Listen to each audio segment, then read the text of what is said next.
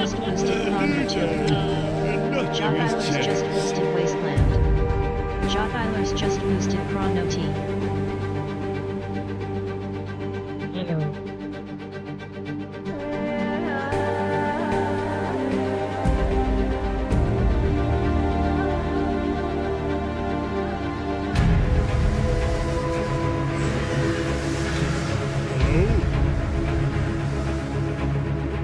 Beg your pardon. Forgot to note When, or if I get to Loot Lane, I'm gonna find the largest bowl of gnarlweed and smoke till all earthly sense has left my body. Hello. Now, we are one.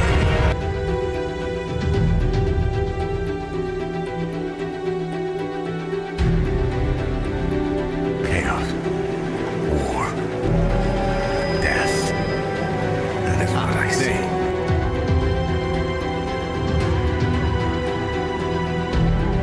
Pleased to see you. Take that, turnip-eating scum!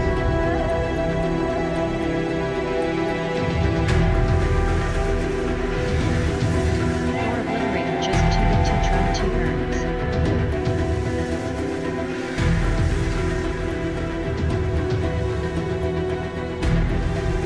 Or Obliterator just tooted to your saga. Pylorzian just boosted the Diablo 3. Best game in the franchise. Nudge nudge chat. Thor Obliterator just tooted toot fire.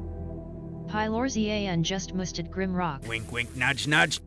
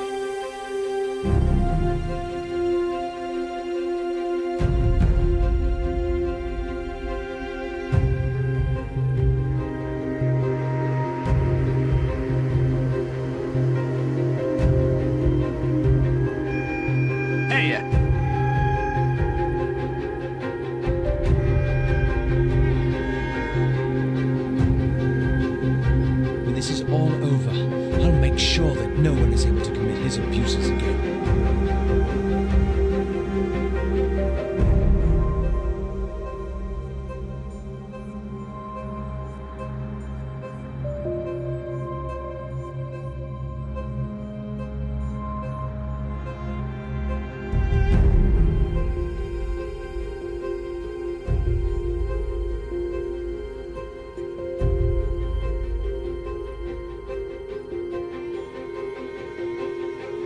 Thank you.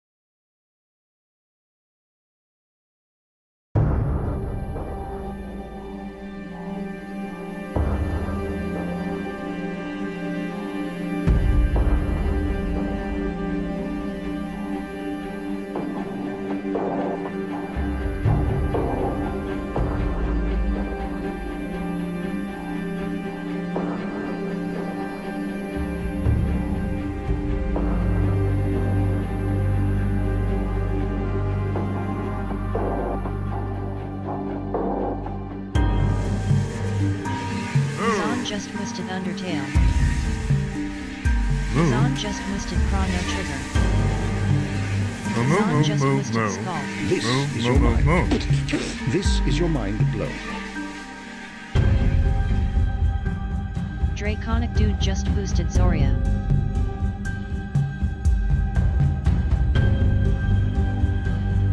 Draconic Dude just boosted Solastop.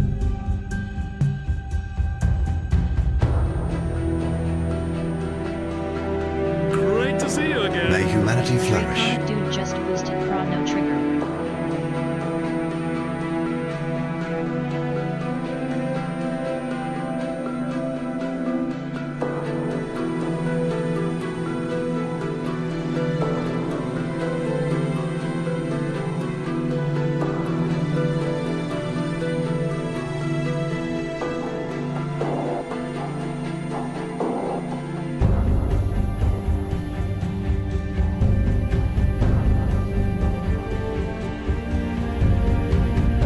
Draven just boosted Nom Nom 8.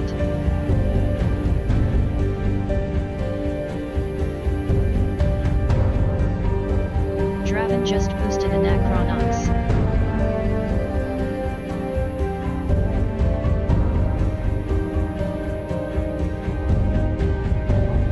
Draven just boosted Wiz and more.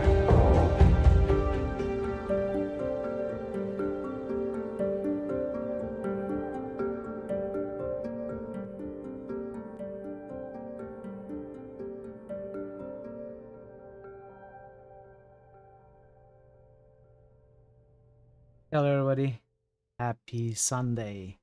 Welcome Parrot, Hazen, Jettlers, another Jettlers. For some reason there are two Jettlers listed in my list of chatters. That's weird, I don't know how you manage that.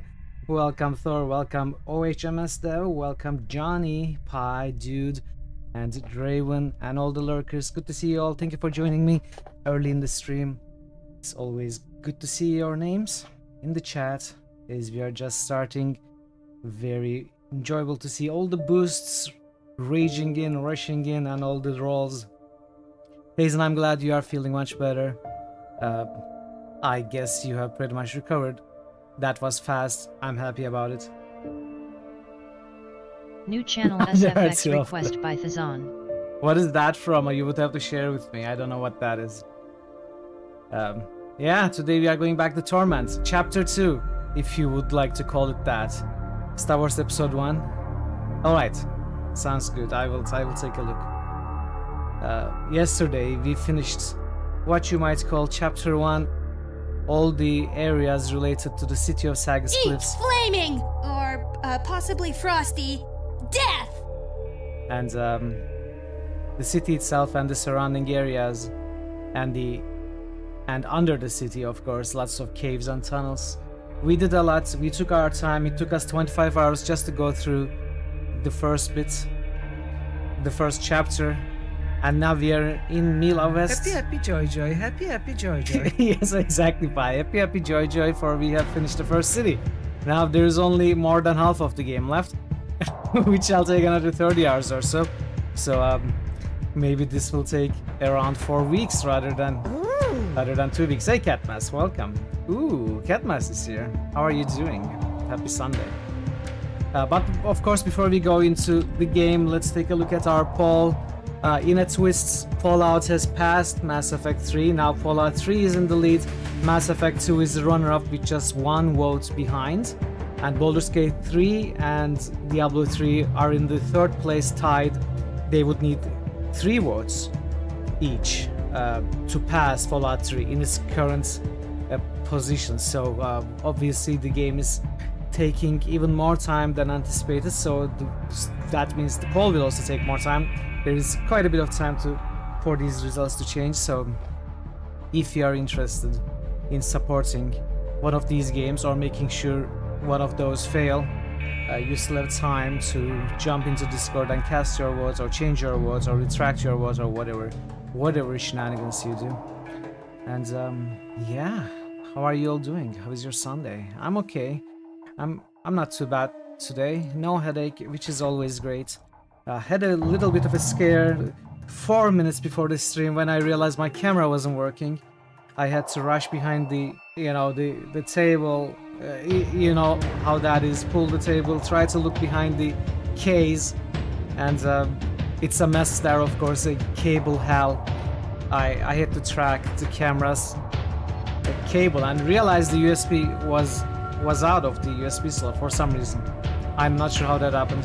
Thankfully, it was easily fixed when I put it back in, so it wasn't too big of a scare, but realizing that your camera doesn't work 4 minutes before the stream gives you a little bit of a jump scare. So other than that, absolutely nothing wrong going on. I'm ready for the game. Of course, we do have some boosts, so let's go ahead and boost the early boosts. See what we have. Rondor.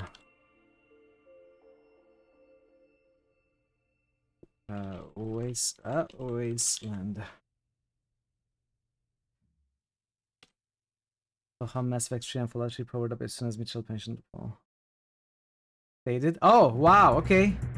Oh, I didn't notice. Wow, Mass Effect 3 with 11 now, Fallout 3 with 11 means things have changed. Mass Effect 3 is winning right now. Fallout 3 would need 1 more vote to catch up. Baldur's Gate 3 2 more votes. Diablo 3 4 more votes to catch up. No, for Baldur's Gate 3 more votes and Diablo 3 4 more votes. Okay, interesting.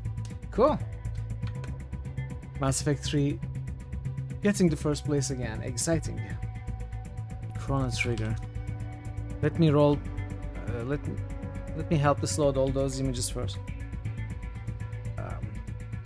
Shadowrun. Tutor Saga. The Tutor Saga. That doesn't sound much like a fun game. At least one I would like to play. Diablo 3. Deadfire. I'm sorry. It's a boost command. Actually, it's a boost command. Grimrock. Hey Adam, thank you Adam for the good stream wishes. Hope you are doing well. Happy Sunday. Good to see you as always. Undertale. Chrono Trigger. Scald. Zoria. Solasta. Solasta passes Dark Sun. And Daggerfall. Okay. Another Chrono Trigger. Adam Ciuda just boosted Magic. Dungeon Siege 1. Anachronox. Oh, Pillars Past Warhammer, I didn't notice. Wizards and Warriors. And Dungeon Siege 1. There we go. Thank you for all the boosts. Adam, Draven, Jude, Thazen, Pi, Thor, and Jettlers. Very much appreciated. Early boosts, always fun. And yeah, I guess I'll just jump into the game. I don't really have anything else to say. Let us get to reading. No better time than now, I guess. Let me take a sip.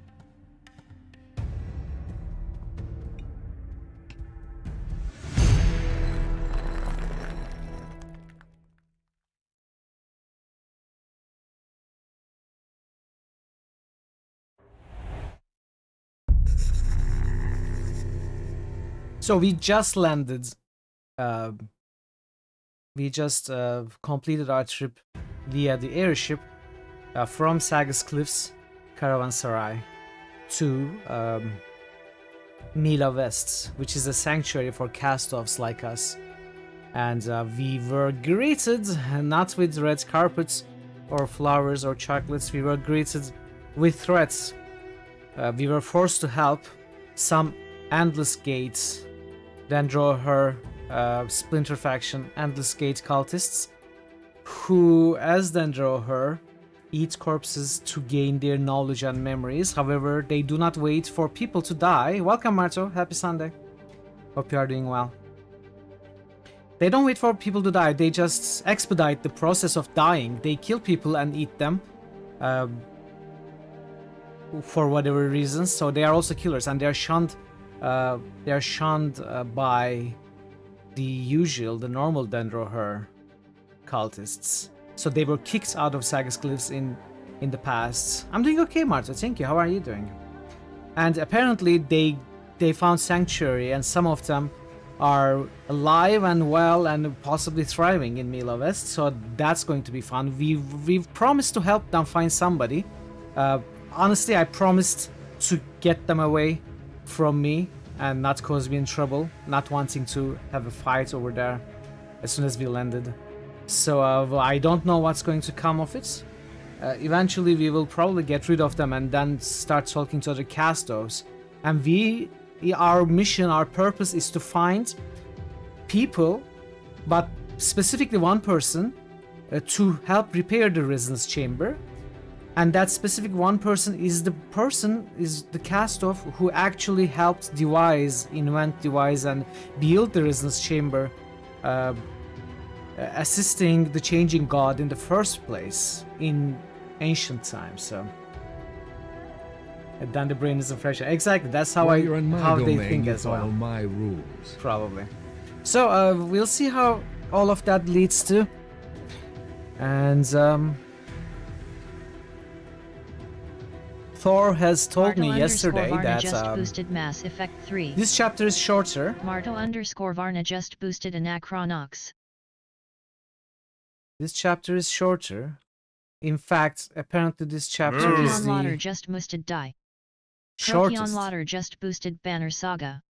Hey Proc, welcome. Happy Happy Lauder Sunday. just boosted Banner Saga 2. Happy Sunday, Proc. How are you doing? Alright, there we go. Thank you for the boost, Proc and Marto. Much appreciated.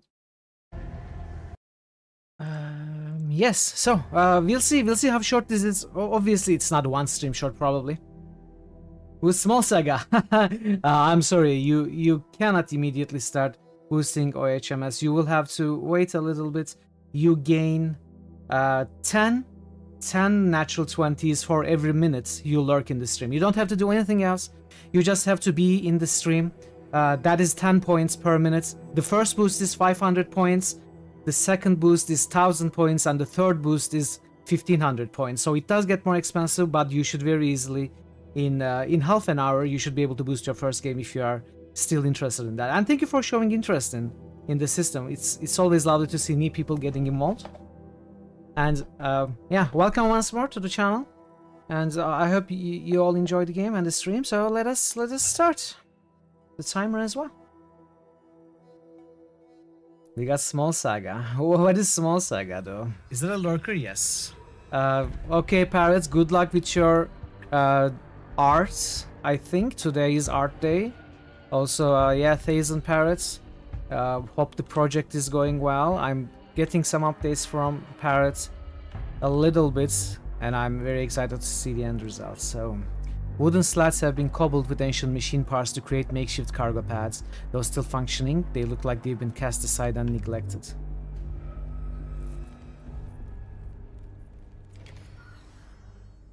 Peering behind the sheetrock, you see only a faint echoing in the stone. Is that a lurker? Yes. Almost worn away by the passage of the years.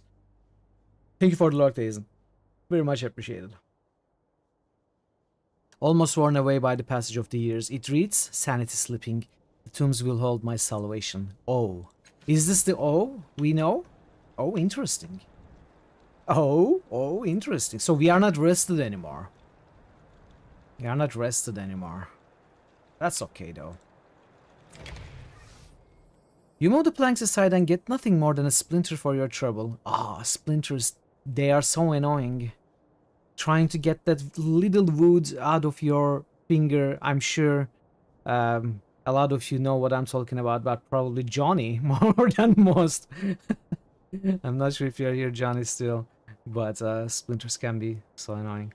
The unmarked cliff wall is all that you can see.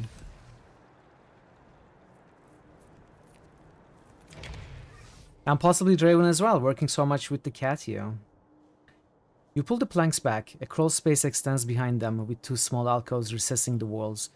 There are remnants of grave markers and memorials from ancient times. One seems shallow. The other has been blocked by rubble falling from above. Both of them appear to have been built to hold bodies, but neither are occupied. Yet you can see a disturbance in the dust of the crawl space. Someone came by this way at least, perhaps they are still here. Perception, search more thoroughly to see if anyone's still there. Let's see, who has the best base? Our character has the best base. Let's put 1 point in it, 90% should be fine. You peer deep into the gloom. The dust has been more than disturbed. You see footprints. After a few minutes, your diligence is rewarded. There's a third alcove at the back of the crawl space, hidden behind a great stone slab. The slab is held up by a stone the size of a human head, creating a small gap hardly half a meter high. You crouch down and peer through the gap. 2 people are hiding in the space behind it. Splinters are common thing work like that, yeah. One of them, a bearded man with a kind expression, whispers to you. Hold, friend, if friend you be. My name is Baltrax. This is Ronos Kaisul. Those damn cultists gave chase to us. Ronos knew of this small sepulchre in which we have hidden, but we have nowhere left to run. They will murder us if you reveal our position. Friend or foe, either way, Ronos shall not sacrifice himself for me. Please, says Ronos. Baltrax is but a visitor to this place. He has no part in our struggle with the children. Tell them we have fled, and that you couldn't find us. Cover your tracks. I'll deal with the cultists. You have our gratitude. Good luck, friend. They watch you leave. Okay. 20 shins. Nice. You might remember yesterday we spent all our shins buying all sorts of healing, I guess, usables, healing health and stat pools. We spent all our money for those.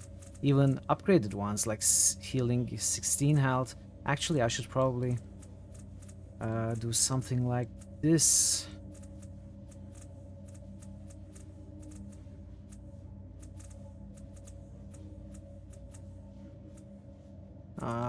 Let's do it like this.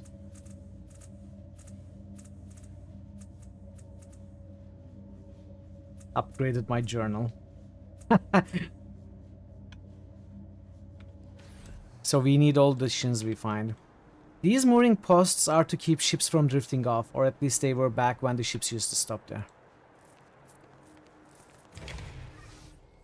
The alcove is vacant, its only inhabitant the blowing dust of the valley. Though it appears to have been built to hold bodies, it's curiously empty.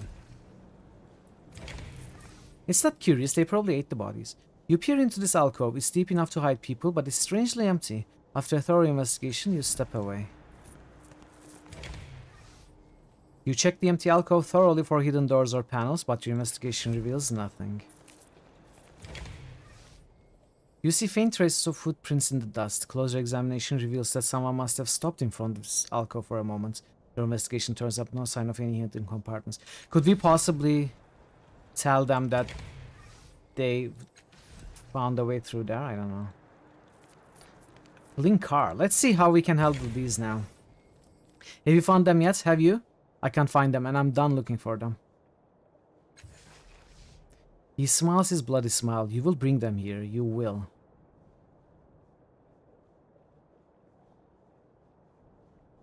Were you not aware that I have reinforcements? I will call them if I must.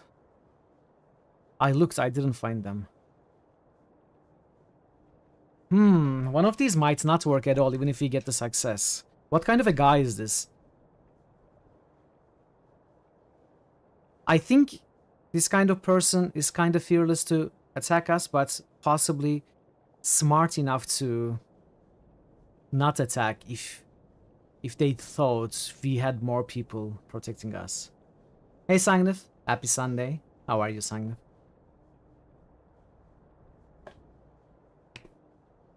Let's go with this. Thai beer. 85% with Thai beer. What attack? I'm not attacking. I'm trying to get a full pacifist run. He listens carefully, his head cocked, and when you have finished speaking, he considers your words. One day we will catch you unprepared, and then you'll pay for your words. Rest assured, this isn't the end of this. So she's troubled. Murtley will deal with her. What if maybe I should have chosen the other? Your sleep will be haunted with screams. I kind of want to try the other. Just to see what kind of reaction he gives. Well, my friend, he says, I have no idea why you are so generous with your time and your life, but your bravery is beyond reproach. I have some small familiarity with the weapons I carry, but I'd rather not try my prowess against 3 of them at once. And I vowed to Ronos that I'd keep him safe. I don't know how it is that they live without doing you harm. Is there any chance you might tell me? I gave them a good reason to seek their prey elsewhere. He laughs and runs his thumbs across his weapons. I have some experience with that, my friend. Well done. His companion is a slight nervous man in a hooded robe of blue and white. He bows. I am sorry you had to face those cultists. We hid and, well... He bows a small tremble in his hands, and as he does so, I have a favor to request. Those cultists, the children of the Endless Gate, they have overrun the Valley of the Dead Heroes. They slaughter the visitors. They hound us, the memorialists. And I have brought horror to every corner of this ancient place. Have brought. Please, you have shown your mettle in dealing with these murderers. I beg of you, please find a way to make them move on. I'll do it. Making a note. He sags with relief. Thank you, friend. The coming of the children has been a relentless nightmare for us. I wish you the best of luck. Okay, I'm gonna reload and retry the other option just to see what kind of reaction we get from that. Oh, I did not save after looking at this. Let's quickly do it all.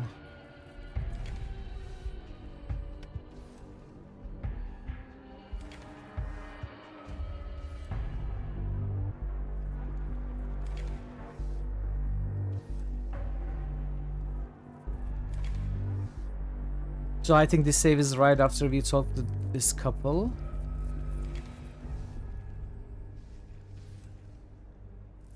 Let's get a save here. Let's try the other one.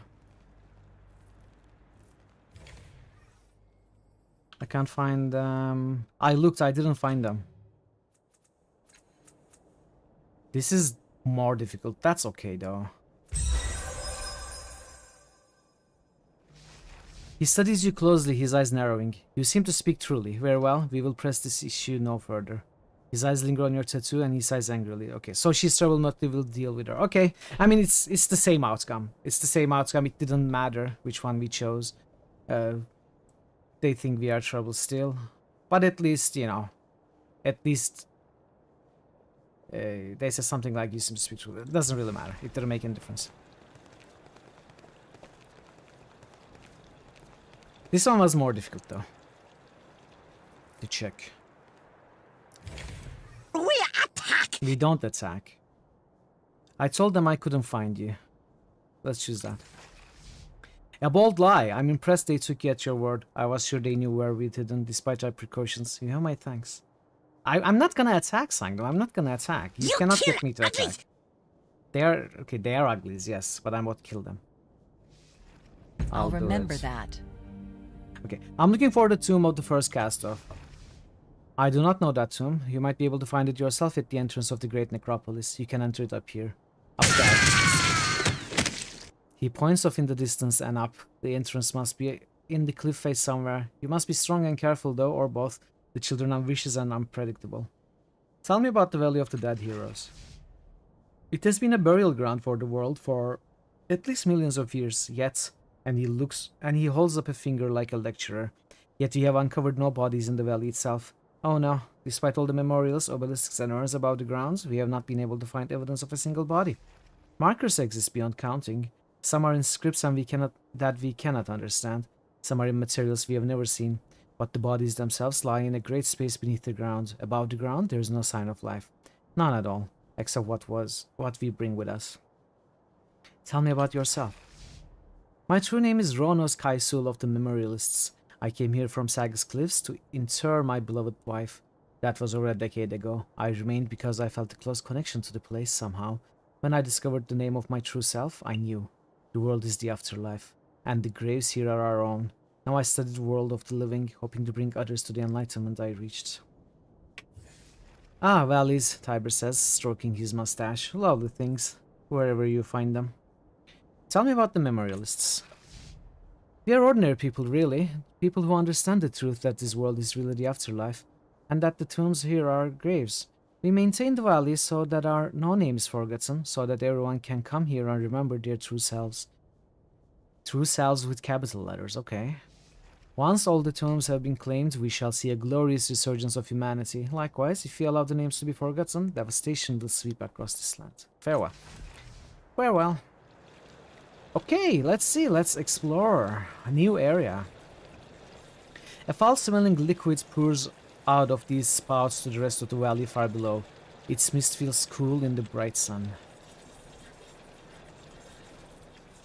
A faint humming emanates from these two statues. Oh! The Valley of Dead Heroes. I like it here. There's absolutely no place we should avoid completely.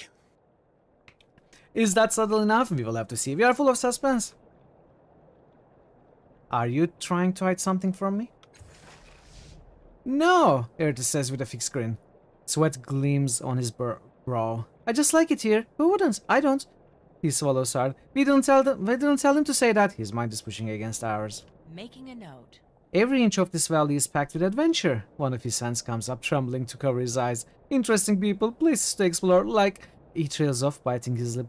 We should explore all of it, even the alcoves. I'm not afraid of any of it. Stop shouting at me. But we don't want him to go back to the alcove. We are using clever manipulation. Why are you trying to manipulate me, Eritis?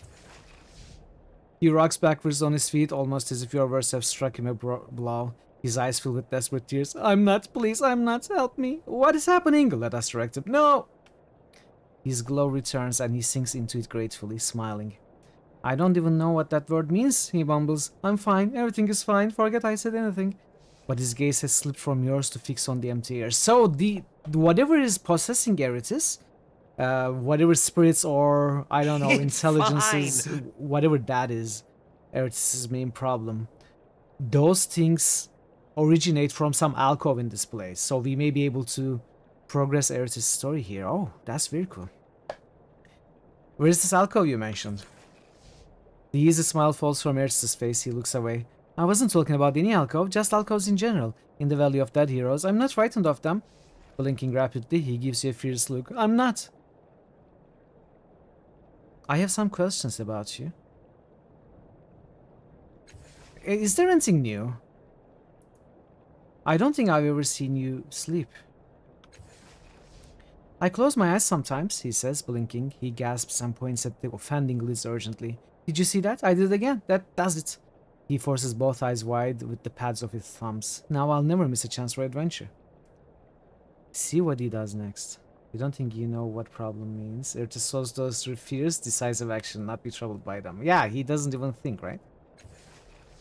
It's working! Ertis gasps, tears streaming from his eyes. I'd congratulate myself, but it's probably better if you do it. No one likes to hear a handsome man giving himself compliments. Wait some more. He waits as well, blinded by his tears. Would he still blink if he blinded himself? We will explore this idea. Keep waiting. Unexpectedly, convulsively, he blinks and sighs. Oh, it must be instinct. You can't fight instincts, you know, except sleeping. No time for it, you see, no time at all. But through the glow, you spot the dark bruises under his eyes, the exhaustion in his frantic eyes.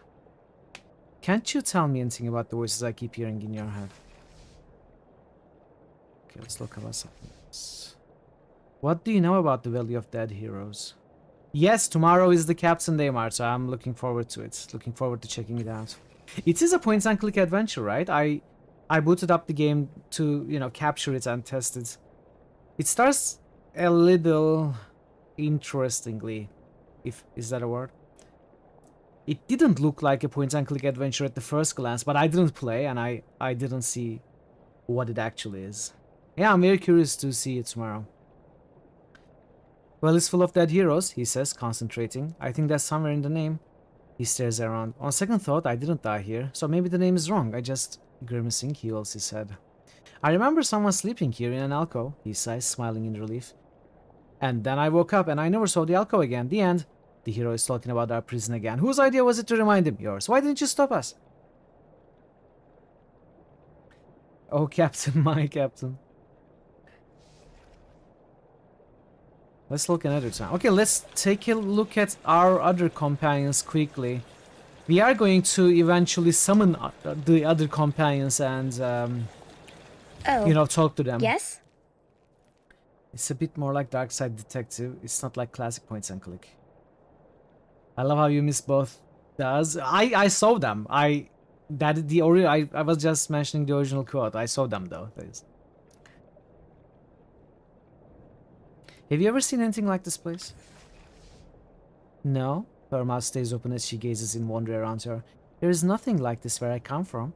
Even the junkyard outside of the city was not as strange or creepy as this. It's new to me too. Let's stick together. She nods, her eyes still rove the scenery, but her hand finds its way into yours. Aw, she's so cute. She's so nice. I'm glad we recruited Rin.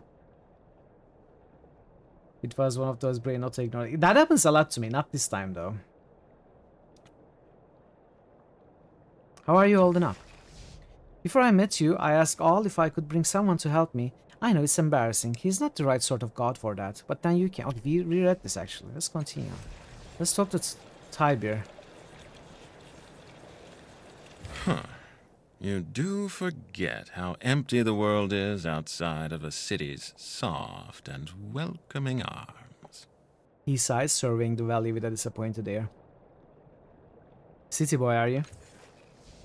Not quite, he says with a dismissive wave. I've had some of my best times in my life in dirty holes beneath tree trunks, but there's something magical about a soft bed, whoever it belongs to. He adjusts his belt. Anyway, did you need something? Do you know anything about the Valley of Dead Heroes? Not much, he says, looking around. Never been here myself, but I hear it used to be a nice place. Now, I've heard stories. Not the good kind, no. The ones that finish with their toenails were found in a bloody heap. He raises his palms. And no, don't ask to hear them. I've just spoiled all their endings. Let's just choose safe places to rest, shall we? If there are any. I'd like to talk about you. Let's talk about something else. How are you holding up? I'm fine, last. I just hope you won't regret our friendship when the time comes to part ways. Let's move on. I'm going to summon the other companions later. Okay, two interesting things. A sliver of darkness hangs before you like the entrance of a cave, except there is no cave, only a tear in space. Within the darkness, you see the glow of stars, and the cold night breeze wafts past you, carrying the scent of desert flowers and the echoes of sounds you are not hearing around you. If you step through that darkness, you might go anywhere, or maybe nowhere, but could be nothing but a shadow. Examine the darkness more closely. The cool air that sighs through it seems to follow you. The shadow does not change, no matter your perspective. You have the discomforting feeling. Discomforting? What is discomforting? Is it discomforting? Is it another word for discomforting? That your attention on it has drawn its attention to you, that it's somehow examining, analyzing, and assessing you. Okay, let's take a look at that in a minute. A tear in space hangs before you, like a black spot on your retina. Something's different about this tear from the others in the valley. Looking into this one is like looking into an abandoned cave. No breeze or sound or light stir within it, and its edges are slowly disintegrating. To make uneasy or perplexed, disconcert. Synonym, embarrass, discomfit. Oh, interesting. Try to determine the nature of the darkness. This looks a lot like the other floating roofs you've seen, but the life you felt in the others is weak in this one. As soon as you get close to it, you can feel its anguished mind responding to your presence, seeking connection. There's a desperation to the contact that is palpable. Perhaps this feeling has something to do with the fact that the void within it doesn't connect to anything. It doesn't? Let's try going in now. Step into the darkness. The darkness surrounds you. You are whipped by as if by a wind. It's a swirling vortex with no way ahead and no way back. The opening you passed through has vanished into utter blackness. A hail of tiny objects batters you in the dark, thrown by the wind. Rocks or bones or roots, you cannot tell. Then something large and sharp slams into you, and you wrestle with it for a moment before realizing it's a skeleton, though not human. As you try to shrug it off, you feel an object in your hand. You pry it free, and the skeleton falls past you. Then the wind lofts you toward a bright spot in the darkness, and you tumble back out of the opening you entered, clutching the stolen object in your hand. Stim, 45% on non-combat tasks. It's a 4-use cipher. It gives you a fatal, an overpowered fatal, but how long does it last? Does it last for 1 use only? Interesting. Step into darkness again. Okay.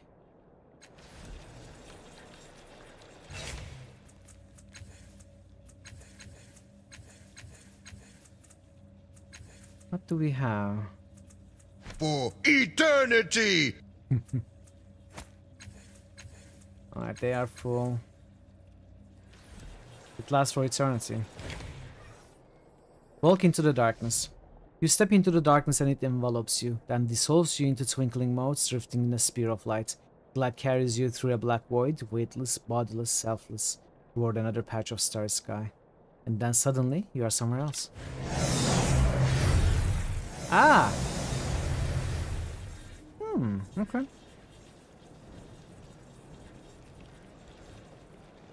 It looks like somebody meant to add to this platform once. That project has since been abandoned. A large upside-down pyramid floats before you, lit from below by a soft white light. It is made of weathered stone, but you can see lights and hear a faint buzzing through the cracks in its crumbling facade. Examine the pyramid. You study it from every side. There is no inscription to explain why it was erected or by whom, nor is there any obvious way to interact with it. You do notice that the light from inside the crack seems to follow your hand as you slide it across, so perhaps it is reacting to you after all. Try to figure out how the pyramid works. 8%. We are gonna use ourselves. 8% should be fine. Oh, critical success. Wow. Stat pool spent on effort restored. But why did it restore? I didn't spend any effort right now. Oh, interesting. So I only used my edge. I used 2 points of edge, so I didn't actually spend any points. But it still restored the 1 effort I spent earlier on intellect, and the other 2 actually restored 1 effort on another character, Tybir, I think. Huh, that's handy. You slide your hands across the pyramid, following not the cracks, but the symbols and etchings on its surface. After a great deal of experimentation, and not a small amount of luck, you discover a specific pattern which causes the light to grow in intensity. As it does so, a soft warmth envelops you, refreshing your body and mind. Oh, wait. This isn't what did it. The pyramid did it. As it does so, a soft warmth envelops you, refreshing your body and mind. As you feel better, however, the pyramid seems to grow more dim. You stop, not wanting to waste the pyramid's obvious healing power just yet. It should be saved for a time when you really need it. Leave the pyramid. Okay, this is very cool. So we kinda activated it, but we are saving its full power for later. That's nice.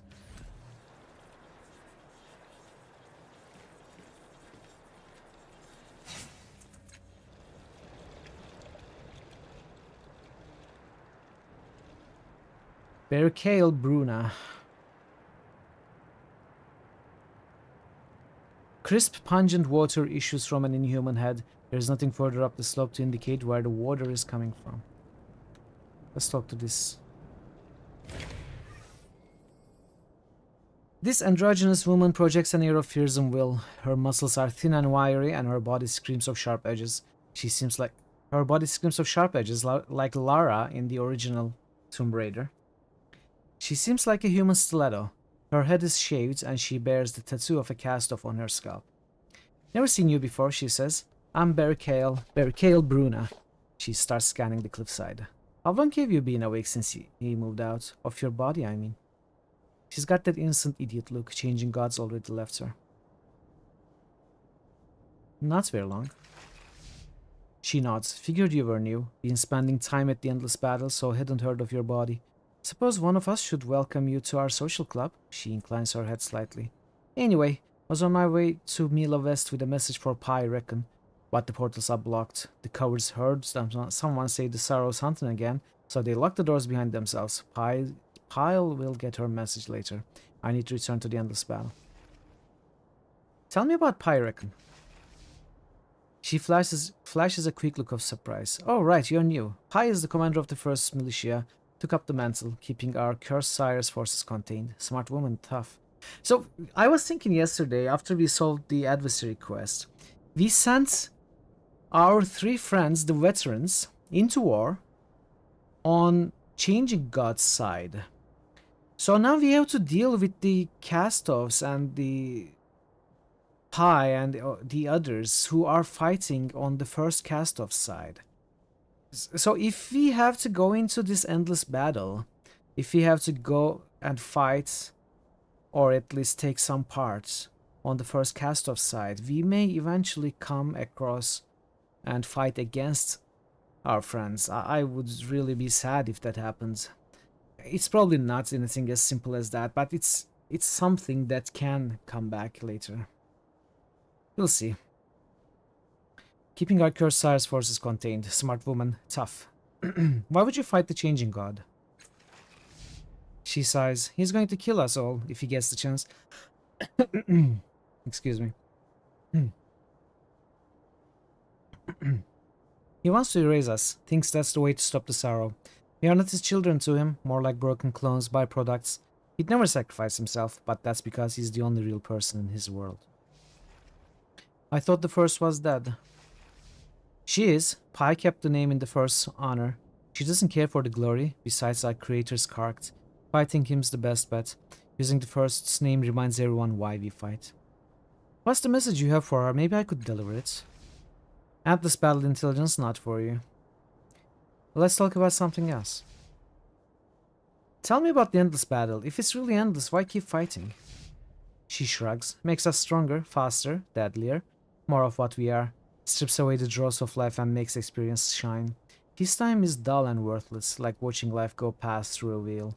War clarifies life, makes us better. Endless is a good thing if you keep that in mind. What can you tell me about Mila West? She stares at you flatly for a moment. You feel a tickling at the back of your mind, and she shrugs. See for yourself if you can get in. They've locked themselves away. Think they are going to find answers while they are tucked away from the world? She shrugs. Place has its uses, true, but it's mostly a bolt hole from the world. Death comes for us all. Mila West is just a place to prolong the waiting. How are you going to get back to the endless battle? She points. I was looking at the past the Colon village, but it collapsed. Doesn't seem to be any way over these mountains either. No matter, I'll find a different way. She glances at you sidelong and sneers. Sooner rather than later, I think. What's cowardly about keeping the sorrow out of Mila West? Hasn't found them there for hundreds of years, but now they say it's time to close the doors, like it's going to traipse in. Been telling them that if the sorrow tries hard enough, it'll get in. Can't stop that kind of power. I'll be seeing you. No, you won't. I'm done looking for a way over these twice-damned mountains. Gonna find a different way out of this valley. Been real good talking with you, though. The tone in her voice makes you question the veracity of that statement. Farewell. With that, she strides off. Goodbye.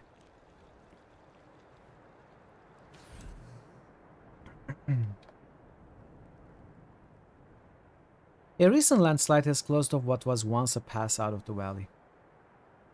These packs are lived out of, but appear ready to leave at a moment's notice. They smell faintly of herbs and ozone. We cannot get up there, of course. Denovan Ross, Luca Merigali, Talana Marquereth. Let's talk to Denovan. The man looks up at you momentarily before looking away into the distance at nothing in particular. He takes a drag on his smoke. His presence strikes you as odd, as if something about him were trying to inspire dread in you. What's your name? Danovan Russ. He flickers a gaze at you, and then stares off into the distance again. What are you doing here? Trying to get home. You see that woman? That's Talana. You got questions? He points. Yeah. What can you tell me about the valley?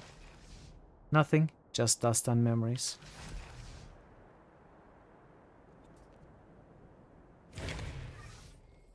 The man is busy reading a strange device, an elegant square of some kind of metal.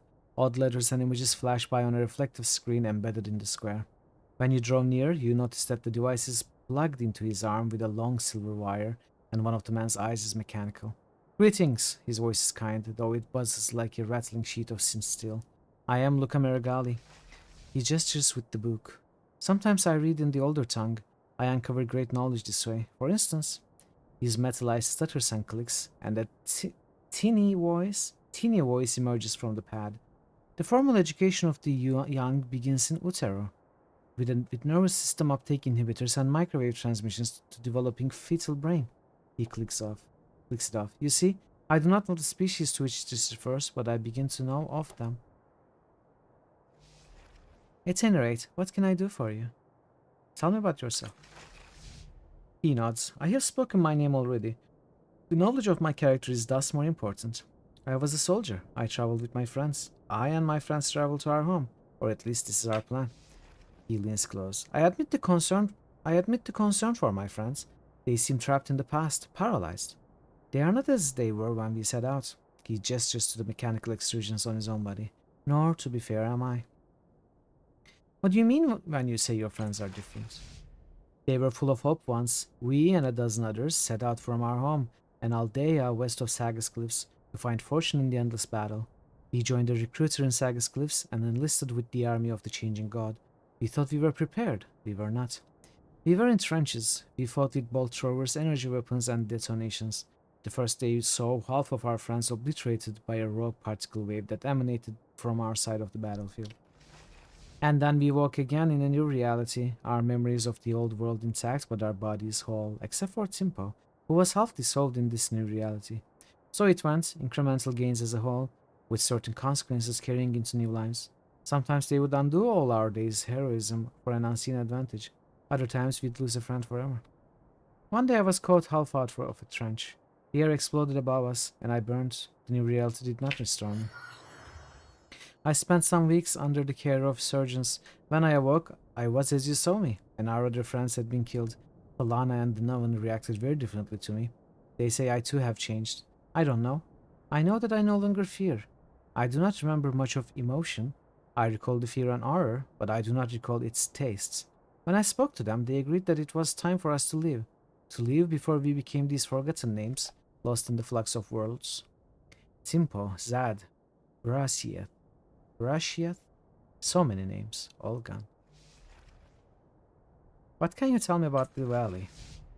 It's a dry place. I tasted the water that bubbled up nearby.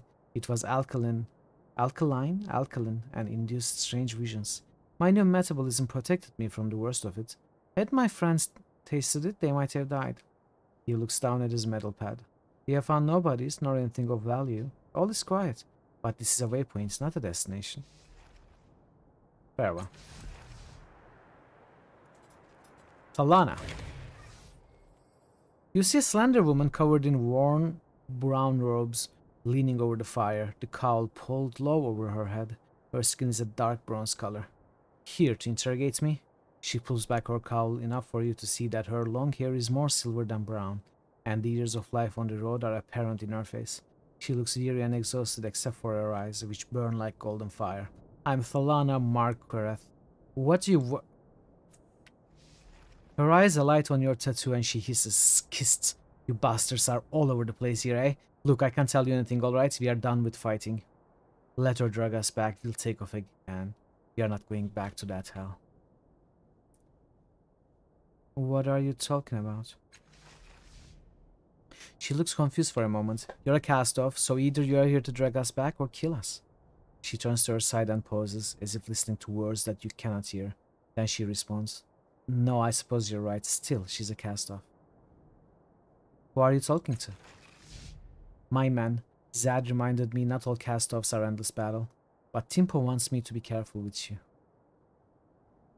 Aren't these the names? The Dad's crew. I have no part in the endless battle, but answer some questions for me. She breathes out a low whistle. All right, good, sure, we'll answer anything we can. Tell me about yourself. Me, Denovan, Luca, Timpo, Zad, and all the rest, they are my crew, my men. We are just trying to find a way home from the endless battle. We came through Koln, but... She waves a hand at the pile of rubble. _RPG just boosted Chrono Trigger. Hey Jer, happy Sunday. Welcome, welcome. Oh, I'm sorry. You just gotta lurk a bit. She waves a hand at the pile of rubble. It's not exactly a forgiven route, just trying to figure out where we go next. Her sleeve slips with her gesture. You can see that her skin does not seem to look metallic. It is metal. She catches you looking and tugs her sleeve back down, annoyed. A price of the endless battle, one of the reasons I left. I used to think I'd earn glory there.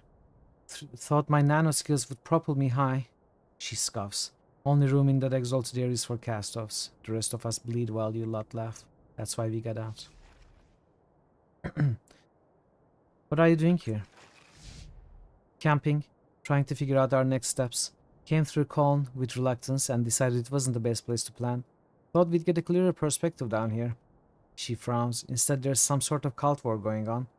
We've got to leave sooner rather than later. She nods her head as if receiving compliments from an unseen audience. I only see Donovan and Luca here. Where are Timpo and Zad?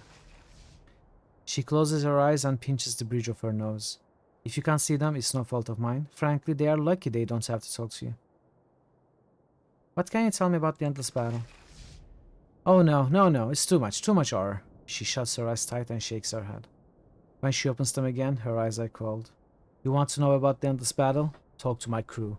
Hear it from those who ran, why they ran. Then maybe I'll tell you what I think. Can't say I blame her, Tiber murmurs. Horror puts it far too lightly. I talked to Luca. She sighs. Just Luca. If you can get more than one of them to talk, maybe I will too. Looks like you've been resting here a while. Is it safe? She chews the questions over a while, then shrugs. It's safe for us, she says sourly. For you? She eyes her companions and they give a slight nod. We can make it safe for you. It'll cost, though, under chins. Forget it, farewell, for now. Let's talk to Donovan. Again. Talana said you're deserters from the endless battle. He stops breathing. The smoke falls from his nerveless fingers and his face goes slack with terror. He starts shaking and a single sob breaks from his throat before he snaps back to reality. The flat expression settles back onto his face and he picks up his dropped smoke. He takes a deliberate drag, and only then does his tension ease. No. Timpo, Zad, oh God's breath shield, why? Can't you tell me anything about the endless battle? His breath itches, but he controls his reactions this time. No, see it yourself.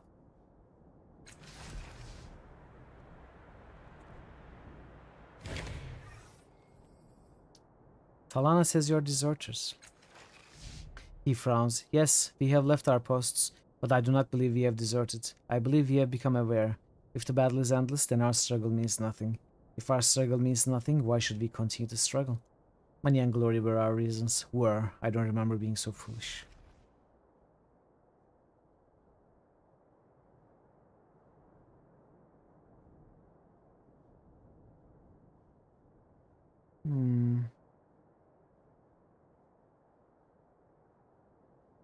Because the struggle reveals who you really are. We discussed that. We decided that continuing the struggle would reveal us as fools. And so we chose a path we thought wiser. We will not be going back.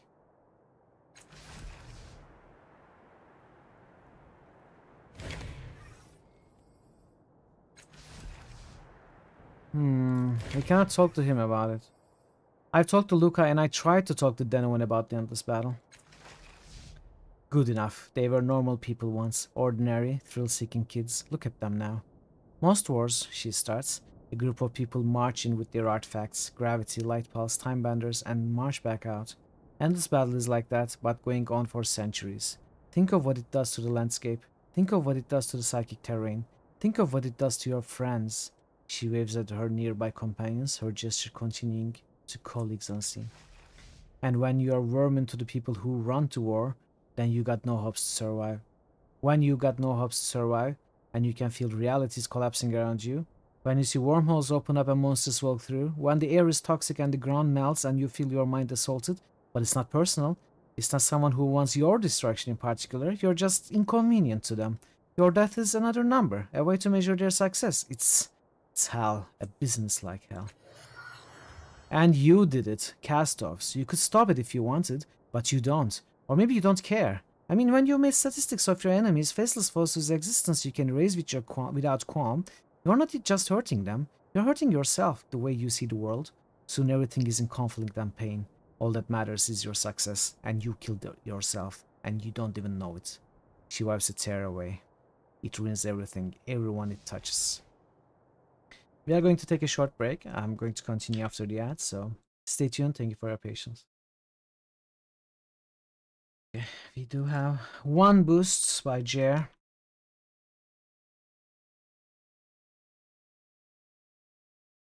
Hey, drummer.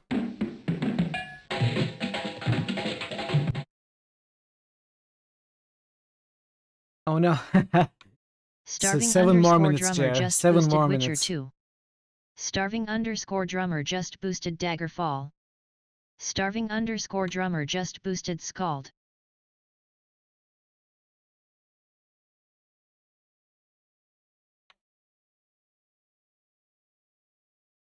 We're trying to time them when you took no worries. It My doesn't human matter. side got the best of me. I shouldn't be so aggressive. No worries at all. You can boost whenever you want.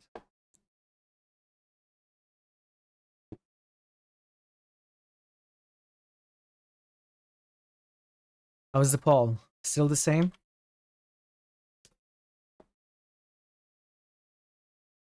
Still 11-11? Yeah. Mass Effect 3 is winning.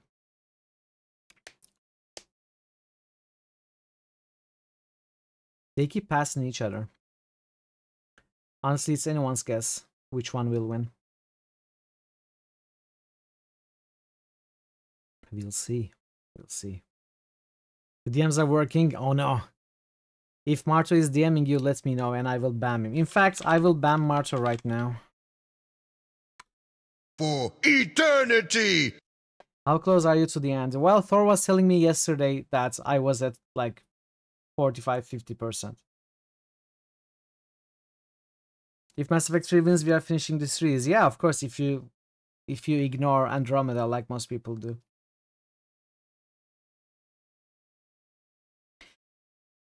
I could say the same about Diablo 3. Andromeda's spin-off. Ah, you're right. You're right. That's true. It's not part of the core series. So yeah, Mass Effect 3 would conclude the series. Fallout 3, it's not even a series.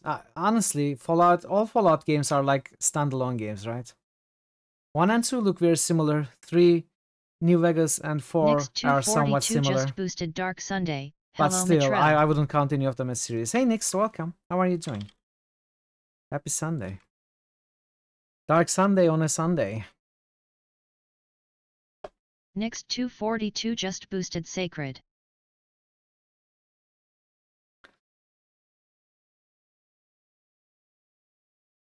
Nix 242 just boosted Legend of Grimrock. No, I mean just the camera angle and the playstyle. Obviously, New Vegas is, in my opinion, very much superior to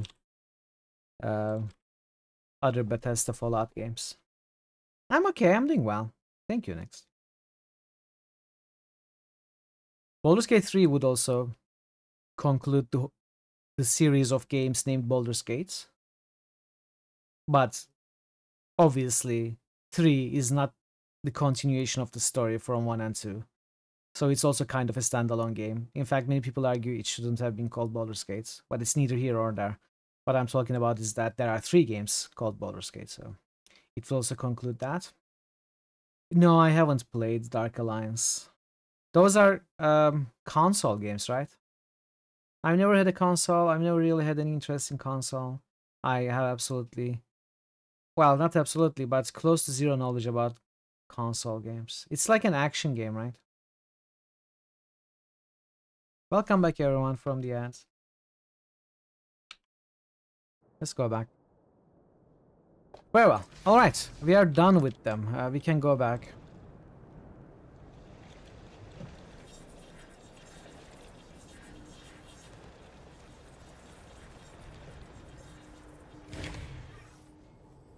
Walking to the darkness.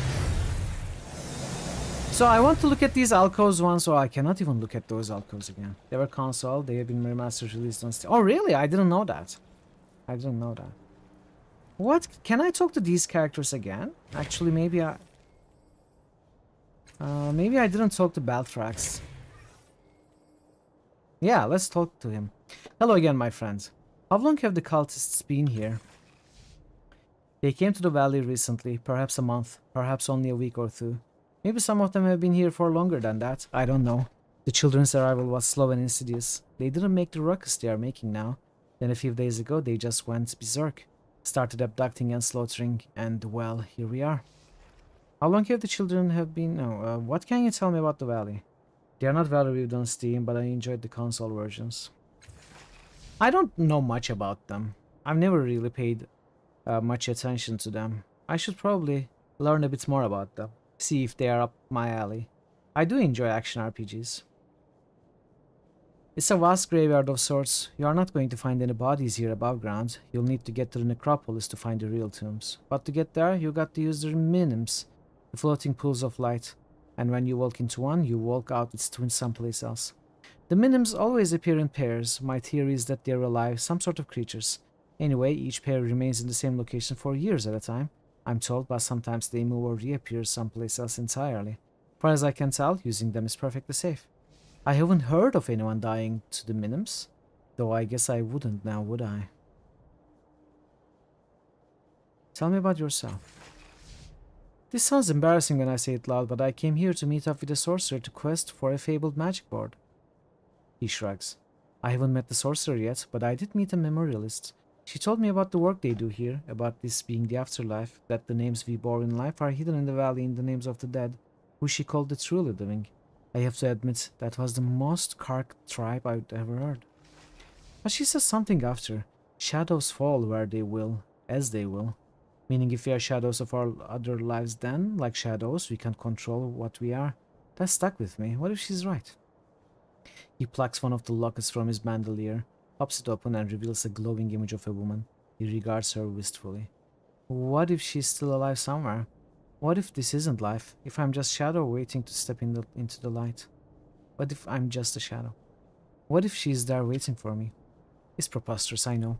You look at it from the outside of it, and it's... But think about it.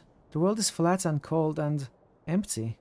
He looks at the woman's image again. It feels right to believe there's another life, one that feels like living. He closes the locket. So I've been learning more. Ronos was my guide through the valley when those carkers came upon us. We crawled into a spulker behind those boards and, well, you know the rest. That's all for now, farewell. Alright, let's go in here.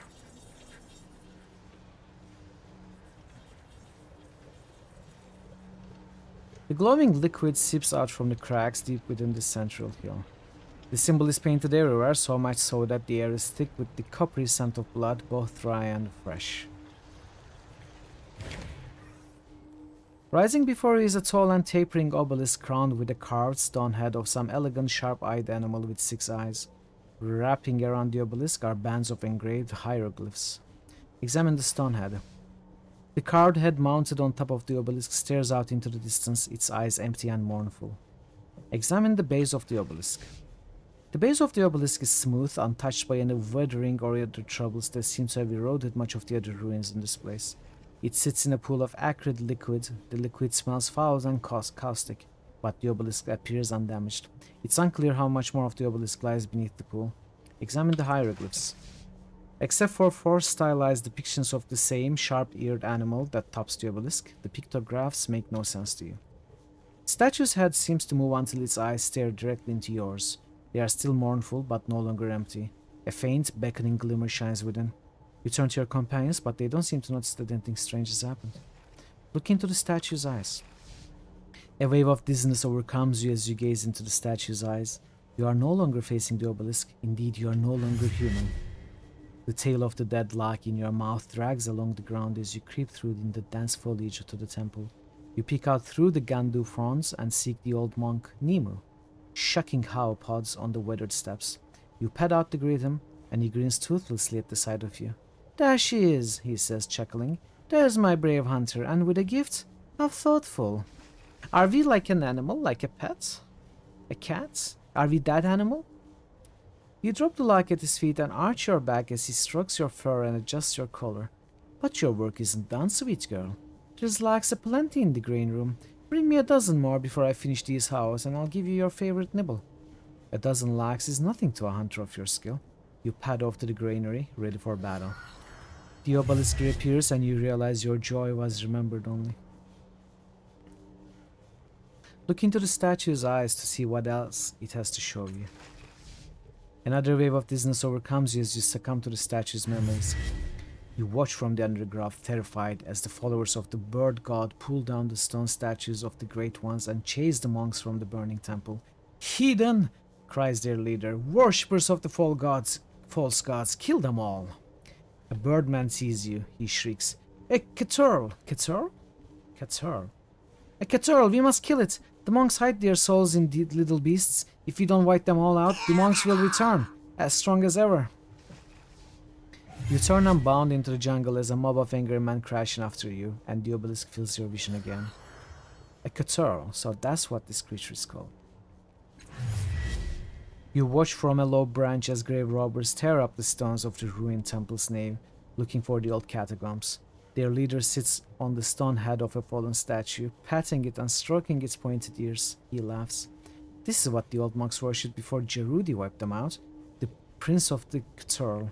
They say his big ears hear all the secrets ever whispered within earshot of any of those six-eyed pests." You hiss at the insult. He looks up. "Boy, there's one now. There hasn't been a monk alive around here to tame a caturl in 100 years. He chirps at you. "Come here, little one. Let me see that jeweled collar of yours, won't you? Looks like lovely craftsmanship." You give him a disdainful look and climb further up the tree as the obelisk returns. You watch from under a gandu bush as a father and mother drop double armloads of springwood into the middle of the temple ruins, then sit and mop their brows as their 3 children begin stripping the stalks of their bark. "Plenty to build without here, at least," says the father. "And we'll need all we can get," says the mother. "Without a perimeter fence to keep out the balls and the skullhounds, we'd be dead in a week." "What about the lax?" one of the children cries. The father laughs. "Pretty goony daughter, maybe he'll send one of his servants for us. He's the prince of all caturl, you know." Your ears prick up. At last you are wanted. It's time to hunt. The eyes of the statue fade, though they do not go out entirely, as though it has divested itself of a responsibility. Why it did so remains a mystery. Revisit the memories.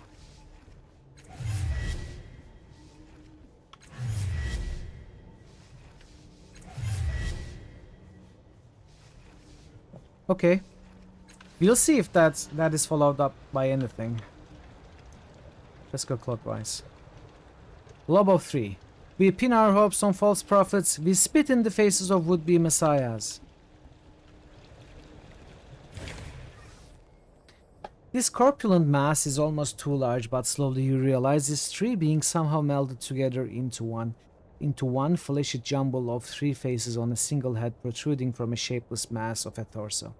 2 of the faces track your approach, while the 3rd mutters under its breath. When it speaks, the 3 voices blend into one buzzing, angry harmony. "Tell us who you are. Tell us what you want. Do you also seek the mask? Did you climb the leaning obelisk here in the valley, held aloft by Saint Proverbius?" The 3rd face begins cursing and drooling. "Slimy, Jolian, wizened, hate them, cold and red." It trails off as if dazed. When it resumes, it's looking in another direction entirely. Ill, so ill. All 3 of their thoughts assault you at once, impossible to distinguish from one another. If there's any useful information coming from their minds, it's lost in the cacophony. What are you? An astute question. We are 3. A glaive, a jack, a nano, missing but 1.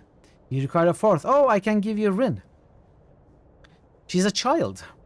You know, the 4th class. We seek knowledge here in the valley. We pursue the wisdom of the ancients in this fallen age. We assess, we judge, but humanity is on the decline. It's only through purity and adherence to the old ways that we achieve enlightenment. Well, if you are looking for someone with wisdom, look elsewhere. We scoff in the ways of wiseness. We laugh at danger. We lost the train of thought. No matter. The blob stares at him, incredulous. You have the aura of a hero and the mind of a simpleton. Can your lineage truly be so solid? When you say you need a 4th, what do you mean?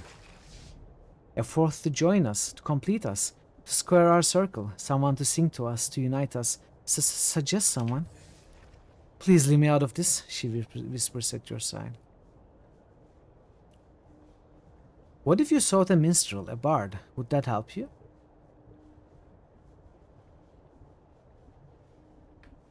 3 is not a circle, it's a triangle. 3 could be a circle.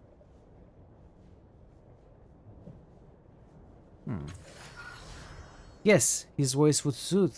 His words, his leadership, history. Could understand the lore, markings in valley.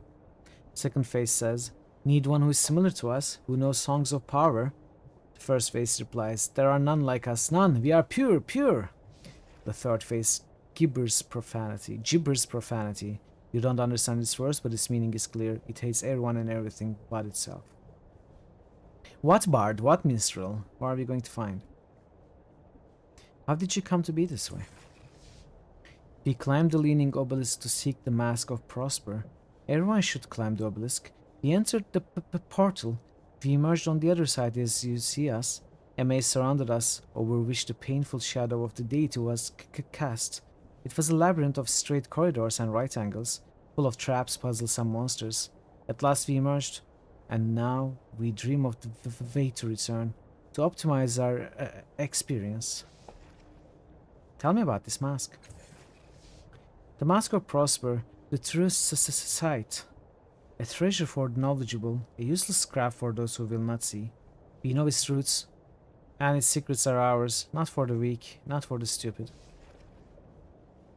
What can you tell me about the area? A place of ancient knowledge, a place to rest, recover, think, discuss. The memorialists have helped to locate and understand, but they are being supplanted by the new. The first mace mutters, hate new. A head nods vigorously and proudly. The second face says, the new leave us alone. They fear blob of tree. The third face adds, as should all, we are prestigious. Do you want me to undo what has happened to you or put you out of your misery? The strange creature reacts savagely, thrashing and flailing. No, no, we are happy. This way, happy. The conjoined faces look anything but happy, but his straining lips are practically tearing it apart. But the blobstone suggests that you're an idiot for wanting to help. This form is perfect. Perfect. Like the forms of the ancients. Need only a fourth to complete us, but where? The third face sprays a fine mist of saliva and phlegm across the other two. You are fools, you have lost your way. The three faces begin to bicker and squabble in an incomprehensible tongue, and one of them bites into the blob's exposed flesh.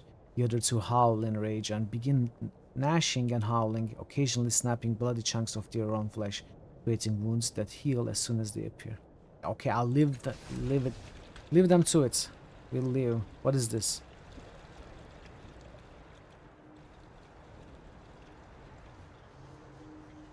Oh.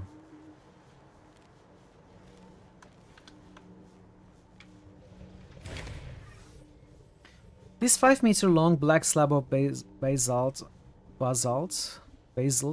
or perhaps obsidian, has been smoothed by age. A stone statue holds the slab at an angle, lifting it to the sky, or he is lowering it. It's impossible to determine whether the incline is real or if he imagines. At the top end, you can see a window into another reality, a portal wide enough to step through. On the other side is what looks like a harsh and angular world. Examine the slab.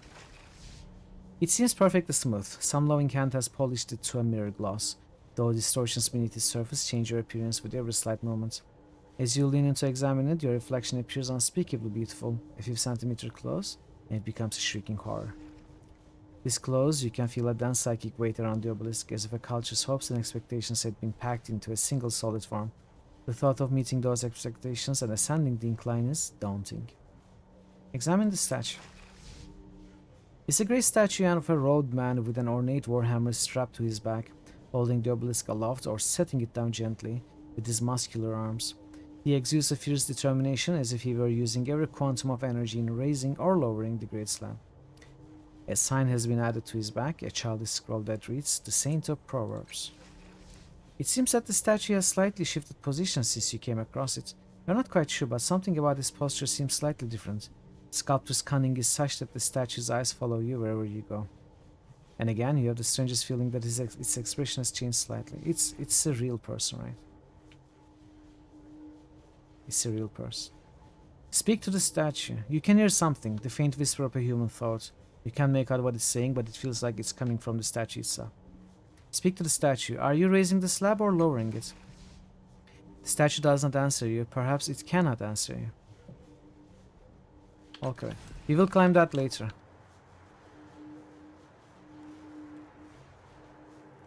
Silk ribbons and banners flap softly against the stone. These decorations are recent, perhaps several years old, but like everything else here, they've been forgotten. You need to shut up, Colo. Yennefer is the one that talks in riddles. The others might release you if you start treading on the Shagan's throat. Oh, only this me. I got others. Oh, this is like Caligarn. Wait, what? Calistige. Caligarn, Aligarn, and Calistige combined becomes Caligarn. Let's talk to Notsley.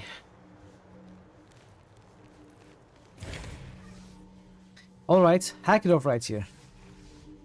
Distracted, disturbed, this cultist mutters a reply to a question you did not hear. He barks aloud to a quip that was not told. Indeed, he seems only loosely aware of anyone else's presence. You would like to see that vision. 3 points makes a circle? Of course, yeah. He brings the cleaver down just inches from the other end. Perfect, beautiful, free in every world. You'll watch what you're doing. You nearly severed my arm instead of his. The air around him becomes hazy as he smiles. Sorry, didn't catch that. Too much going on. The two cultists break off their conversations as they notice you. The man, big, raw-boned, and unsettlingly unfocused, steps over the corpse they've been hacking up and raises his butcher knife. You again, he says, glaring at you. And without that crazy redhead this time. Good, you haven't got a chance without her. What redhead are you talking about?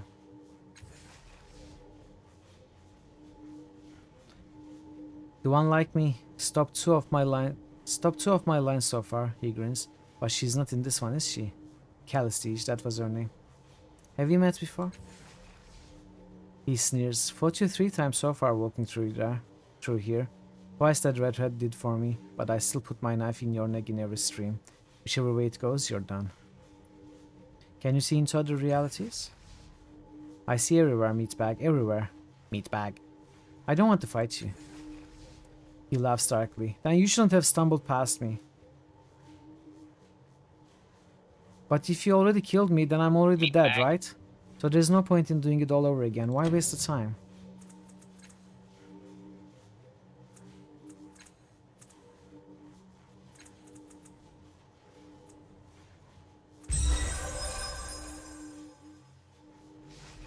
The big man blinks, then scratches his chin with the back of his butcher knife. That makes sense, I guess. The Endless Gate doesn't care about specific realities. A sacrifice to one is to all, yes? As they turn back to the body and continue to hack it up, female cultist looks up at him. You sure about this, Colo? They still look alive to me. Shut up. Just the other way.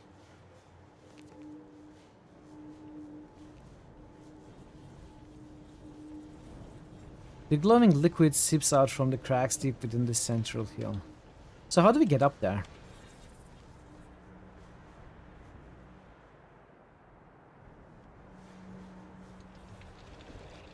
Well, there's only one thing we can do, so...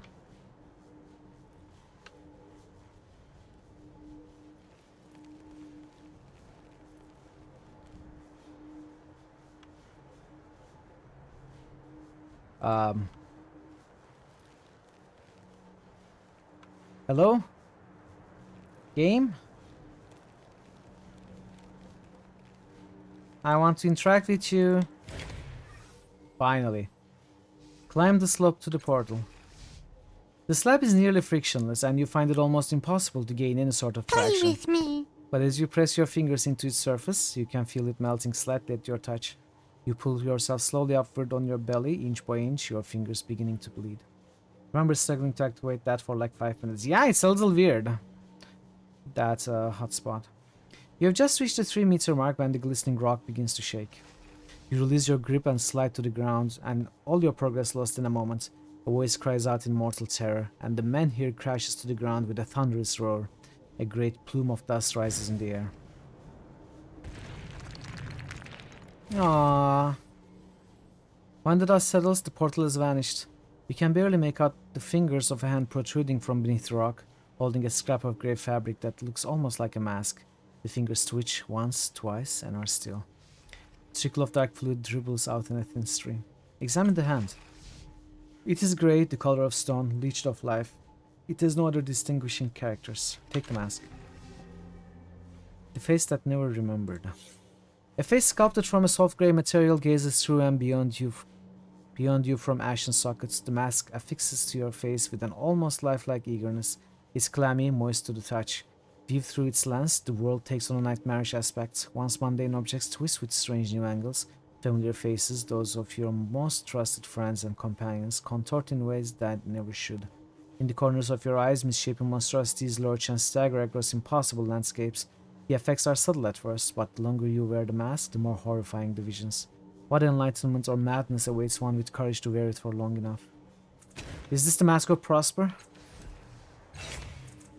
Can we even put it on? Well, I suspect we have to take it to the Blob of 3. Maybe this is the 4th.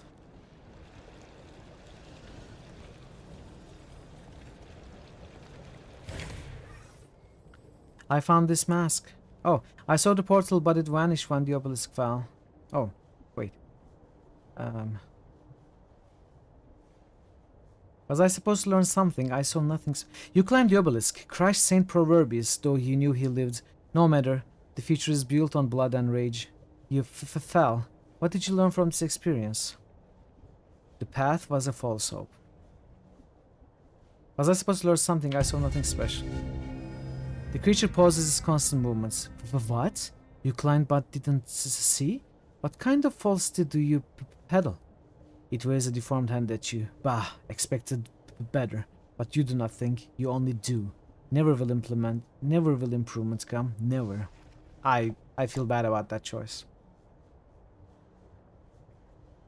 Here, you can have this mask I found. I'm ready to become even more heroic! The blob reaches out with his deformed arms and accepts the mask from you. You will never be perfect. I won't ever be perfect, you're right. The three faces immediately start trying to control the creature's arms so that they can place the mask on one of the other faces, and they lose interest in you for a moment. Give it to me! No, to me! Wear it, talk sniffer. Yeah? Let's see. Wait, we heard Eret's leveling sound, but Tibir leveled. Did they both level?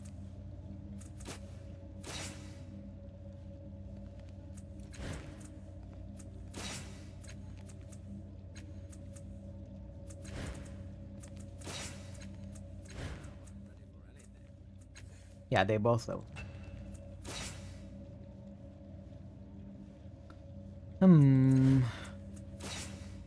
Well, I'm not particularly interested in any of them, honestly.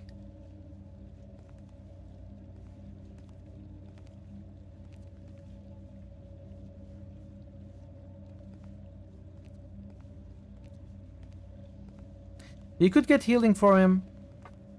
Maybe. Hey Mason, good morning. How are you doing? Happy Sunday. We could go endurance as well. You know, as a tank in crisis where we need time. Just playing Modern Warfare 3? Hope you're enjoying it. We could go running as well. Let's go running. Skirmish Spectacle. Whenever Ertis lands a critical with a melee weapon, not interested. Enjoy your food, Thason.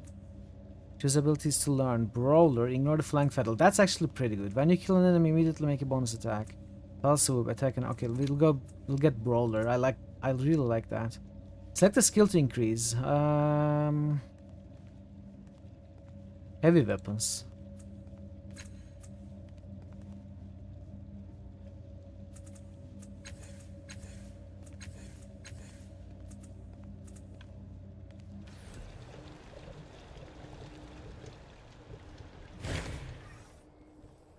You climbed obelisk. You fell. What did you learn from this experience?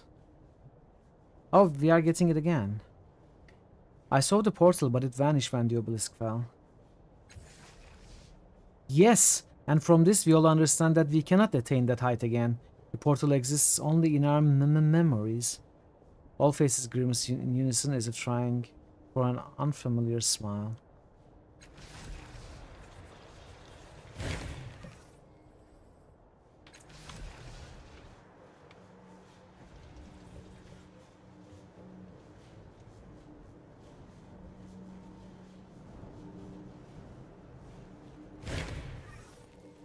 The slab lies on the ground. Walk away. There's nothing here to do. So this connects with this. We have to somehow get up here.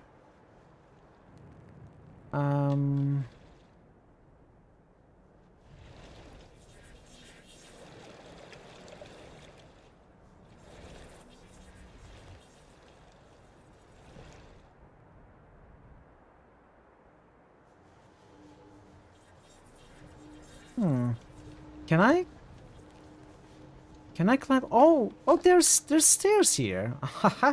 Wow. Okay.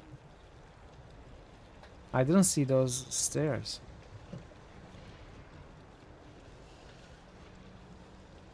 Oh, come on, game. Why are you being like this today? A tall wire and metal frame stands on top of a synth base. The base contains dozens of carvings in a foreign script. The frame has been cunningly devised from strange materials, and within it colored lights curl and intersect like smoke, dancing in a wavering helix. The lights occasionally combine to create human figures, which dissolve in a second or two without ever dissolving into distinct features. Try to decipher the meaning of this monument. We already have 100% without spending anything.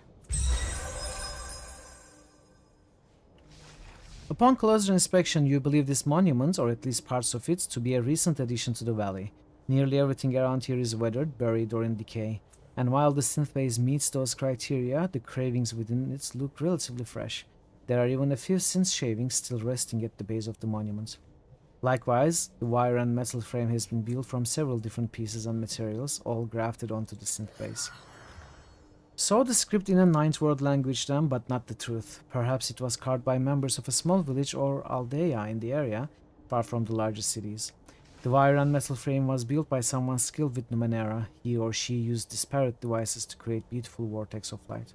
This is a memorial for someone, or perhaps several someones, built with great care. The artisan's loss weighs heavily as you look upon this piece. Perhaps that is its purpose. You reflect for a moment on the sorrow of the artisan of this memorial must have felt, carving each word by hand, shaping their faces in light. Then it's time to move on.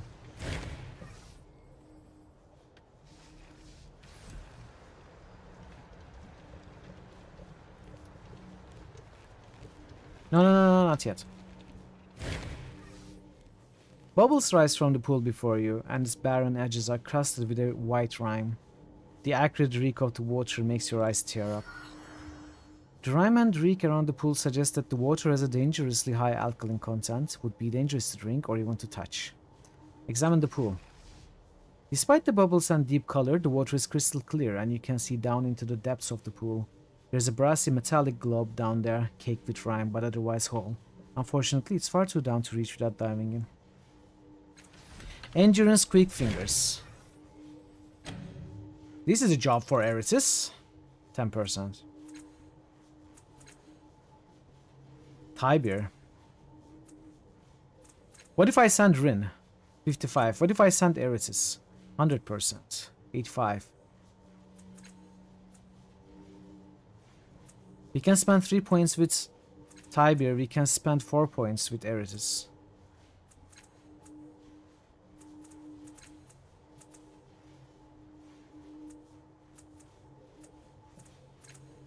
Let's send Eretis.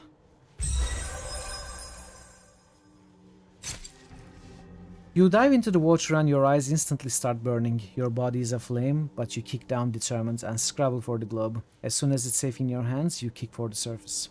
You are screaming in pain as you climb from the pool. After agonizing minutes, you are able to pull yourself together enough to examine the globe. When you do, you discover it holds the treasure trove.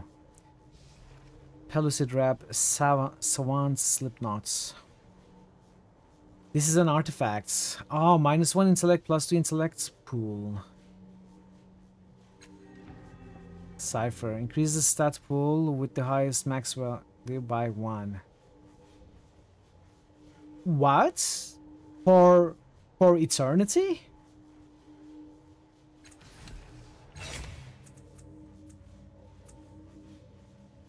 Not for a limited time? For eternity! Okay, yeah, let's use it.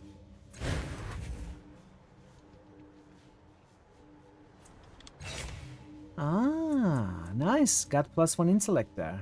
Sweet. I think this was the first cipher we used, apart from the one in tutorial.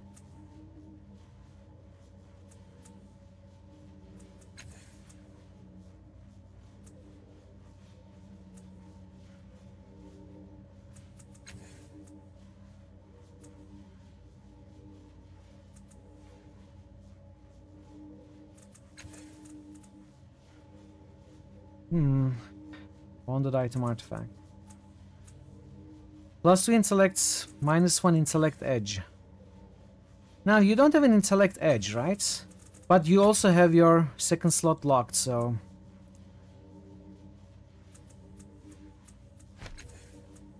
Could give it to you. You have 1 intellect edge, though.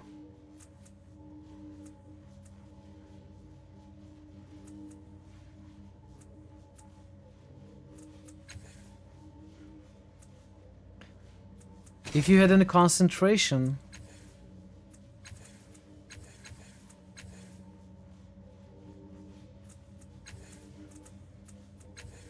Well,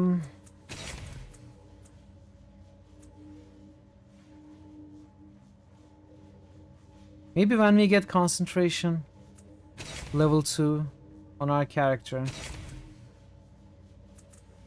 Do we need this for level 2 perception? We do, okay. Alright, well, we won't equip it. We may sell it. Unless I get concentration with one of my companions. Let's talk to Phoenix. And the rivers run red! Hey Ash, welcome. Happy Sunday. How are you doing? The man looks nice enough and seems unassuming at best, but this is a strange feeling. It's almost as if he doesn't exist. As you try to focus on him, a sense of dread builds in you. You're not afraid exactly, but you know you aren't safe. Montaron, you are so aggravating. I never loved you. You'll want my name. It's been long since I spoke it. Let's see. How about you call me Fens? No, that's terrible. Hang on. He starts muttering. Phoenix. Yes, that's it. Phoenix. Call me Phoenix. You're functioning on about 0 sleep, so apologies for bad typos and nonsense. You are functioning. That is something. Why couldn't you sleep, Ash? Busy night, or are you sick? Sorry to hear that you haven't gotten any sleep at all. He steps forward and puts a hand on your shoulder. You have come here. Perhaps you obey the call of the tombs and give me what I need. I tell you, I need answers. Someone gave me a note. It said to come here and I would find my answers. I would find the truth. But I can't understand this note. His eyes burn, literally, though his face seems untouched. What use is power if I cannot understand? What is the purpose of my power if I cannot see? Ask me. I do not know. Does she know? Of course not. Perhaps our questions can lead us both to knowledge. Can I see the note? I might be able to shed some light on it. Her stomach was playing up. It happens when you get stressed. Human bodies are dumb. Sorry to hear that, Ash. Hope you feel better. Yeah, it can happen. With stress. He slows. Ask me of wisdom and I may grant it to you. Making a note. If you can show me that you know, then I will share my knowledge with you. So let us talk. You will ask me questions. You will ask me your questions and with them you will share your insights. Tell me about yourself. I have decided. My name is Phoenix. He says the name as though tasting any wine. He holds up his hand and for a moment you can see light fading through it. I am a seeker. Is that how one would say it? Yes, I am a seeker. It is wisdom. Wisdom I seek. He closes his eyes and starts laughing. All the things I found. His eyes snap open. The structure of the world is not as you imagine. What you see and feel is nothing more than a varied interactions of fundamental forces that apply rules to subsequent large pieces. Those pieces become what we call matter, what we call meat, what we call reality. He reaches out to touch your shoulder and his hand passes through you and you feel nothing. He reaches out again and this time his touch is cold. It's fire. It's acid and starshine, but you're undamaged. Enlightenment comes from within, he whispers, and he begins to cackle. Or does it come from without? Can't it come from both within and without? It can. His eyes gleam. Find answers within, let another show you the path. Both lead to surprising destinations if you let them. Why don't you remember your name? Names are a construct of consciousness, but is there some fundamental importance to them? Or to consciousness itself? If so, is life also important if it has no consciousness? How would it know?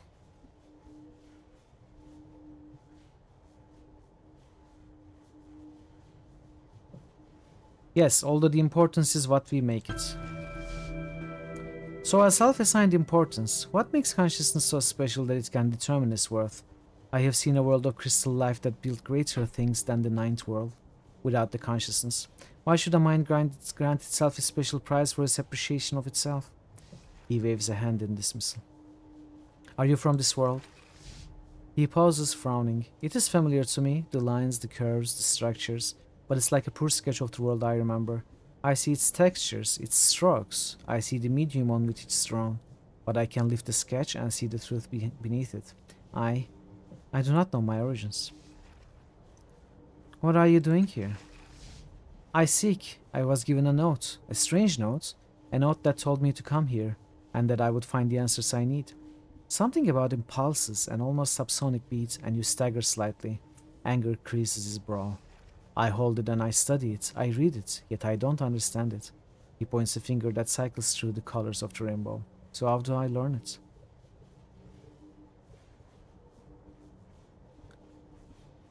Ask someone else to help you with it.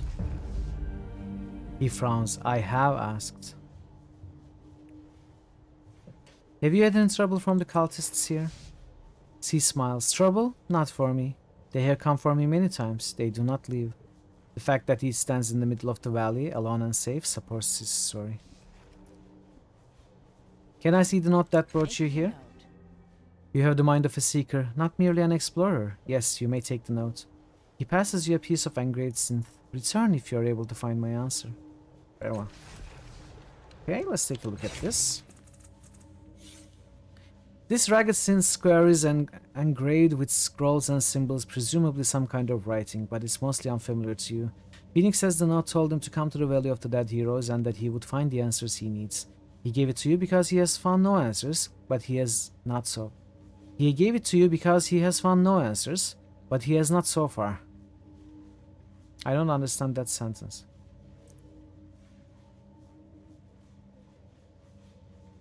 He hopes you will find them in his place. Although the engraved symbols are mostly incomprehensible, 4 numbers are written in truth, one on each line of text. 1535. 1535. Could it be something to do with these names?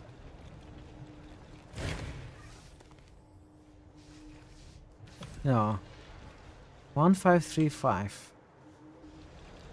Let's ask others. Oh, I also wanted to try drinking this. The guy over here said it was dangerous. Drink from water from the pool. The water is slippery and it tastes like soap. It constricts your throat so much it's hard to swallow. It burns on the way down. Okay.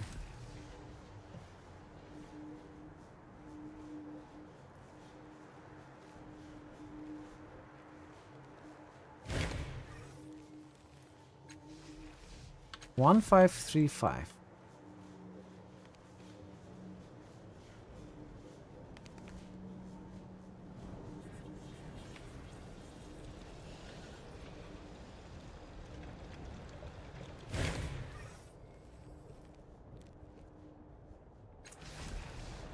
Probably not them. Okay, let's continue. Let's go here.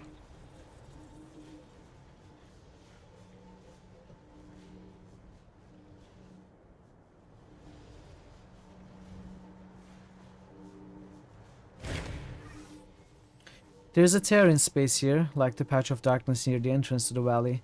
A patch of white light hangs in the air, like glare bouncing off a window, except there is no window. Within the light you see a play of shadows, like those on a wall opposite a door when someone walks past outside, except there is no wall. But there might be a door. There's certainly a breeze coming from inside the shimmer, and echoes of sounds you are not hearing around you. If you step through, you might go anywhere, or maybe nowhere. It could just be a trick of the light. Examine the light more closely. The patch of light seems to follow you as you walk around it, always facing you. It doesn't look like much, just a trick of the light, but you get the strangest feeling that it's watching you. The way it moves and pulses, it feels alive. Walk into the light. You step into the glare and it envelops you, blinding you, then dissolving you into twinkling motes, drifting in a spear of light. The light carries you through cold darkness, weightless, bodiless, selfless, towards another patch of glare. Then suddenly, you're somewhere else. Success! So close in view. Or is it just a trick of the light? Wait, who said that? Success, so Yeah. Exactly. Or is it Darkest merely dungeon. a trick of the light? Darkest dungeon.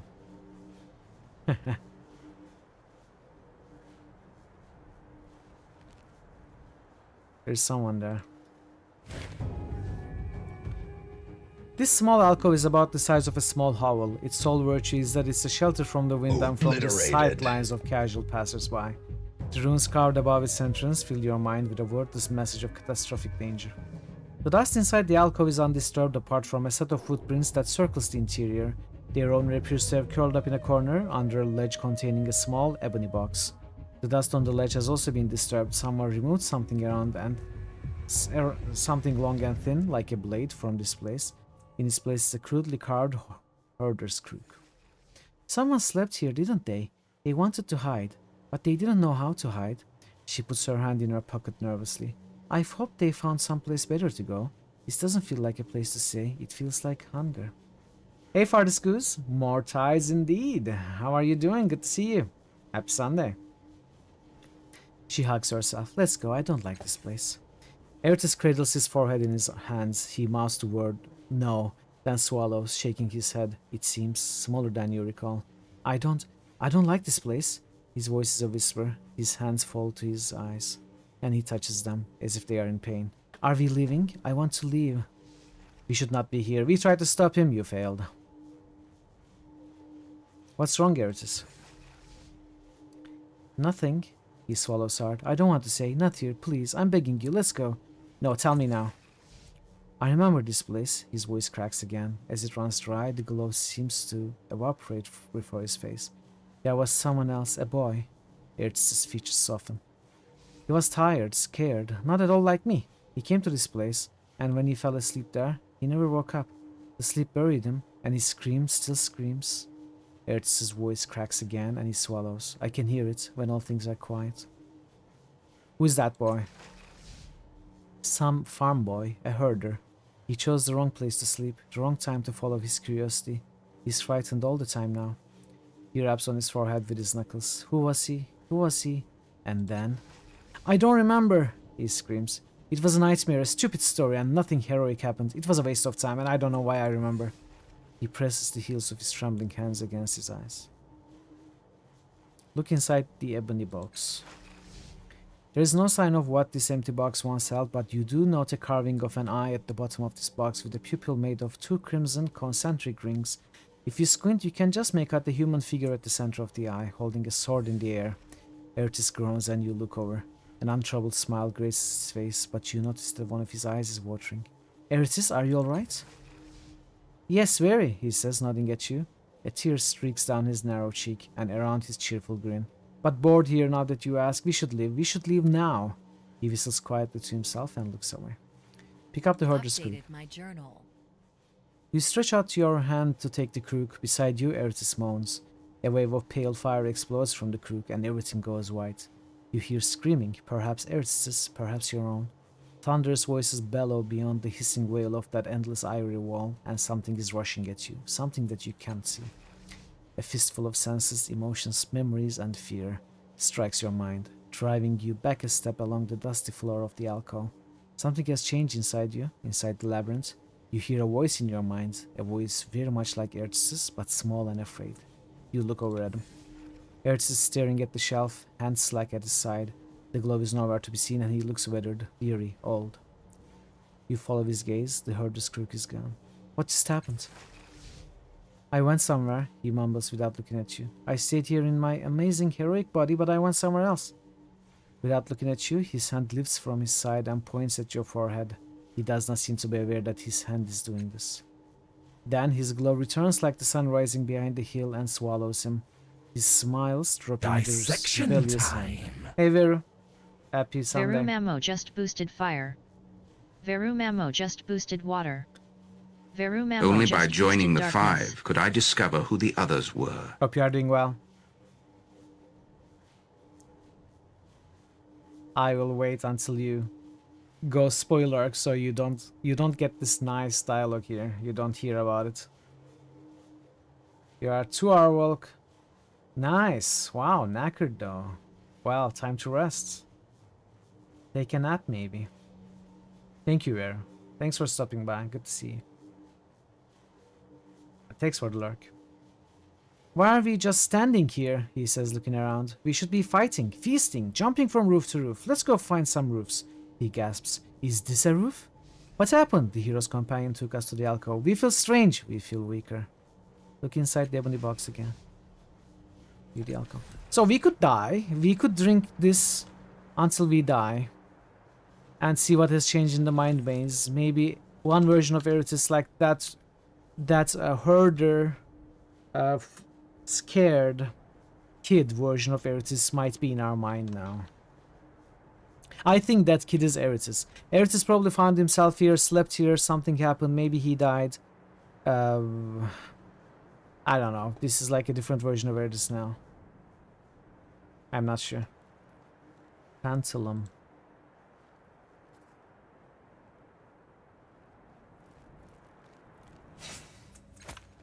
What did I pick up?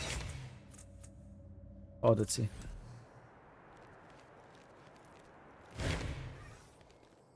A huge crystal floats in front of you, seemingly unaffected by the winds that washes through the valley. Within, red and blue patterns lazily cycle and twist. The crystal hums softly, almost invitingly. It has been infused with tidal energy, its colors are emblematic, and you can feel the tendrils of force that coil from it, stretching towards some distant, unknown destination. Examine the crystal. The crystal swirls madly, and your mind is pulled back into memory, but not your own. This is a stranger's life. A life of torment. A lifelong torment. From his first conscious moment, he has been surrounded by monsters, a sacrifice to the unseen. A hair's thickness from consensus reality, horrors crawl and gibber, and he must howl with them or be devoured. When at last he can open a door to the world of sanity to escape this endless pain, he does, and he steps through in an abattoir. Robbed and hooded cultists devour the dead, and they revere him for the journey he's undertaken. In their adulation, they strive to follow his path, wallowing in their own shame and agony, an endless burlesque of horror they hope will end in transcendence. He flees from them, from a darker menace inside them, but they follow, inescapably, his children. No matter where he hides, they linger on the other side of the door, awaiting a new revelation, making bloody offerings of themselves. Then one brings a different sort of offering, a dripping charnel sack that spills out a girl. Choi, the man calls her, still alive, just long enough to look at him with pleading eyes before she's gutted. For you, the man says. He flees into a hellscape, into madness, but they follow him everywhere, grinning, bloody, adoring children. Then the crystal swirls before you again and the memory fades, but something clings behind like rancid grease. The horror of what was done to the girl, Choi, hangs on you, your memory now as much as it was the man's, and his own suffering lingers too. The cultists who beset him seem little different from those who now haunt and harrow the valley. Perhaps by unraveling this crystal's tangled skein, you will learn some of their secrets. Hey Log, welcome. Happy Sunday. How are you doing? Stop the tantalum. An old battered-looking swordsman in dull grey armor stands here, whistling tunelessly. His hands hover near the hilt of his well-used sword. Scars wreathe his face, and what you took for a helmet reveals itself to be a dome of metal grafted to him. He smiles as you approach. How do, stranger? I'm Tantalum. You know Tantalum? It's a metal, sticks to flesh. He wraps his knuckles on the dome. Surgeons say they had to cut a chunk of my brain out too. So I lost my name and my history, and, well, I took the name of the stuff that saved me. He scratches. Anyway, I needed to remember myself. It's said that the necropolis can give anyone what they seek. Knowledge, riches, fame. If you search hard enough. And I searched, and I found. Now I'm here to help others find their answers. You look like you're searching for answers too. There are hundreds, thousands of tombs in Necropolis. Legends say if you read them, learn from them, then you'll find the answers you seek. He gives a warm smile. I promise it will be worth your while. You'll certainly find some answers, friend, even if they are not what you seek.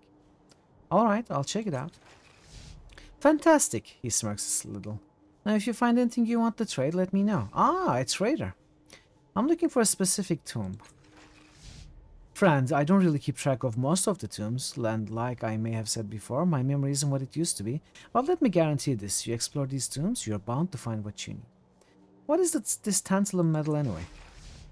It's one of the only metals that adheres to living flesh. Rare people like me, maybe only me, can turn that property on and off with the power of a thought. It's why I've got this built-in helmet now, and it lets me control my blades. My sword, for instance, he slaps the hilt, and you see that he wears no belt to anchor the blade. His knives are likewise anchored directly to his flesh. If I want the sword, I need but think on it, and it's in my hands. Likewise for knives, and then, this is the part I like. When I bury them in an enemy, the blades are stuck there till I see it's time for them to go. Good thing this metal is bonded to respond only to me. If someone else could control it, why, I don't know what I'd do. He clamps his hands over the dome protecting his brain. Honestly, I'd be running away holding this on. Can always find more swords, but I've only got one brain. At least as far as I can tell. His smile is a little harder. Some folks have tried to take the stuff from me to make it work for themselves. That didn't go well for them. What can you tell me about the area? The whole place, this valley, it's been here for who knows how long. Someone came through and cleaned up all the life from the valley, and they made sure that nothing would ever grow up here again. Based on the bodies, I'm guessing the cultists don't bother you much. He nudges one of the corpses with his food. They've tried a couple of times. Once they even came to my tent at night and tried to cut my throat with my own blades. Idiots.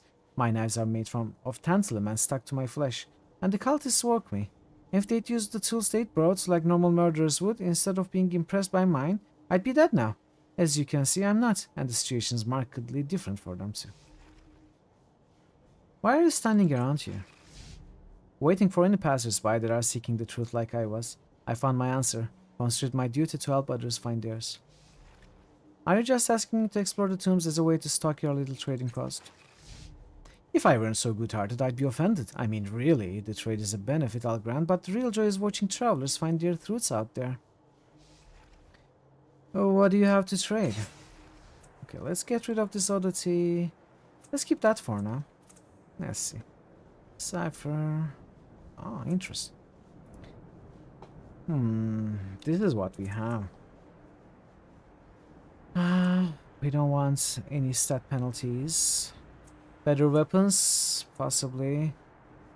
Some healing supplies. Light melee weapon artifacts. Intellect. Okay, cool. Intellect efforts. Oh, whoa. This is good. 400. Plus 1 intellect pool. 1 extra armor, 1 extra resistance. We'll pick that up, I think.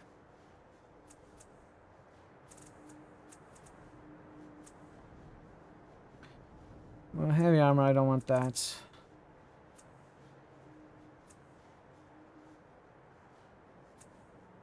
Yeah, I'm buying this. This is great. Let's buy that. Oh, we look nice. Look at us. Beautiful. Alright, this is good enough trade for now, I think. There's a bunch of healing supplies to buy, maybe later. But we have plenty anyway. This is interesting, this is a good shield. 10% evasion instead of that, we get 20% evasion and more. 215, this is almost all armor. Maybe I will come back for it. Alright, so I'm going to take a short break. I will be away for a few minutes. I will also run the ads in the meanwhile. When I'm back, I think we are going to continue here, or maybe I will... I don't know. At some point, I need to recall the other companions and talk to them. Maybe I will do that first. I haven't really decided. But anyway, 3 minutes of ads coming up for non-subs. Hopefully you stick around, and I appreciate your patience with those. And yeah, I shall be right back. If you not get out of water, we can't catch fishes. Get out! You is scaring fish. Or what? If you Huh? not get out of water, we can't catch fishes. So, how is that my problem? You is scaring Eschraffle just I think I'll boosted just take a Pathfinder. bath. Eschraffle just boosted Scald. Eschraffle just boosted Dragon H. Oh, Jedi.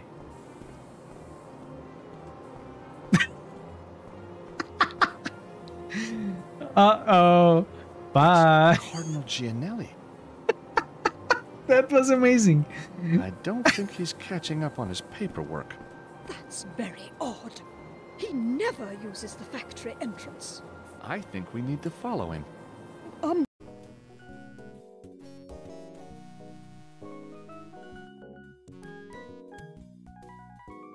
No. That knife is not going to cut it. Get it? Cut it? I told you I had a plan. I'm very funny. If you could just go and talk to the Vidine, maybe they would allow us to restock our water supply. You know why you cannot deal with problems like this, Katriana? That is because you don't move away from your stop like 2 meters. If you would just, you know, go around, look around, walk around, you would probably solve some problems yourself. Don't attack the explosives. I'm trying not to.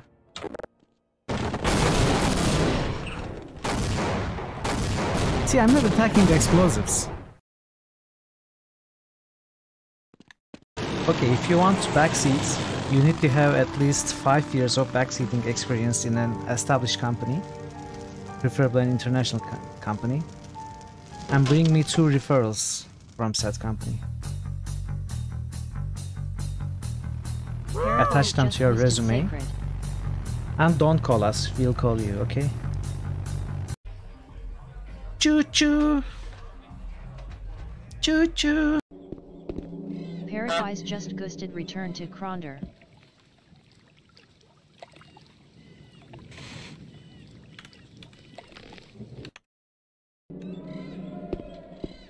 Shush.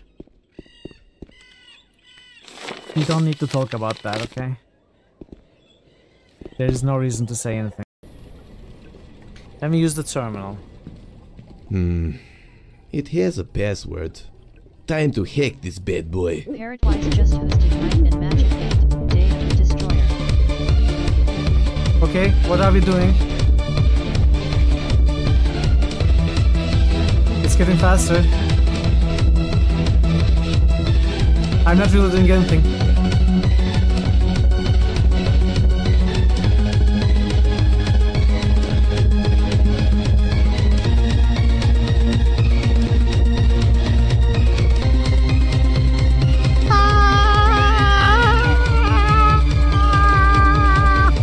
Yep. Its login details were admin. Thank you, IT incompetence.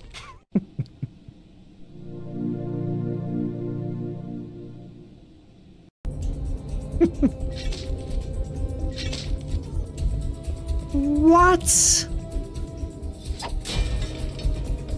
Ooh, I'm going to reload from that. That was terrible, and it was so terrible the game crashed.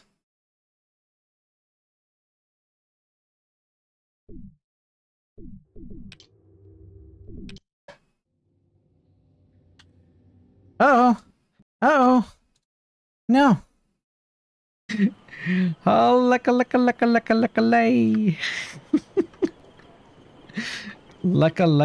Kaka. Kakalay. Makes sense. Sabotage myself.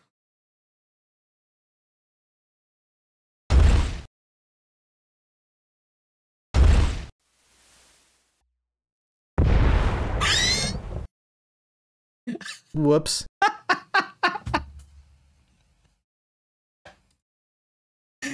Okay, it worked, but I'm not sure if I did a good thing or not. Are they angry? Ma'am? I couldn't get away with that. You don't have to ask Whoa. me that. Can you stop? Can you stop? That's exactly what I said.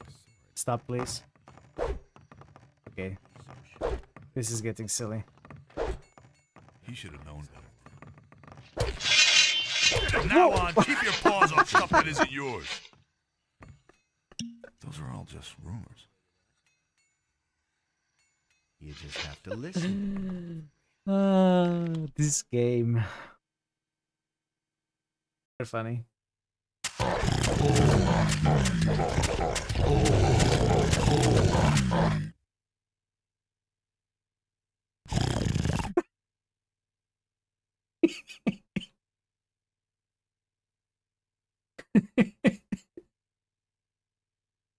Where are you going, dude?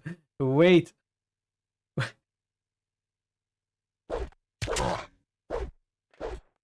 What's going on here?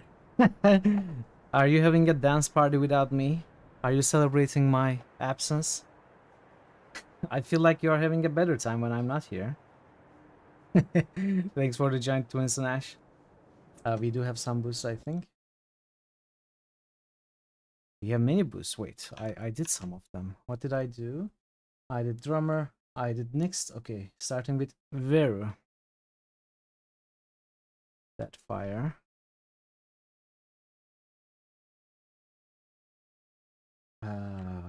Wrath. Darklands. You don't know what's going on, you know. Right, I'm making click is inside. It is, yeah. Pathfinder again. Did it pass Undertale? It did. It did. Raisin, what are you doing? You need to boost it more, even more than once every day. Someone else. Scald. There's an intense battle going on there between Undertale and Pathfinder and Dragon Age. Oh, not Dragon Age, but Dragon Age. Sacred. Oh, that fire. Wait, what's going on here? There's something wrong. What? There's something wrong with... Ah! I accidentally deleted 100 boosts from Darklands there.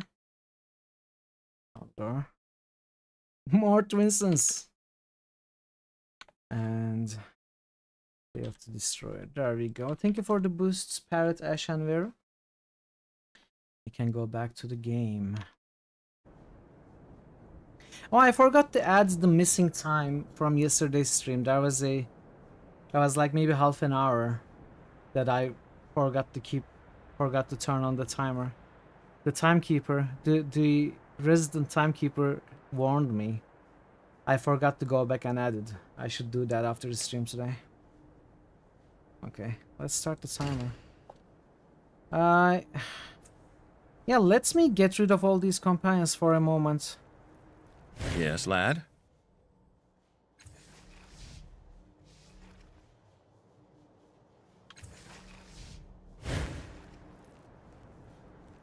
I wonder where they're going when I send them away here. Oh, yes? Specific parts. Oh, I'm sorry, this is heartbreaking.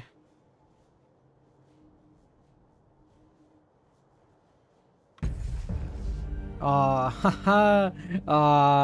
I feel bad about doing this, even for a moment.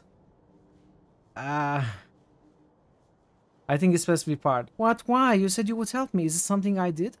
It's more dangerous for you than I thought it would be. The places I need to go, they aren't safe. Nowhere is safe. We can't be surrounded by corpses and the people who killed them. Don't leave me. You can't leave me. Never mind. You can stay. Forget I suggested it. Right. She wipes the back of her hand across her nose. I'll just...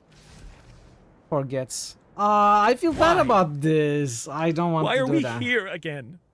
You're returned at long last. Ignore your pain and push on. This is your moment.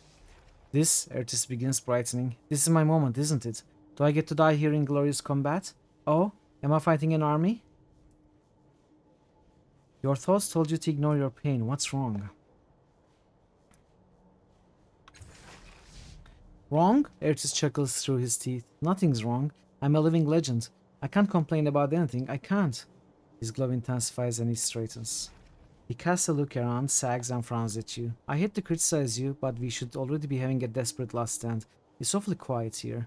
You should have planned things better. You don't actually want a last stand, do you? What a silly question, he says, shaking his head. Of course I do. How else am I supposed to survive against the odds? Okay, I actually feel bad about doing this with Rin. Even though it probably has no consequence whatsoever, I will reload, and I will reload for that. I will.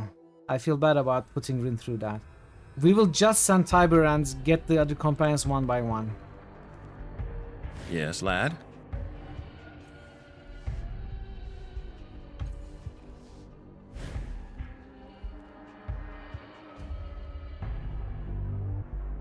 But we will do this dialogue again with Urtus, of course. Why are we here again?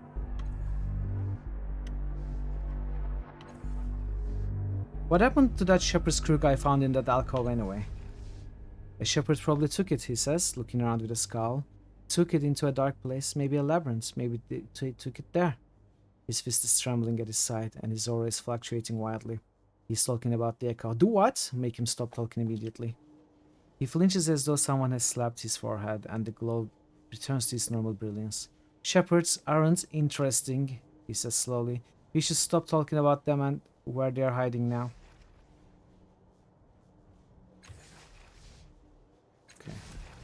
Okay. Yeah. Let's try with Aligarn. Ready to test this out.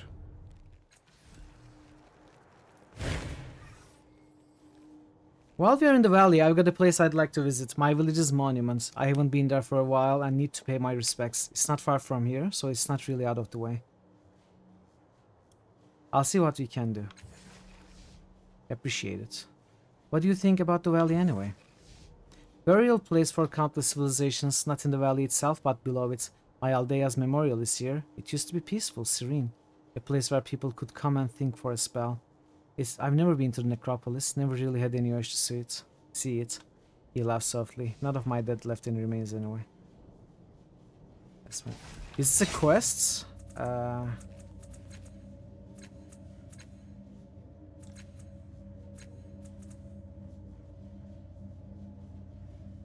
It's probably in the necropolis tomb, so I can send Ilgurn away for now.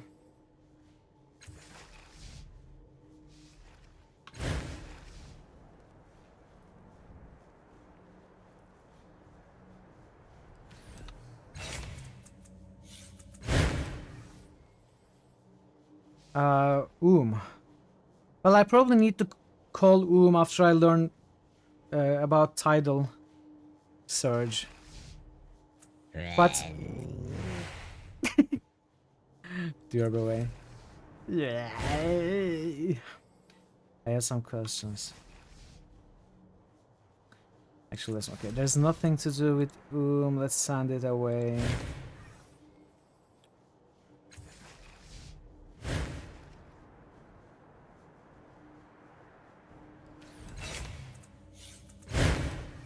Let's call Matskina.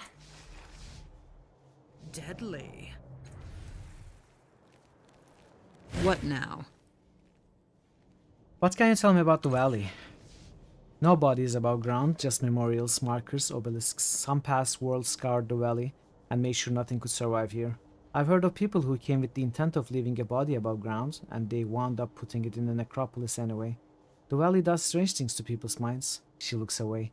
Never spent much time here, just passing through to get the Mila vests. How are you holding up? Do you actually care? I do. Okay, let's send her away. There is an extra thing I want to do with Calistige. I think it's supposed to be parts. I don't think that's a good idea. We work together, but fine. I want to take Calistige to the Endless Gate cultists here. See if that brings up any unique response.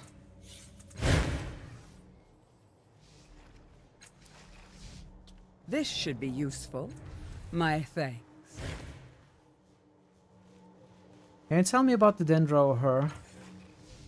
They conserve knowledge, which is surely valuable. However, they also keep it to themselves. You cannot yet extract memories for all to benefit, and they don't go so far as to write down what they discover. She raises one shoulder in a languid shrug. I don't fault people for their tastes, culinary or otherwise. What's your story? Oh, you know, this and that. Lady raised in high society becomes renowned intellectual, goes on to humiliate her peers, etc. She glances at you as if gauging your interest. Of course, I am exceptional, but my story is less so. I would bore you to tears, no doubt. What is it you have to accomplish by traveling with me?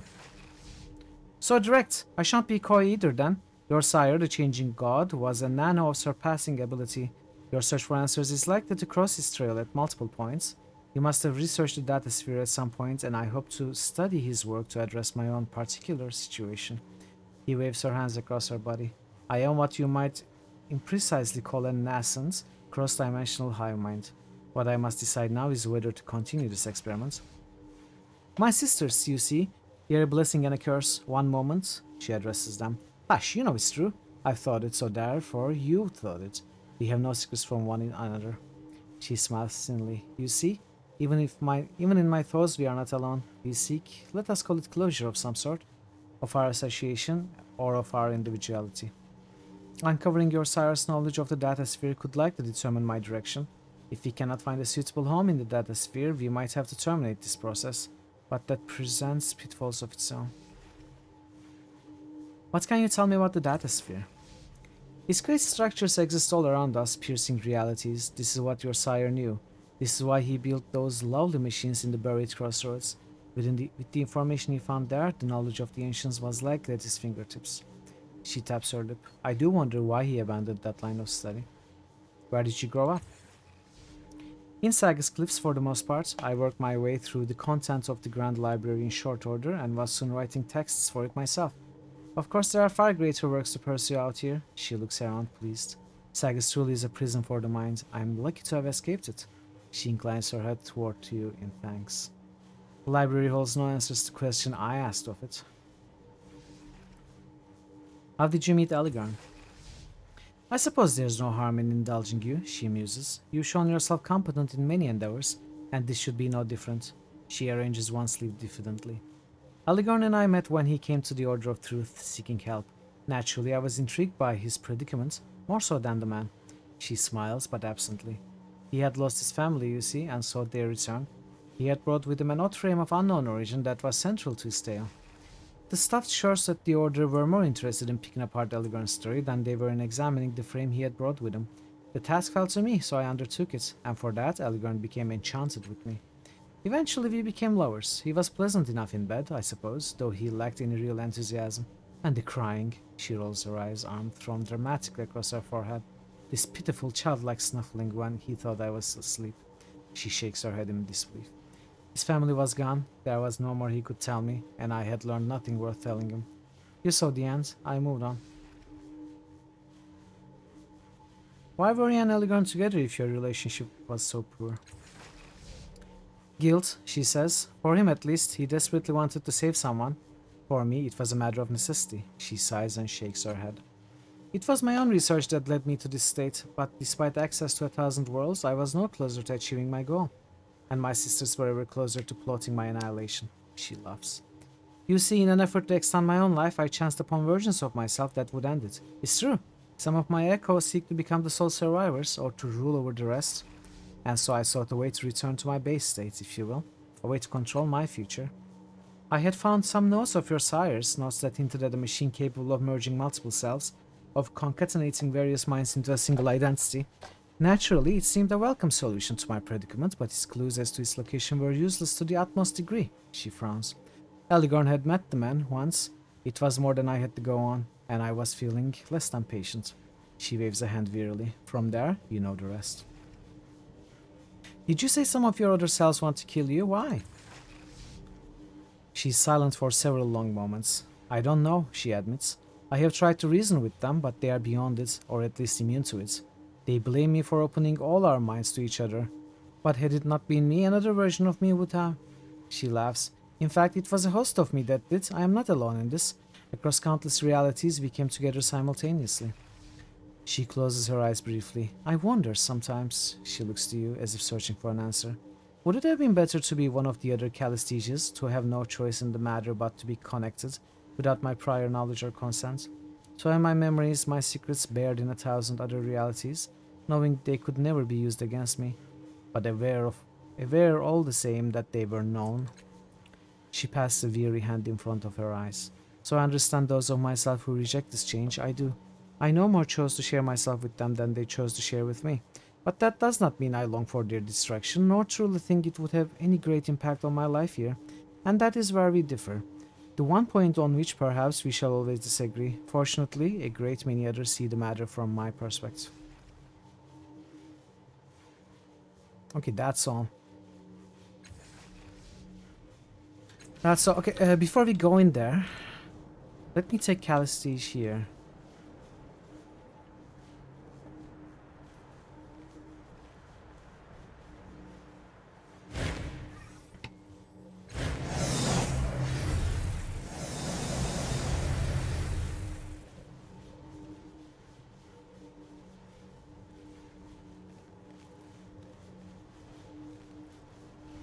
Okay, nothing unique.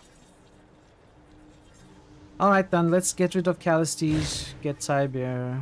We need to part ways, she sighs. Well then, farewell. For now. You won't be gone long.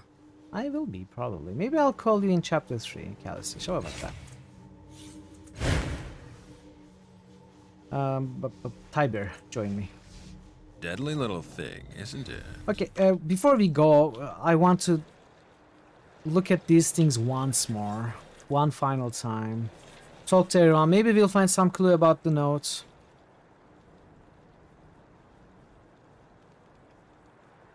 That we missed. Do you know anything about a dead girl named Choi? No, I've never heard the name. Did you say Choi? Beltrax interrupts in surprise. I remember that name. It was from a tomb in Necropolis, though I don't remember anything else about it. The name only stuck in my mind because of the strange way of the tomb made me see it. I can't explain it. You'll have to see for yourself. Just remember to hold your breath. He scratches his chin. I remember I had joined one of the memorialists for our rounds that day. That particular marker was in tomb 4221. Okay, so we have 4221 for Choi. We have 1535, I think. 1535 for the notes. And what was the other? Surprising that you would know a tomb that I do not, Beltrax. Good thing for our friend, though. There was one more number mentioned. 35 something. 1337. Yes, that's a lead code, but it's not the one.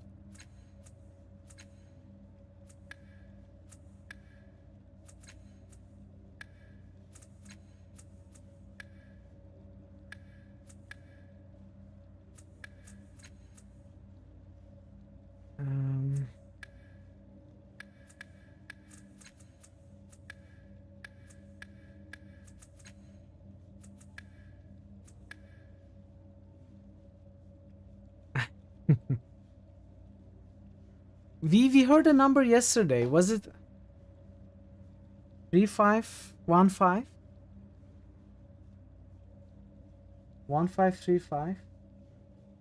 That is the note. The note is 1535. What was that number? I don't remember where we saw the note either. Or where we saw the number either. But I'm pretty sure we saw a number. This is going to drive me crazy now.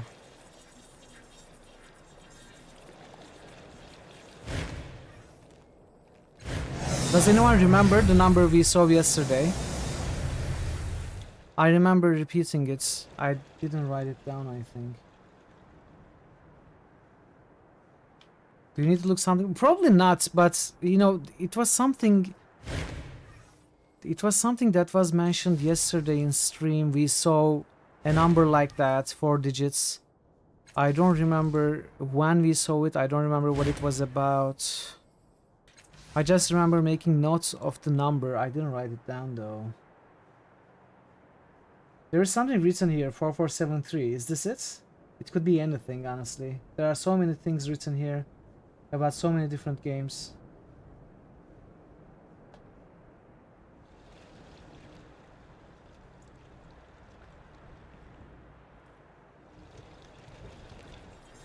I guess we'll figure it out once we go into the tombs. The game will probably help us remember that in some way.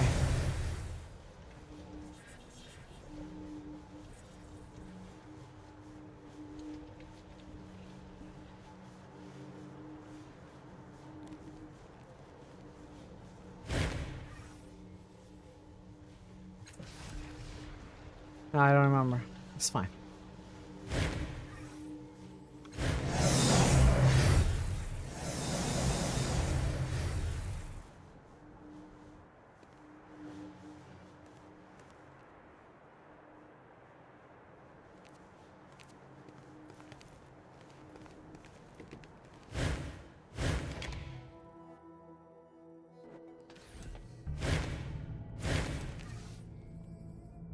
Stunted and piebald with a large hairless head, this humanoid reminds you of a court jester, except that his wide violet eyes sparkle with cunning and intelligence, giving the impression that there is much going on inside his large dome. Who are you? You can't be here. Why did you come? Several people sit bound and beaten along the far wall, surrounded by corpses. At second glance, some of those bound may themselves be dead as well. The man steps closer, lowering his voice to a growl. Well, answer me. The muttering cultist who welcomed you to the valley steps forward. She's a new arrival, Motley. We came across her on our hunt. Ah, he addresses you again. Well, you should know the necropolis is closed to outsiders. You aren't welcome here. It's closed to all, in fact, damn that woman. What's going on here? He looks around, comprehension dawning on his face as he takes in the room and its contents. Ah, it's not what you think. His mouth widens in an ugly smile. We were just defending ourselves, trying to reclaim what small part of this world fate has seen fit to cede us. It never would have come to this if we'd only had someone to help us explain. I'll remember that. He gestures to the open corridor. We are worshippers, you see. There's a terminal down there that provides access to the tombs, but these memorialists, he spits at the woman behind him, has placed a whisper lock on it. Without the code, we cannot enter the tombs and join our Lord in worship. She's rather narrow-sighted and doesn't see the value in what we do. If we regain our access to the gate, we can show her firsthand. He smiles. The effect is not reassuring. It would be better to release them in Lord Inifir's presence, but the end is justified. There must be some way we can solve this peaceably. The time for peaceable solutions is over. The gate awaits, and we must answer its call at any cost. Their lives are forfeit whether we have the code or not, but we must have it.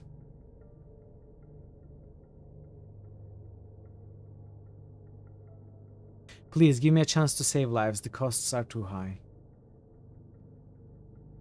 If you don't care about the cost, then let me try. You can still get the code from them if I fail. He rubs his chin with one fat hand. You make a good point. We can keep killing them while we wait. Alright, you have my permission to speak to the prisoners. If you can get the code from them, we can end this charade. Terry, the more will die each day until either you or they give us what we need. He turns to the woman bound on the floor. The code is all we want after all. The rest of this does not become any of us. This is a pickle, isn't it?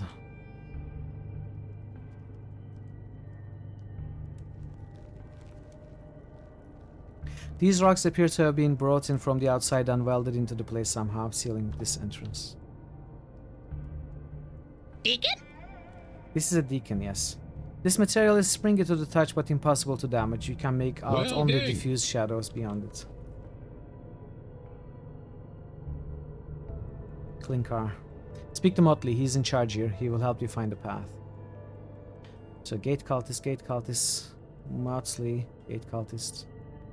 There are some prisoners here. Let's talk to Motley again. The piebald man watches you approach, a sour smile pulling at the edges of his lips. You're back. I don't suppose you've learned anything. Did someone named Kiatawa come through here? The Dendro child, yes. His mouth curls in a slight sneer. She came to the valley some time ago. She went down to see Lord Inifir before the memorialist locked us out. She's probably still down there. If you wish to see her, find the code. I don't know the code. I'll keep looking.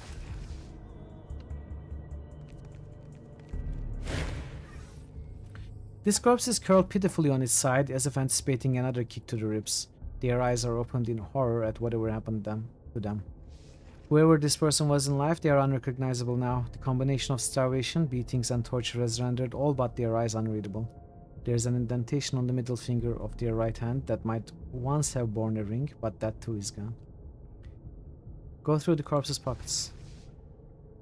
You find nothing but a lovingly folded scrap of paper with the number 4135 and the name Najma. Let's write that.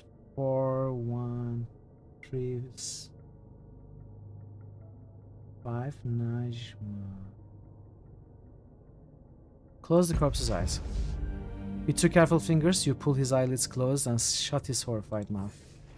Thank you. Her gaze lingers on the corpse, but the gratitude in her voice was heartfelt.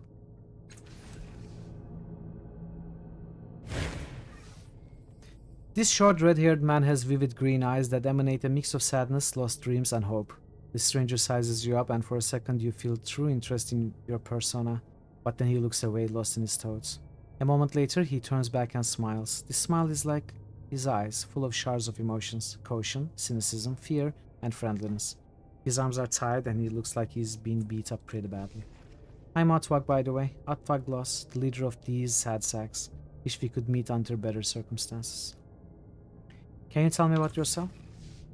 He straightens, though it's clear the effort pains him. I'm an explorer and do-gooder, self-proclaimed. For some reason, he smirks at the stout man next to him when he says this. I've been all over the world, had every occupation and hardship you could imagine. Why, I even had my luck stolen from me. And do you know what I learned in all of that? He leans forward. You can do anything if you work for it. Anything. How did you get here? He leans forward conspiratorially. Let me tell you, he says. You left the oasis some weeks ago, tracking a tale of the seed and fabled Numenera. You were hired to find something called a world string.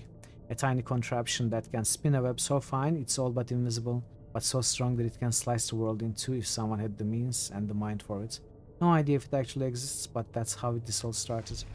Well, there we were, out in the Verxulian wastes when we happened across a broken hound the size of a griffalo. Something had irritated it, so we decided to seek shelter and wait for nightfall, to see if it might not range a little further from the route we wanted to take. I was looking for such a place when something slammed into me and knocked me down into this valley. It was Narway trying to kill me again. I don't blame him though, it's all for the best. Narway and Jenkins followed, of course, and we ran into these fine memorialists in a bit of trouble. Now I'm never one to turn down a challenge or people in need. It's almost a curse, you might say, so of course we agreed to help them lock their necropolis. After that, well, you can see what happened after that. Who are your companions? He tilts his head down, the rat-like man near him. That's Narway the Blessed. Meanest bastard this world has seen, except that he keeps messing it up somehow. That's the brush you're painting me with? Bah! He scowls and turns away. He gestures with his hand to the earnest-looking man with a smile. And that's Jenkins the Jinxed. Always around to help, especially when you don't need it. Did you say you needed help, boss? He laughs. No, friend, or at least there's nothing you don't already know about. Do you know the passcode for the Whisper Lock? I'm afraid I don't. Talira there didn't tell us. He leans closer. Just between you and me, I'm glad we don't know it. One of us would have given up by sure for now. For sure by now. Not by sure for now. Farewell. So every time we take a rest, probably, one of these is going to die, right? This stout fellow has a cruel skull and beady eyes. He is unkempt and dressed in clothes that don't quite fit. In a low, gruff voice, he seems to be muttering to himself about some plot or other going wrong. His hands are bound and constantly working at the cords, as if they have a life of their own. Name's Narway. Narway's the Blessed. Narway the Blessed, if you can believe that, which I can't. Can you tell me about yourself? I'm an explorer and a villain. The worst villain you'll ever meet. And by that, I mean no matter what I try to pull, it somehow ends up helping people. It spits blessed indeed. How did you get here? He leans forward and talks to you in low tones. It was all Otwak's fault. God's damn do-gooder can't help himself. We are on a quest, he calls it, for his fabled string or whatever. I figure it's my chance to off him once and for all. We came across this enormous broken hound, so I tossed a few rocks at it to get its attention. Well, Atwag wouldn't fight it or runs. No, he calmed it down and left it alone. So I tried a second time, showing Atwag down a mountainside when he got too close. As luck would have it, I lost my balance and fell down with him. Of course, idiot Jenkins follows us to help. He puffs off a blast of air. That's how we got to this valley. When these memorialists asked for our help, we also have an opportunity, Jenkins said, to help. Otvag to grow his path or whatever, and me to finally do Otvagin. He shakes his head sadly. Then those cultists caught us before I could try anything. I tell you, nothing ever goes my way. Who are your companions? The red-haired fellow, he is Otvag Loss. In a hushed tone, he adds, I've been trying to kill him for about 12 years now. He leans back and indicates the smooth-faced man. And the young pup there is Jenkins the Jinxed. He'll want to help you, don't let him. He leers at the young man, who smiles back at him, as if he just said the nicest thing. Do you know the passcode for the Whisper Lock? He sputters in laughter. Do you think I'd still be stingier if I did? Let them have the damn necropolis. Keeping about ain't word odds. Very well. Okay. Let's talk to Jenkins the Jinx, but let's get the safety save. Hello! The young man smiles up at you shyly. His left eye sealed, shot by a combination of grime and blood. The rest of his body hasn't fared much better, and the cords around his wrists and ankles have rubbed his flesh raw. He sees you staring and shaking his head, so hair falls over his ruined eye. Can I help you? He asks politely. You are bound and bruised and you ask if I need help? Ah, he looks at the cords that bind them, testing them experimentally. I mean, I know you're probably right, but couldn't you need help anyway? He looks up at you hopefully. Maybe just a little bit of help? Not at the moment, thanks. I see, he nods wisely. Well, if you ever need a helping pair of bound hands, I'll be right here. He beams up at you, apparently unaffected by his own words. Just so you know. I think you and I are going to get along splendidly, Erta says. He would have made a splendid hero, perhaps he already is. Jenkins seems momentarily taken aback and ducks his head shyly. You're the first person to ever say that to me, he says, sniffling and wiping at his eyes. Ertis leans down and clasps him on the shoulder, and the two of them bask silently in mutual affection. Who are you? I'm Jenkins the Jinxed. He wrinkles his nose. It wasn't my first choice of name, believe me, but I don't really mind it anymore. It's kind of apt. He looks you over, then shuffles forward a little, leaning closer. You see, I really like to help people, but I have a habit of getting lost, he says in what he clearly thinks is a whisper. I'll camp down for the night with my party, and by morning they'll all be gone. He stares up at you in wide-eyed wonderment. It's a terrible curse, really it is. He kicks at the floor and sighs. Otvag and Narvi are the only people I never lost, he says morosely. Not for the lack of trying. Don't worry, Narv, I'll never try to lose you. How did you get here? Well, we came across the wastes, he says pensively. The Worxulian wastes, of course, not the Tempest wastes. He laughs slightly, as if at his own joke. Then Narve pushed Otvag down a sand dune and he tumbled into this gravestone valley, almost broke his neck. I'm glad he didn't, though. Still don't know why he pushed him, maybe it was an accident. Then, he pauses, searching his memory, we ran into these memorialists who asked for our help. They wanted to lock the necropolis from these cultists. Of course I said yes, but well, we weren't so lucky, but at least we kept them out. Who are your companions? The red-haired one is Otvag Loss, our leader. He's been all over the world, you know, he's famous. Jenkins gives you a nod, his face serious, as if to impress upon you the gravity of the situation. The other fellow is Narv. He tries to hurt people, but it never turns out right. What? His eyes widen and he looks around worriedly. I don't hurt people. He smiles and leans in towards you. I like him. He thought I hadn't noticed. How stupid does he think I am? We can choose this maybe. We were warned to never let him help us, so... Jalen Dimathe. Dimathe? This alluring woman looks up, white hair brushing her shoulders. She allows a slight smile to pull at the corners of her mouth. Her face is confusing, for though her skin has the tightness of youth, her eyes pierce you with the wisdom of 100 years. She rests her hands on the daggers at her hips, perhaps waiting to see if you have the courage to make the first move. Who are you? Jalen of the Underhouse, Dimathe, she says, then blinks. Sorry, habit. Dimathe has gone into the dark like all the others. I'm just Jalen these days. Now what brought that on? You mentioned an Underhouse, what's that? I can't believe I told you my full name, she says with a rueful chuckle. My crotfather would have had me whipped. Her hands close over her daggers. I come from a world beside this one, from a city in the Hollow Core, ruled by 16 underhouses built into the walls. Then, she frowns, counting silently. A few decades back, I woke the screams, and not one or two, like you'd get from a lower city from time to time, but hundreds. She grins, but there's an uneasiness in it. I'm getting soft, that's the only explanation. I found out that shadows were pouring from the walls of the world, the underhouses, the people inside, and were just melting into it, screaming. Staring past you, she continues. A few of us made it out through a portal into the bloom. The shadows wouldn't follow.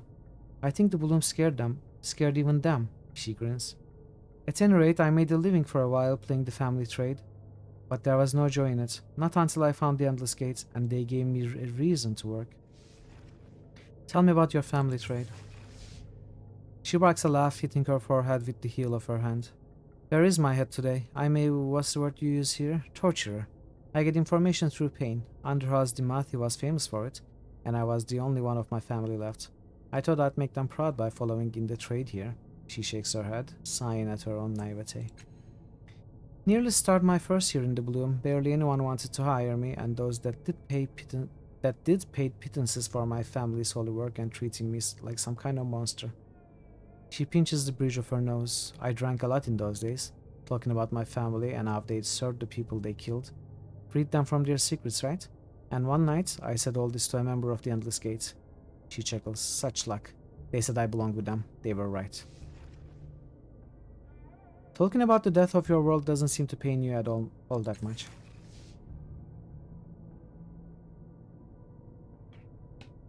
Well, it was foretold, she says with a careless shrug. Underhouse Dishando, that was the prophet cast, was wrong about the dates is all. Shame that all of us suffered because they were sloppy, but they're either dead now or still getting eaten. She sighs. In other words, I knew it was coming my whole life. Wasn't expecting to live through it, so getting weepy about the whole thing would be a slap in the face to everyone I left behind. You wouldn't be thinking of pulling those daggers on me, would you? I'd prefer not to, she says, palms of her hands flat on the rounded pommels of her twin weapons. You seem pleasant enough. I suppose we'll see how things go, won't we? Any suggestion on how to get the information out of the memorialists? Well, you'd think violence would work, but that's a dead end. She breathes an irritated sigh. I think she's one of those altruists, you know, the ones who will stand up to days of torture. But spill any secret if it'll help those who hear it. She spreads her hands with a roll of her eyes. You notice a streak of blood along the edge of her thumb. Obviously, she knows we don't mean her well, but maybe you can convince her you do. Who is her? Is there another character that I'm not seeing here? Oh, there is Talira Kyo here, okay.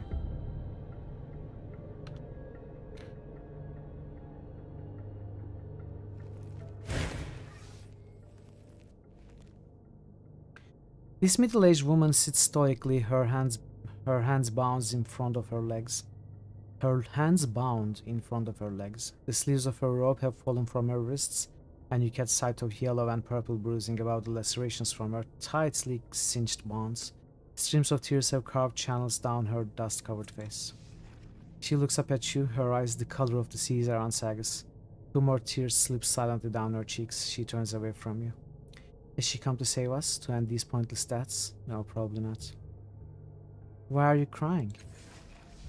She shakes her head almost imperceptibly but says nothing. Who are you? She does not answer. Instead, she turns away, tears dripping from her chin. Do you know the passcode to the Whisper Lock? My journal. Finally, she looks up at you and speaks, her voice hoarse as though she has been shouting for days. You are one of them. I will not speak to you nor give you the passcode. Even the clue, the name of the Cathol Prince, is too much to give her.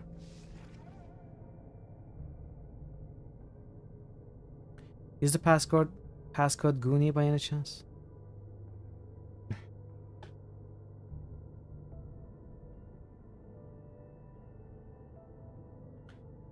Do we want to do this?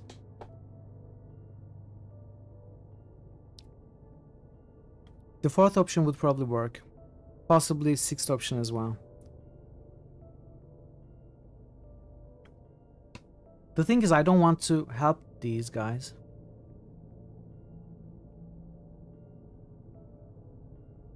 Is the passcode Goonie by any chance?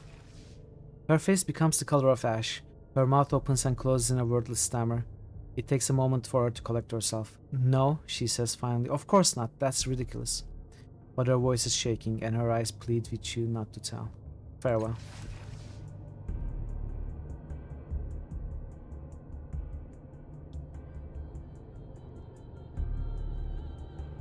Should I kill these guys?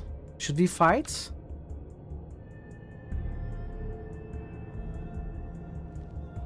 I don't want to give them the passcode. You said you could help me. I need to know the passcode for the Whisper Lock. Let's see what this leads to.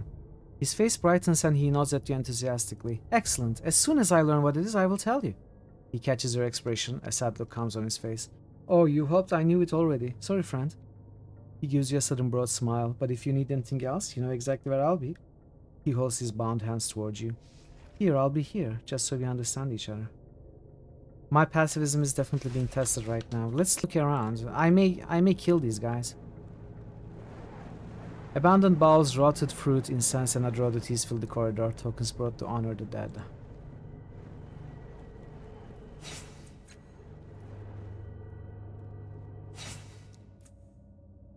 Kandiru. Artifact. Adds damage. These green lights are part of the original architecture built into the wall itself.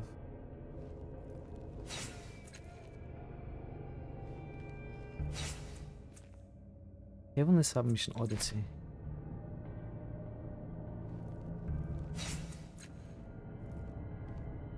There may be a way to get rid of them.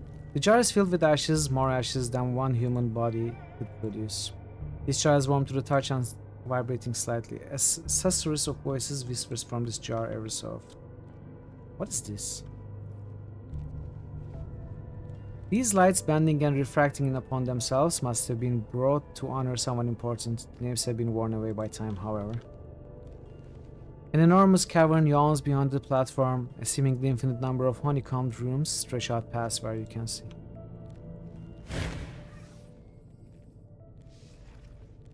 A shimmering field obscures this pedestal. It seems to be emanating from a small device within the field. That must be the Whisper Lock. Also inside is a configuration of buttons surrounding a central dial. With the Whisper Lock engaged, there is no way to reach them. Goonie. I'll remember that. With a sigh, the shimmering field disintegrates into glimmering shards of light. The controls are now accessible. I'll remember that.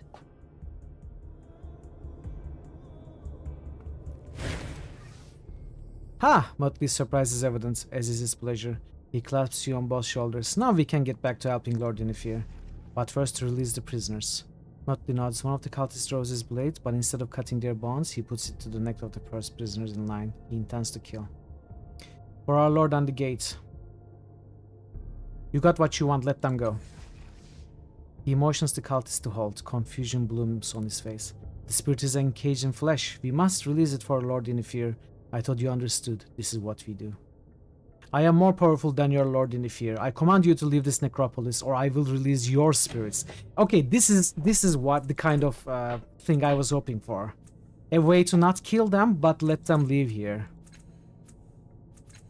80% chance, not great, but should work. He stumbles backward, his grip on the blade loosening. You, he glances at your tattoo, his face paling even further. Yes, my lord, it will be as you say. He hurries out of the corridor, a piece of paper flutters out of his pocket as he goes, but he doesn't notice it in his haste to leave. Paper lands at your feet, you pick it up as his footsteps recede into the valley. 5-1. 5, 1, 4, 3. Let's say mostly. Okay, we didn't have to fight. Pacifism still kept, preserved, pacifism preserved. And guys kicked out of the necropolis. Every prisoner saved. Perfect. Perfect outcome. Thank you, stranger. I cannot express my gratitude enough. The memorialists owe you a great debt. She steps closer, lowering her voice. But though we are safer here, now the true danger still lies beneath.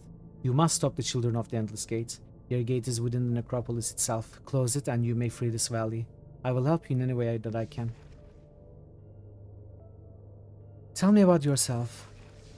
My true name is Talira Kyo. I was buried here long ago to await the coming of paradise. What's this paradise you speak of? She considers you and you as if determining your worth. My people are the memorialists, those who have discovered that this world is already filled with the dead. Though we walk and talk, we do not live. Such is the paradox we face.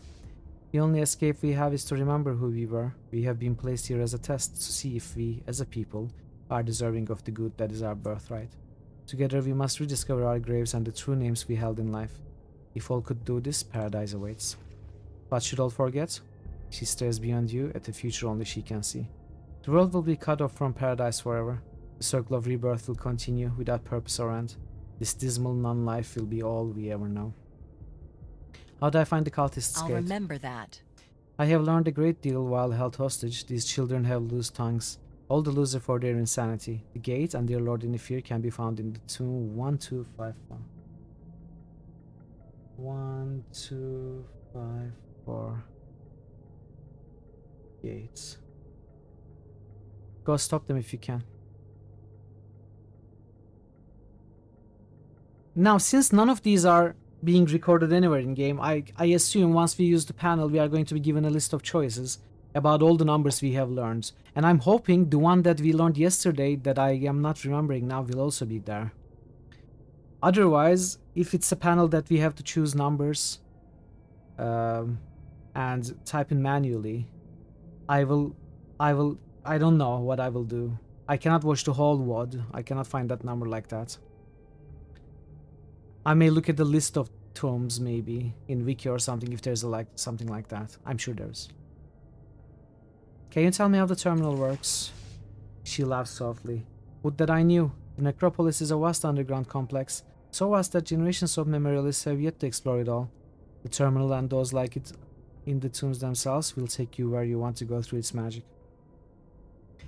Well, I think there are only 5 numbers, so that would be 625 tombs in total. It's not too many.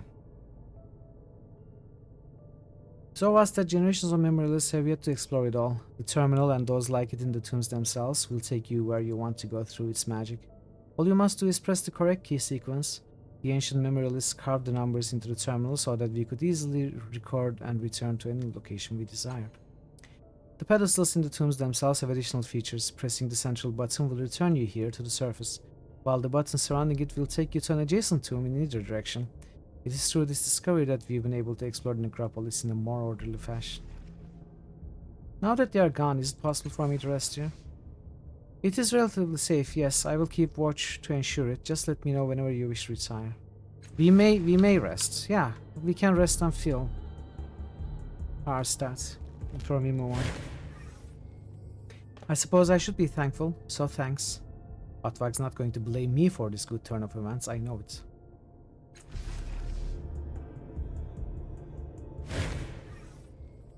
I almost didn't think I was going to make it out of there alive. You're a saint in human flesh. Thanks for your help, friend. We might have made it, but I'm glad we didn't have to take the chance. Let's rest. Let's rest.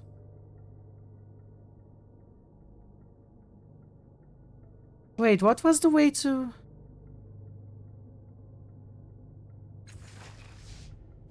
What was the way to go to our... Thank you. Mind maze? We had found a way. Was it while using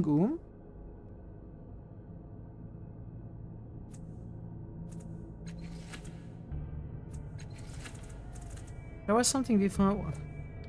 Let me quickly check.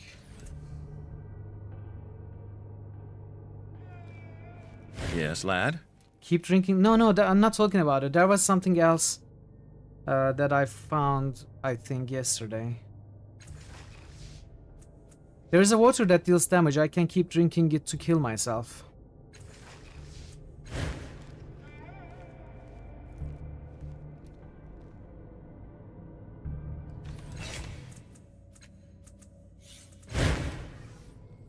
The mirror, not the mirror either.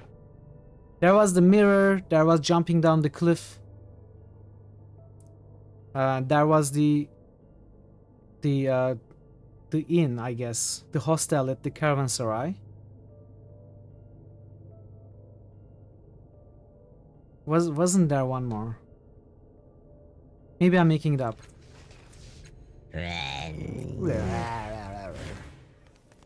Was there something with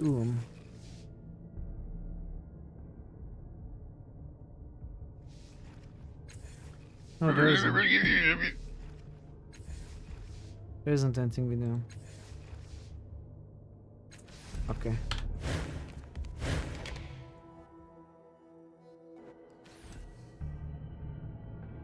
Okay, this is after talking before resting. Let's rest.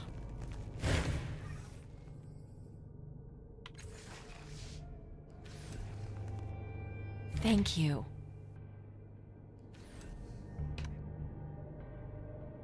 I'm assuming none of these quests are time-gated, right? Maybe someone can confirm it for me. Parrot, Thor, anyone else who knows the game. Is there a time limit to any of these quests?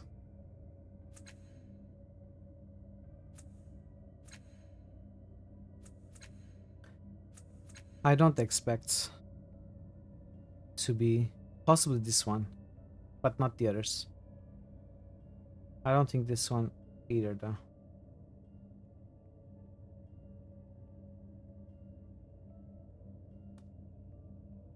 Can manual check as far as the only time because your field was the murder one. Okay. Well, no need to check. I'm okay. Well, maybe check this one, Endless Horror. If any of them is time gated, it's this one, but I don't think it's gated either. Maybe just check this one and let me know.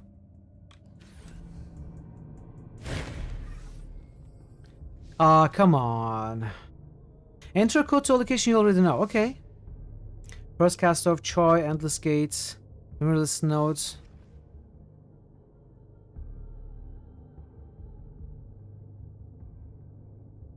But I know 5 numbers.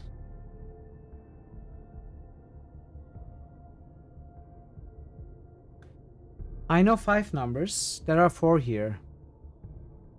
I think maybe the one we learned was this one. The one we learned yesterday. Alright, thank you, Thor.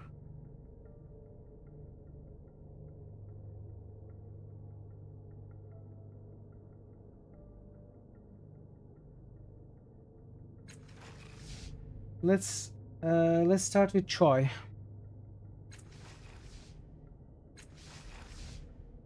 You press the buttons 4, 2, 2, 1. As you press each button, a symbol illuminates on the surrounding hex.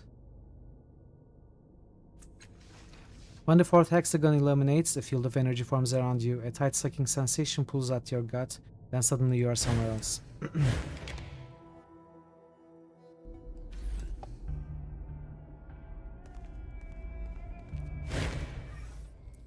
As you approach the rock pillar of the tomb, you feel subtle variations in the air temperature and pressure around you.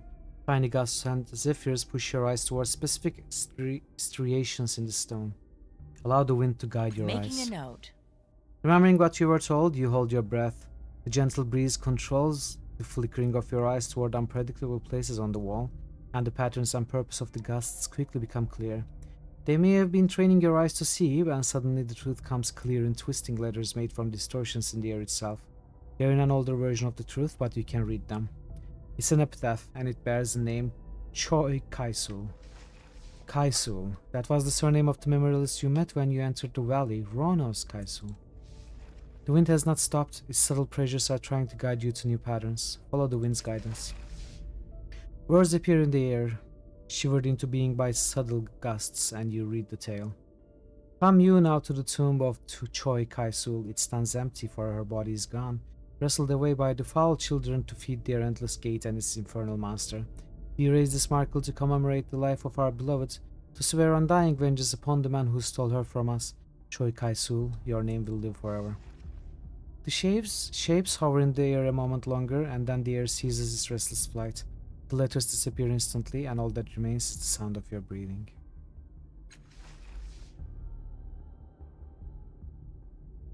Okay. Ads are coming. Okay, I guess we'll stop.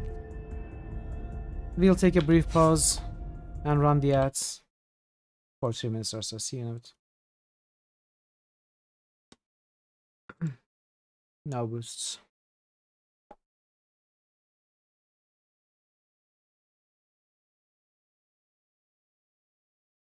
So there are 625 possible combinations of the 5 numbers in 4 digits. Of course, we are going to try them all today, one by one. It shouldn't take too long, you know. Maybe a few weeks. But of course, we are not ending the stream until we try all the combinations. Should be good. Should be fun. And we will read everything that's in all of them, of course, excruciatingly. And actually, I wonder if someone ever did that. Nectar of the gods. I wonder if someone ever did that, tried all the numbers. I'm sure someone did.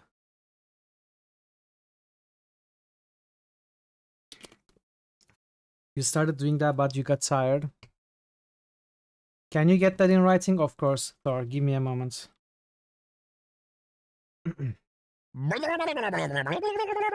There you go.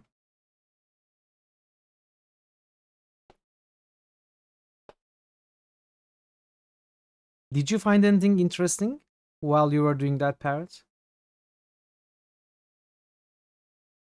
Were you able to go to most of the tombs? Or the insignificant ones are not, you know, you cannot actually go into the insignificant ones.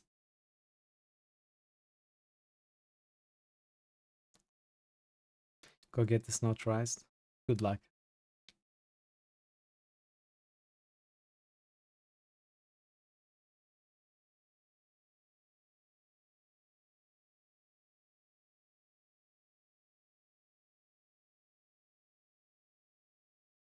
I think the one we found yesterday was first Castov's tomb.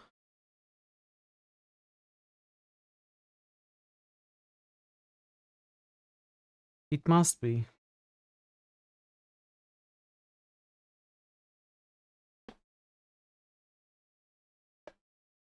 I wonder if I can find it in the WOD. It would be cool if I just clicked, you know, if I just clicked at this point and suddenly it's the number. But it's not, of course, it's not. Not so lucky, but it would be cool if it was. How can I even find it? I need to watch it from start to finish. But then who watches WODs from start to finish?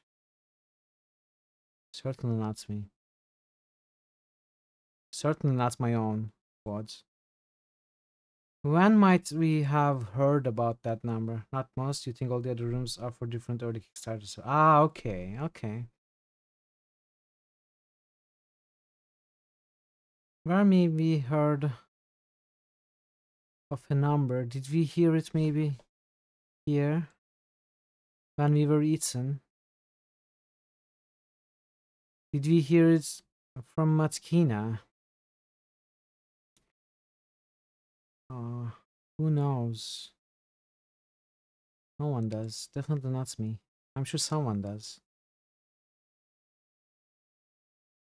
Did we find it here? I have no idea.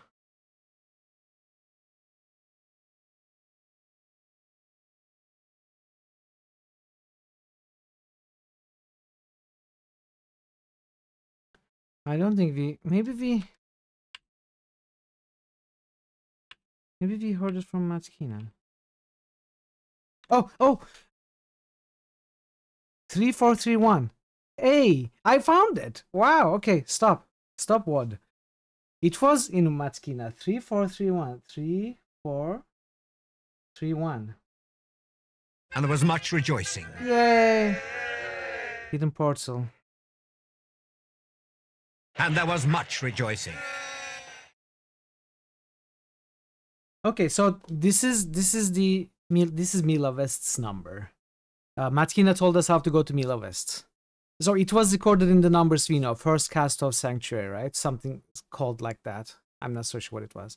But I'm glad still that I found this. It's, you know, it's comforting to see the numbers. Welcome back, everybody. from the ads. Let's continue. Honor remains honor always. It's not for us to know what end is true. Only our actions in achieving it matter. Finally, my choice is made.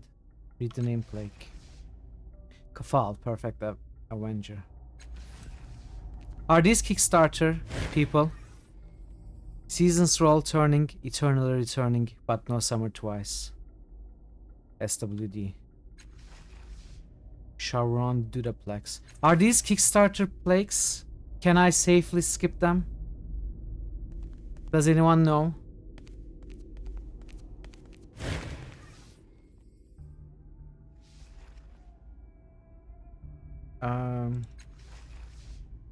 So we did Choi. We need to visit the starter guys in this place.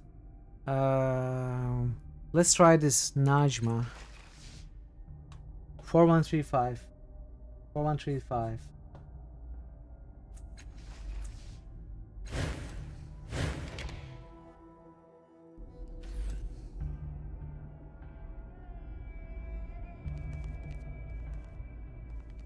Kenneth Holm, Thronrud, Rick Arnold. These are Kickstarter people. There's something tucked behind this marker. You struggle to wrench it free. As soon as you do, you realize, through an odd twist in your gut more than anything else, that this is some cast of Marecaster. Ah! A Marecaster. You take it away and return your attention to the epitaph. Beautiful, beautiful Naima, a casualty of a war that she had nothing to do with. 1999-2003. Oh, interesting. Is this something to do with real life? Is this still a Kickstarter thing? Naima.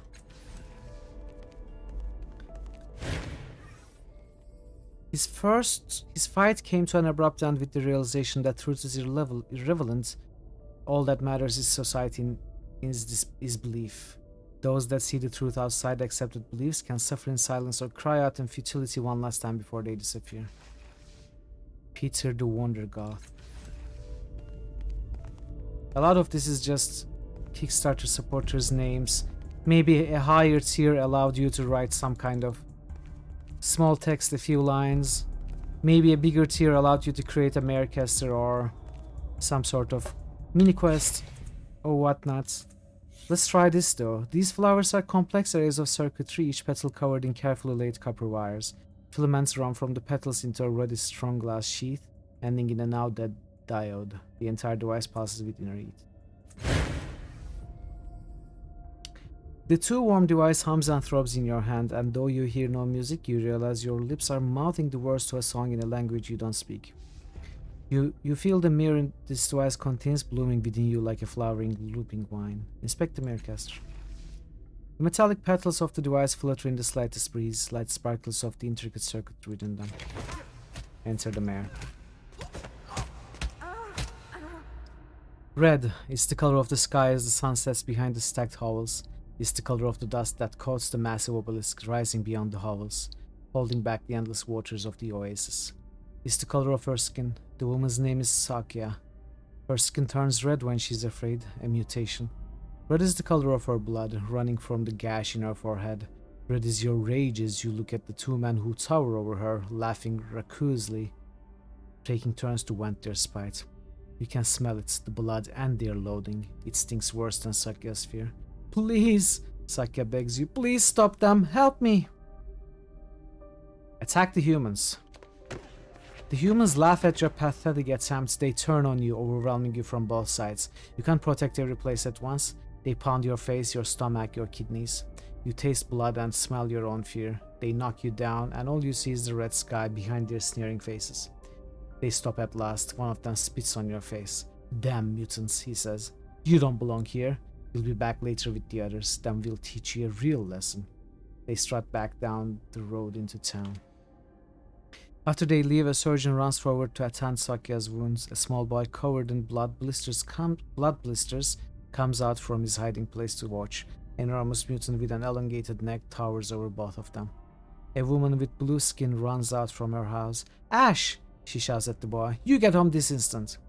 The boy tears himself away from Sakya and the surgeon. Suddenly, he stops and looks up to you. They said they were coming back? What are we gonna do? His mother Lali puts a hand on the boy's shoulder and he also looks at you. What are we going to do? You feel the heat of several dozen eyes asking the same thing, looking at you for guidance. Talk to the mother and her boy, see what they think. We should fight, the boy Ash grins with sharp yellow teeth. There are lots of us, we can take them. Hush, child. His mother taps him lightly on the back of his head. A blood blister pops, covering her hand with a sticky, smelly goo. Damn. Anyway, don't listen to him. We are not fighters, you know that. The woman Lali looks over to where the surgeon is ministering to Sakya. You shouldn't ask me what I think. I think we should just keep our heads down. But that won't stop this, will it? I wonder if anyone can. Anything can. Talk to Sakya to see how she is. Sakya looks up. Her skin is multi-hued now and reeks of uncooked vegetables. Pain. Thanks for your help, she manages. She looks pretty bad. Apparently the thugs had been working on her long before you drew their attention. You know what I miss? She obviously half-dazed as she speaks. Your music. You used to write the most moving songs. Her head lolls to one side. I miss your songs. Talk to the surgeon. All three of Misha's hands are busy, fussing over Sakya with several different pastes, injectors, and spray canisters. Can't take much more of this, she mutters. I mean, all of us. Seems like someone comes in here causing trouble every week now. As if life in the Morphling Grotto weren't hard enough. She slams 3 ciphers down at once and glowers at you. What we should do is talk to the Burgrave. He might actually be able to do something. She returns to Sakya with a groan. Not that he would. Not that any of us could even get to him without trouble. But it might be the only chance we have. Talk to the large mutant watching the surgeon's ministrations.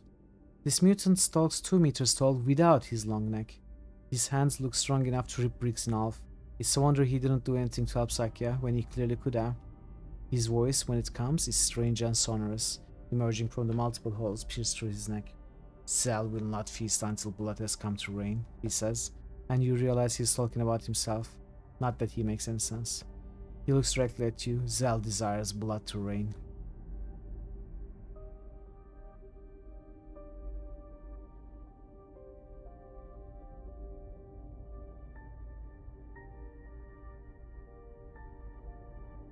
Leave the grotto to get help from the Burgrave.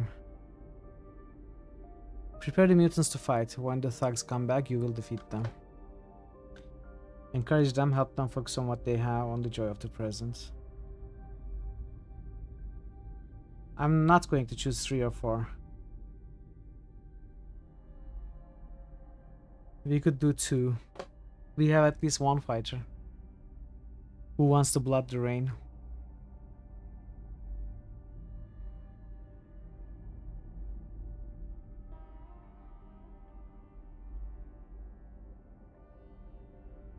Let's prepare the mutants to fight. When the thugs come back, you will defeat them.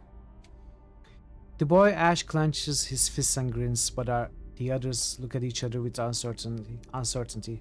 Are you sure? Says Ash's mother. We are not fighters, we are just folk. Sing to inspire them.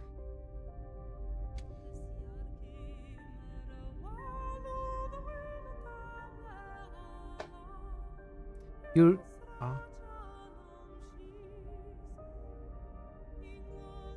It's so low.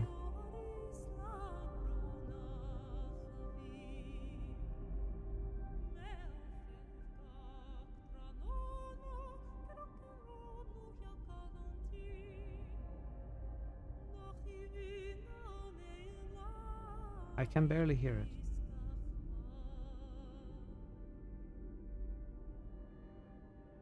You raise your voice in a rousing ballad, and the words come into you as easily as breath. It's continuing. You sing of a woman whose child was taken from her and how she hunted, fought, and killed the kidnappers to bring her child home. By the 3rd chorus, the entire grotto is singing with fists raised. Others begin painting fantastic murals that glow and seem to come to life in the dim light. Misha pulls instruments from her surgeon's bag. These might serve as weapons, she says, though I hate to see their use so perverted. Even Lali demonstrates a few fighting moves her husband had taught her before he died, and Ash spends the night running around slashing imaginary bad guys.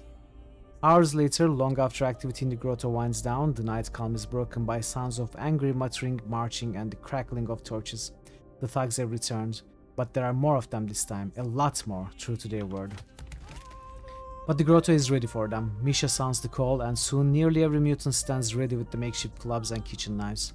This is worse than before. It's not just two thugs beating up Sakya, but an entire gang of humans come to take their anger out on the mutants of the grotto. The fighting begins faster than you expect. The air is filled with shouts of rage and pain. With a tremendous whack, you knock down the man in front of you, but looking around, you see everyone is in danger.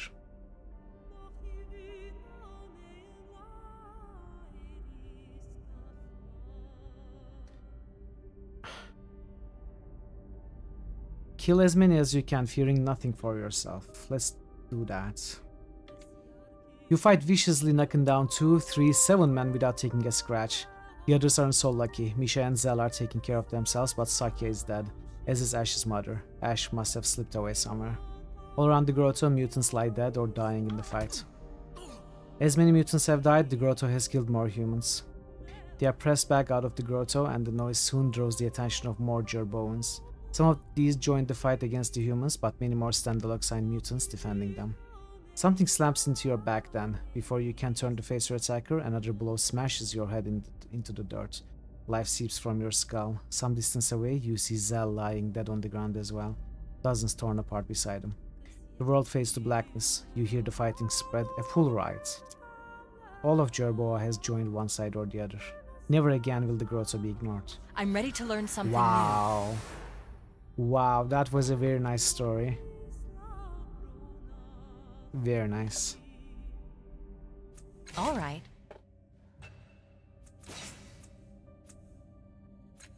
Let's go with some speed this time. We have a ton of intellect.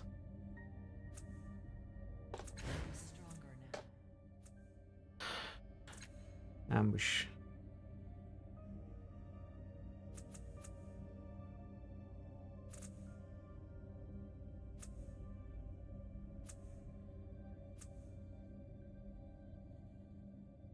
I'll pick this.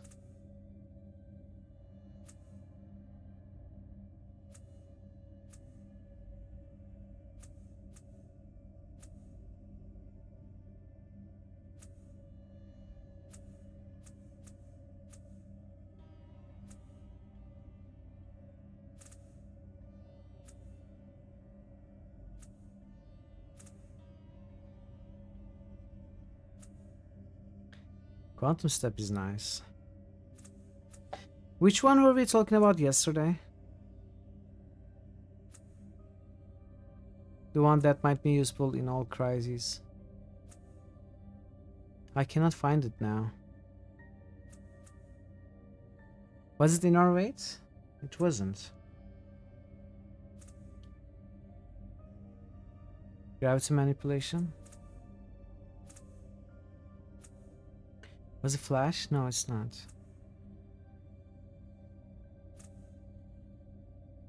Quantum Step is nice.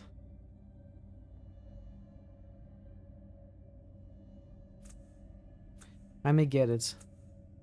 It's a flash if you actually want to fight, teleport or heal for full passive. It's a flash if I actually wanted to fight, teleport or heal for full passive. Okay. I don't know if we will actually fight, but I really like teleport. It looks like it can come handy in any kind of crisis, so we'll go with that.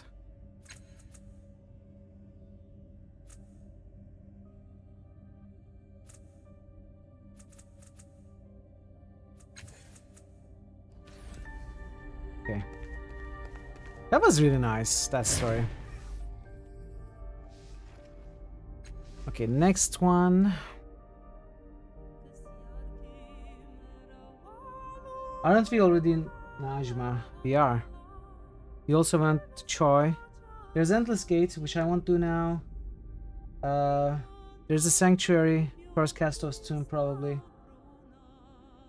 Now, 1535.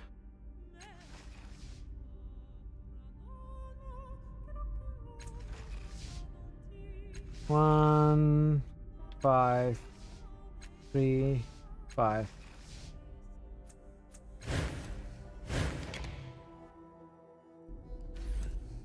This is Phoenix's note. Updated my journal. This nearly human face has been sculpted to look like it's emerging from the stone floor. As you draw near, the mouse suddenly begins to move.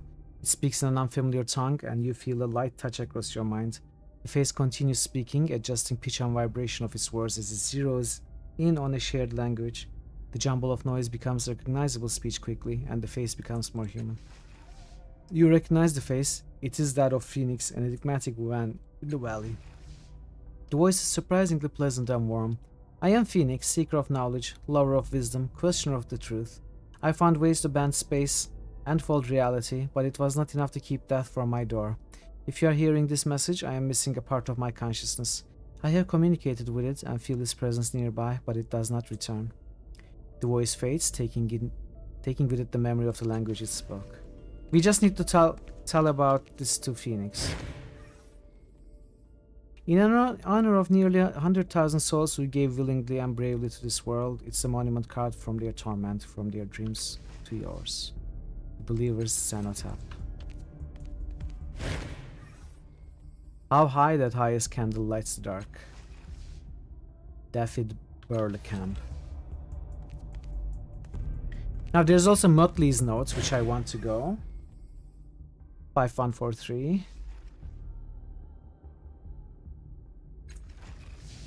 5143. When the fourth hexagon illuminates, a field of energy forms around you, and you feel the same tight sucking sensation. If you know any secret interesting codes that we may not be able to get any other way, like Easter eggs or other kinds of secrets, feel free to let me know.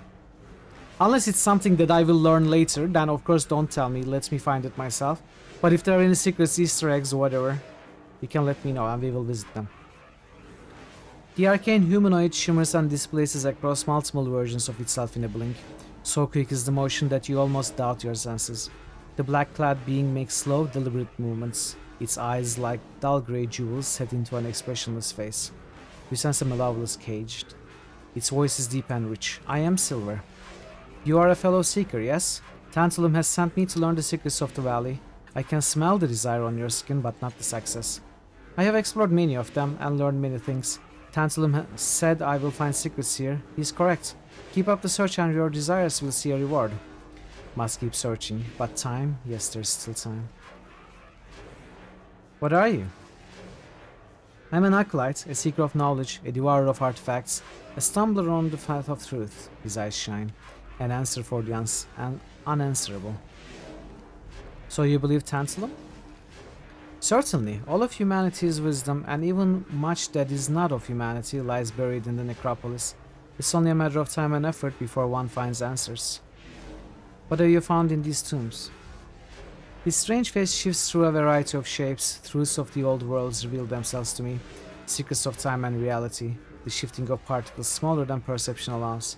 Undergird all. And they are not part of my truth. My answer, I will find it. May you find what you seek. Was that a random encounter?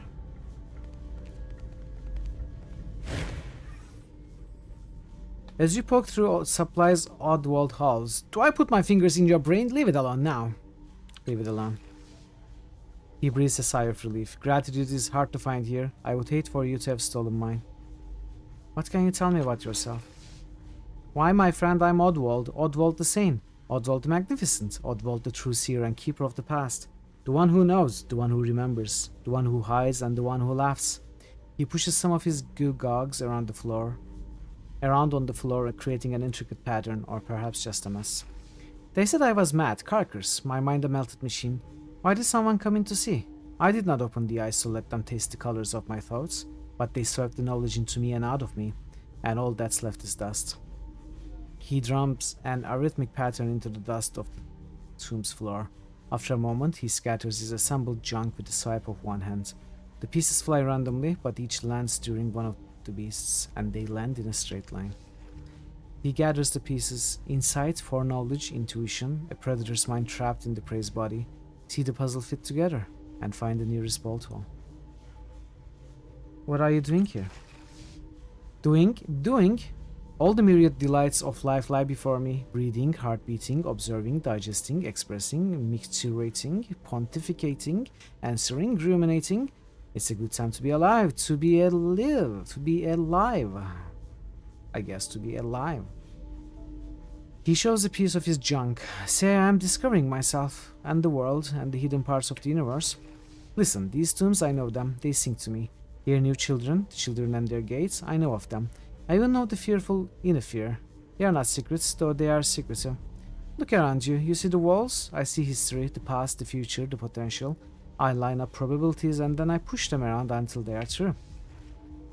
And when I understand the patterns, I retain the patterns. So what am I doing here? Learning. He gathers up his junk again. What can you tell me about the children of the Endless Gate? He lowers his head and smiles. They know me, I know them. And when they come with little intent, when they come as friends, I greet them warmly.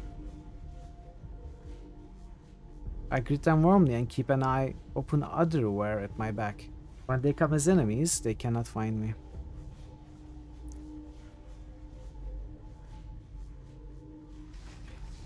These doors to the other worlds. I have opened them. One brought me here. One opened my mind and spilled my thoughts out.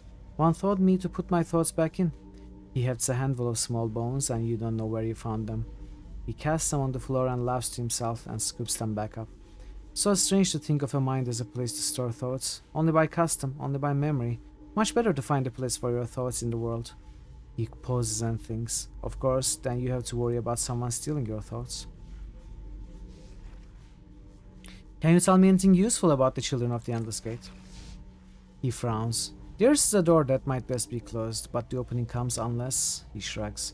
But none close it. Your brothers see but don't act. They speak but never listen. The opening is an opening. I have places to go, places to hide. Those here, they are stuck in one perception. The gates, a weight of 8. Too late, too great to close the gates. What do you know about inner fear? Who knows a sibling better than a brother? Who has forgotten the face of his father, but remembered his acts? Who has seen a broken mind turned into a vengeful thing? He has no taste for blood nor for flesh, but his children bring him morsels anyway. They do not heed his advice. They call him Lord, but he is their slave. Poor inner fear. A life misremembered, misinterpreted. He regards his junk pile. A life wasted in fear. Inner fear, too near, too dear, engineer of fear, sincere.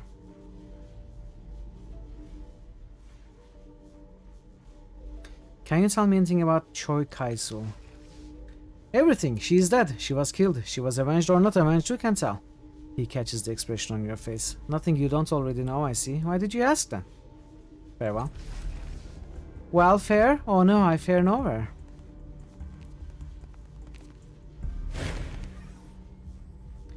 Unending, unchanged, yet to begin, before now, before time. Empty words to fill an unremarkable void. Entropy is the only truth to remain unchanged.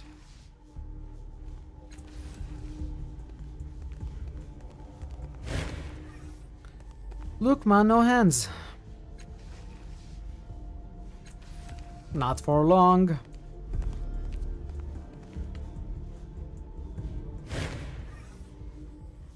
Okay.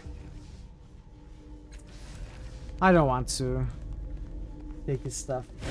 Okay, we did Muttley as well. So we have Gate and Sanctuary now. Let's go to the gate.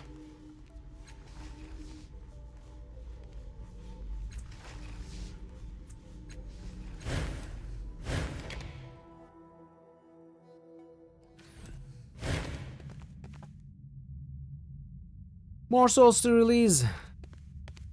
Updated my journal. You can see the whites all around this man's eyes. His face is frozen in a rictus of frenzy. Can you feel it?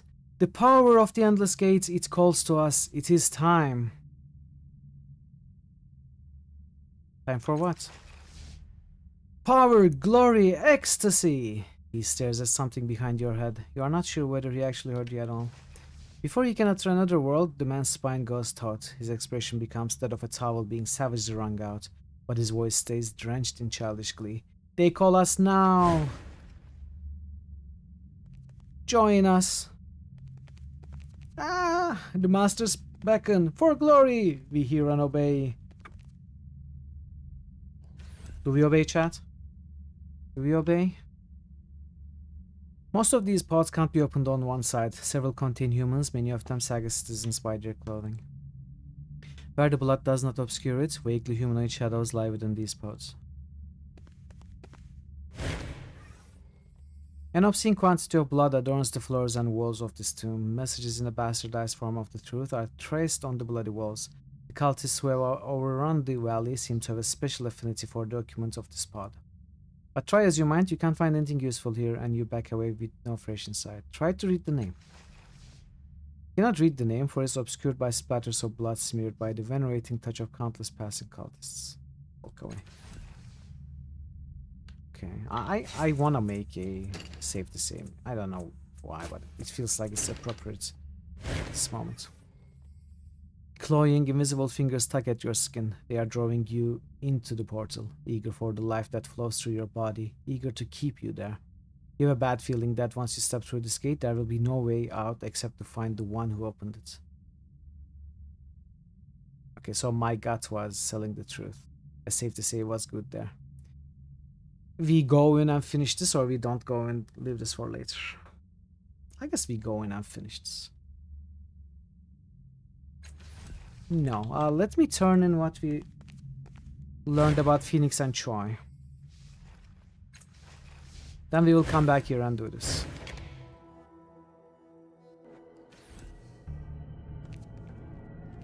Any new dialogue with Talira? I found a tomb below for a girl named Choi Kaisul. Do you know anything about her?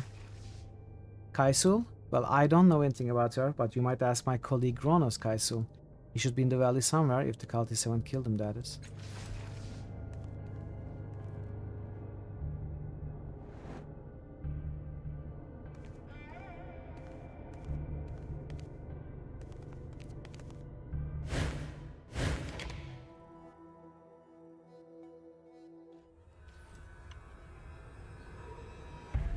Let's talk to Tantalum as well.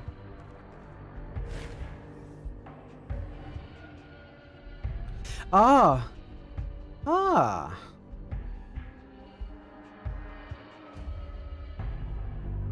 I read about 13 tombs. Wait.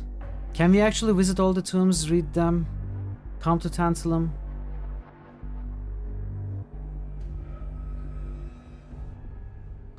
You're the trade. We can sell this now. Well, let's keep that. Let's keep that. But I think we are done with it. I don't know. Let's keep that for now.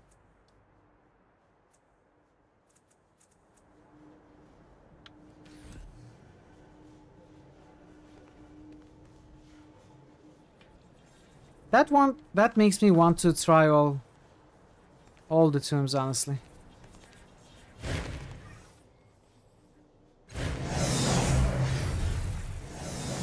But it would take hours and hours. I wouldn't do it on stream. I probably wouldn't do it off stream either. I found your marker in the necropolis. The note contains a code to your tomb. I'm starting to figure this weird place out. He takes the note from you, scrutinizing it intently. He shimmers and flickers momentarily, then exerts himself to remain material through a force of visible will. That would explain why I could not understand myself. An artificial construct in my mind. I am dead and manifest again. Have I mastered time? He takes an internal inventory. No, I am a particular shade, a remnant, an echo of what could have been. I shall fade then, and hope that my lesson remains. Thank you, knowledge is precious. Treasure yours, and now I will rest. Farewell. With a flicker of light, the yawning of a consciousness roused and returning to oblivion, he flickers away into the air. A faint hiss is the only marker of his passage.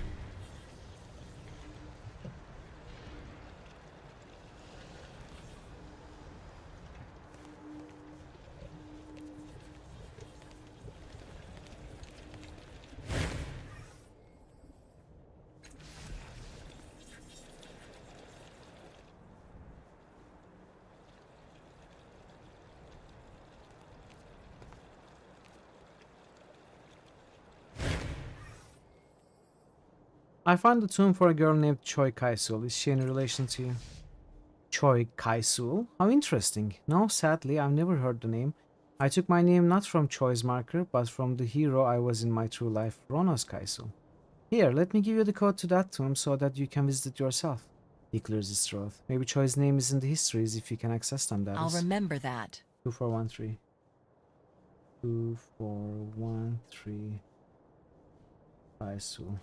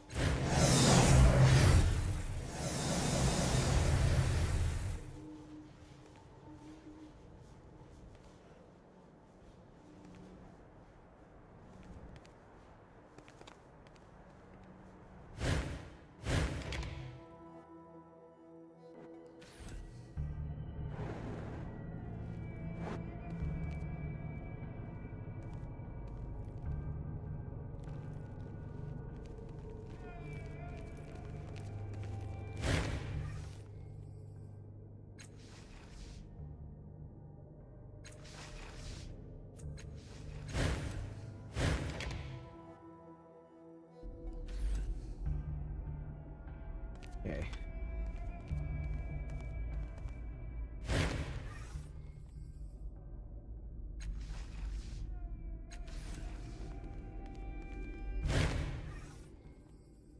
Our last breaths in this tomb, or at last we are free. Our two hearts afloat in rivers of time, finally beyond this reality. Our two souls released, like birds they fly away, finally together for all eternity.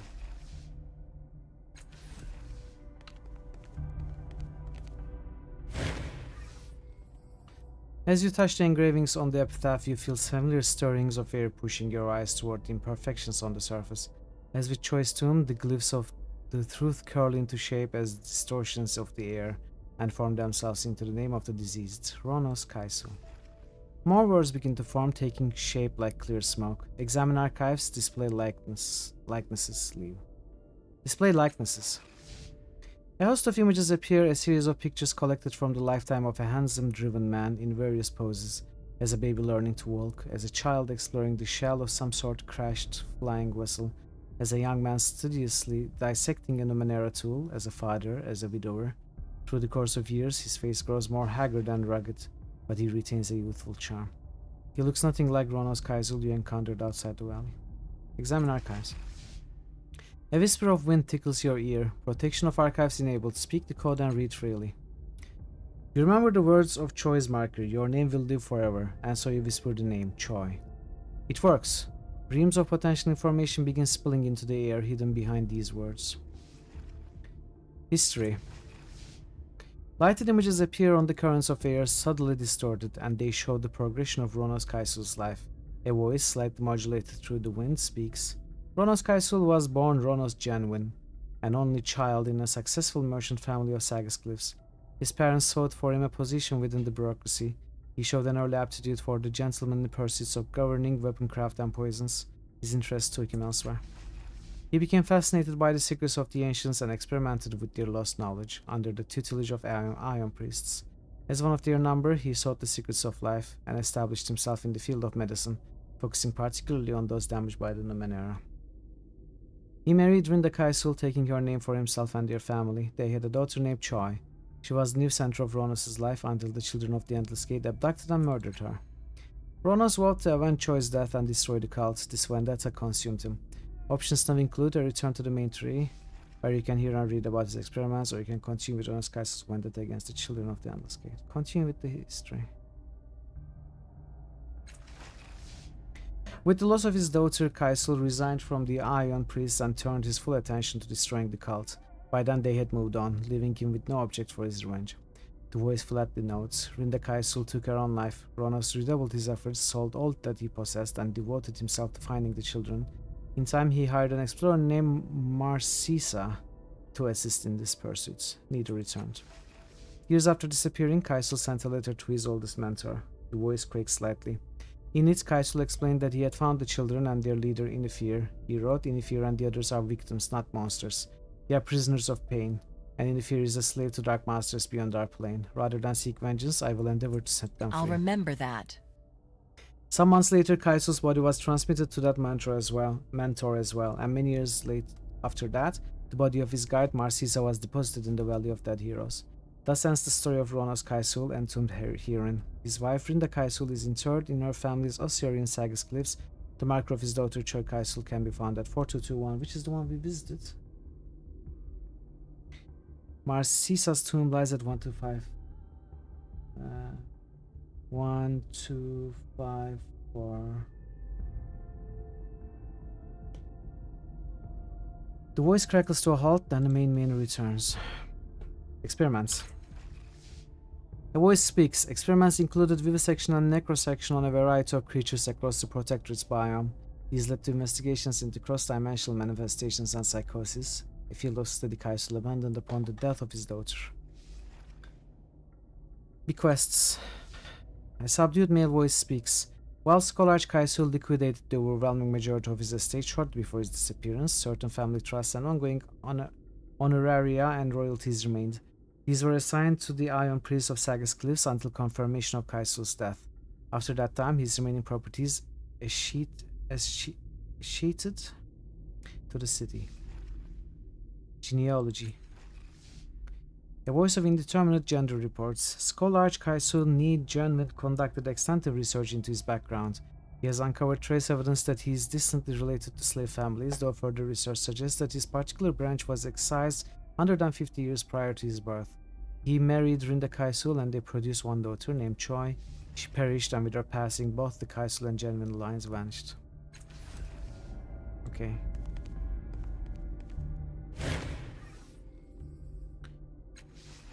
Marcisa.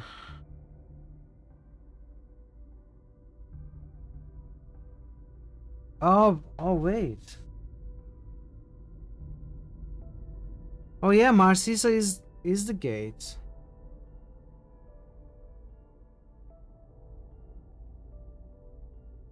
Huh.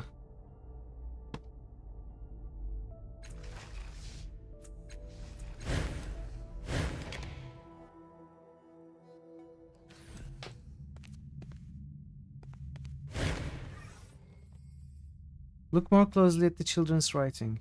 When you stumbled across this tomb before, you didn't know that you'd return on Rono Kaisul's instructions, but perhaps you should have known.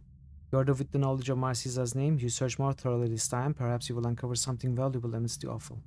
Look more closely at the children's writing. Incomprehensible scratches and scrolls, all of them. You can't make sense of them, yet somehow they fill you with a vague sense of vague and nameless horror. Amidst the bloody rants and paeans, you find a symbol carved into the stone itself. You recognize it as the sigil of the Children of Endless Gate, surrounded by scrolls to an unnameable and alien god. Try to read the name again. You cannot read the name, for it is obscured by splatters of blood smeared by the venerating touch of countless passing cultists. Still, you are fairly certain that this is the tomb of Marcisa, whose proximity to Inifir must be what inspired this display of, you hardly dare call it, devotion, but is certainly effusive. Touch the symbol. As you reach out to touch the symbol, a spark flares from it. You feel your tattoo blazing in sympathy. The rock under the symbol evaporates, as if it were transmuting itself into another dimension, revealing a large niche. Making a note. A mirror caster. Within is a thing of strange dimensions and impossible angles, spun from an unearthly metal that seems to flow as you examine it. Its branching limbs cross in a lattice that holds no clear pattern. Tidal energy seep from it, and you recognize the sigil of the changing god stamped on its base. What else it might be, this is a mirror caster. But not one you can use, at least not now. Someone has twisted it out of alignment, and it would be impossible to guesswork to return to its proper state.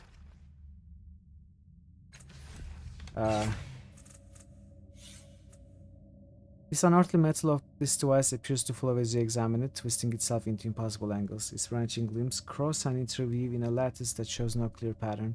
The device seems to push against the palm of your hands as if willing you to use it. This mirror caster is made of strange dimensions and impossible angles spun from an unearthly metal that seem to flow as you examine it. Its branching limbs cross in a lattice that holds no clear pattern. Its surface is hot and somehow restless, as if it wants to move, but cannot. Soft knobs press into the soft flesh of your palm, pulsing gently. But when you turn the device over, there's nothing there. The silenced voice of the mirror within sings to you, calling you to join it. I thought we couldn't use it. Access the mirror. Someone has twisted this mirror caster out of alignment. It would be impossible to guesswork to put in a proper state again. I will go back to Kaisul.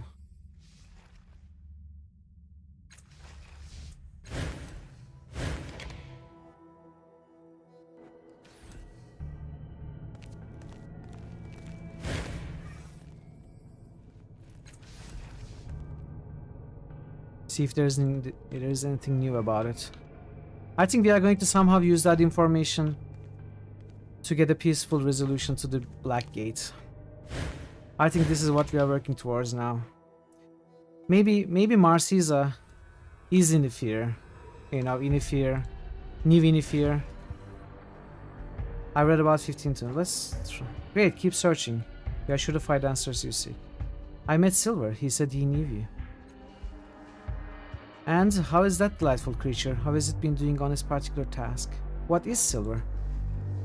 What kind of creature? A human, I suspect, though in a strange shape. He smiles to himself. A strange shape indeed. What answer is Silver looking for? Oh, that's for him to decide, but I imagine it's not an answer he seeks. More like he's seeking himself, or itself, if you prefer.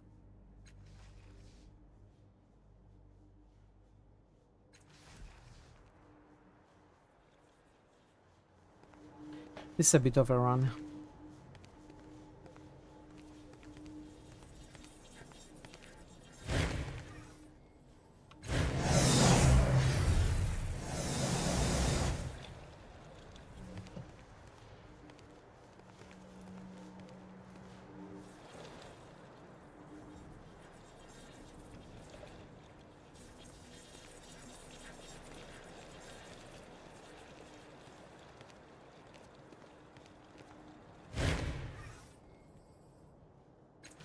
Okay, nothing new. What about this guy? Okay, we have to go into the gate. I think we did everything we could do. Obviously, I don't know, but I feel like we have done all we can do. I mean, we could go into Mila West first. Before dealing with the gate, I guess. I don't know. I don't know if we can even go in there. I haven't gone to that tomb at all. Wanting to leave it for last. But we have gone everywhere else. Fixing the mirror caster? I don't know how we can fix the mirror caster. Maybe Inifir or someone will fix the mirror caster for us after we go through the gate.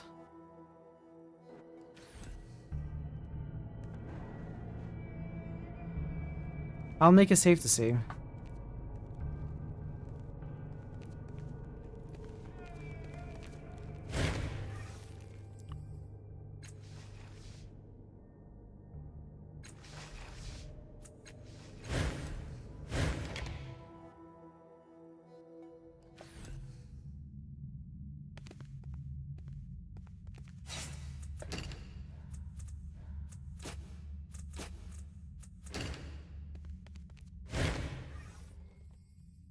Making a note.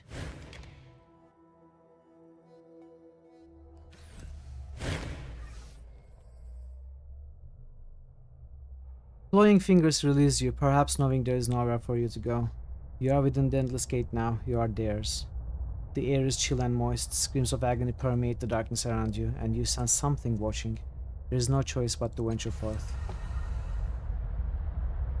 But must we gather our party before venturing forth? Several people have been flayed, their skins stretched into grotesque banners, faces contorted in a rictus of eternal pain.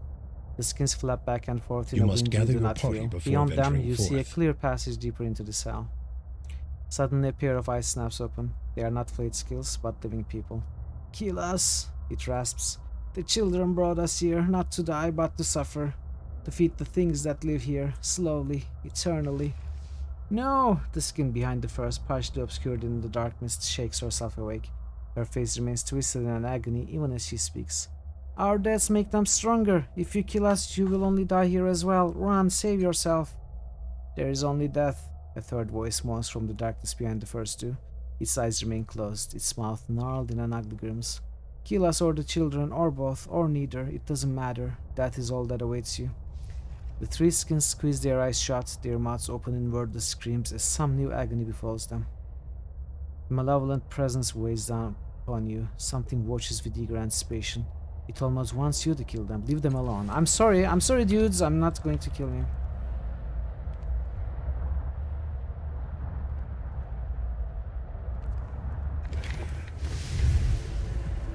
What? Rises?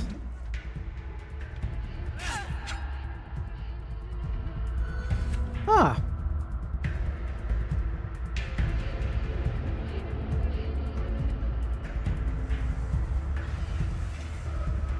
Let's see.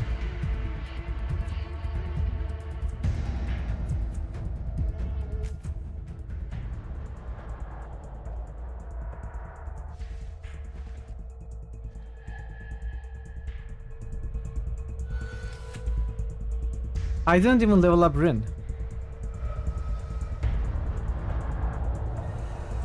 Well, I don't want to kill the cultists. I'm going to rush. See if we can do anything past them. There is something here.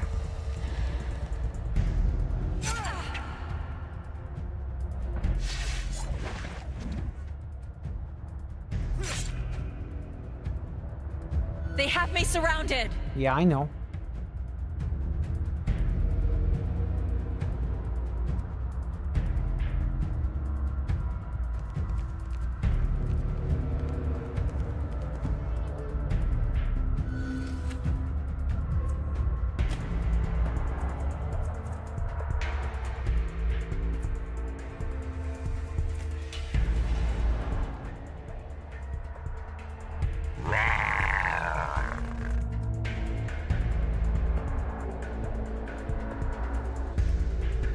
This is as far as you can go.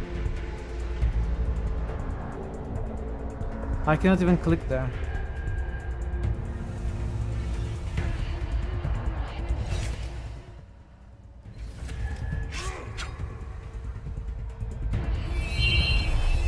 Oh, hello.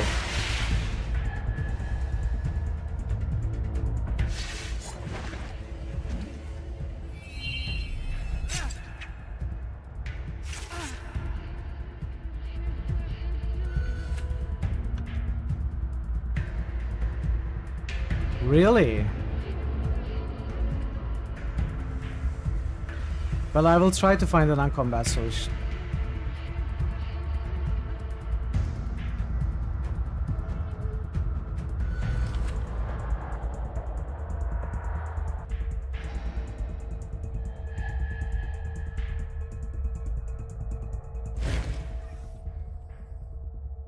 No, we won't kill them.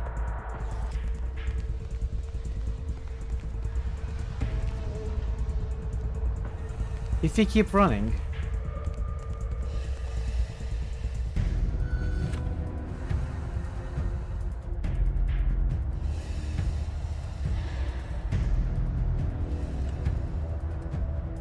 Okay. Flash. Quantum step, not flash. Come on, I'll choose an ally. No, choose yourself.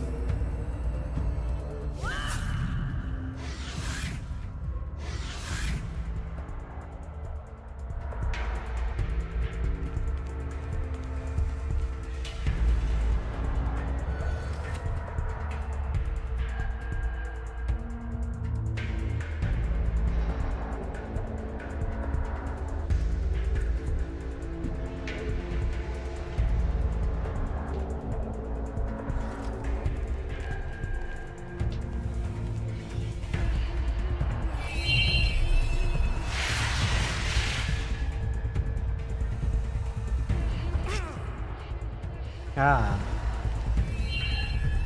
Yeah. If only there was more. Oh, there are more here. If only there were some special means of using the blasters.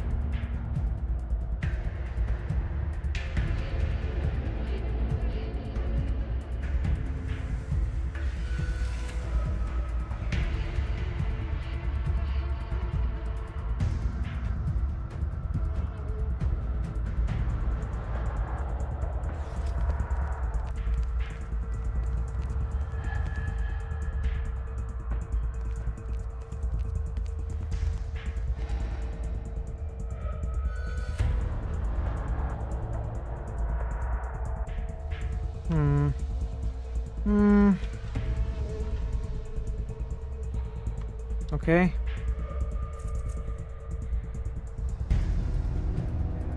Can I teleport myself here? I wonder.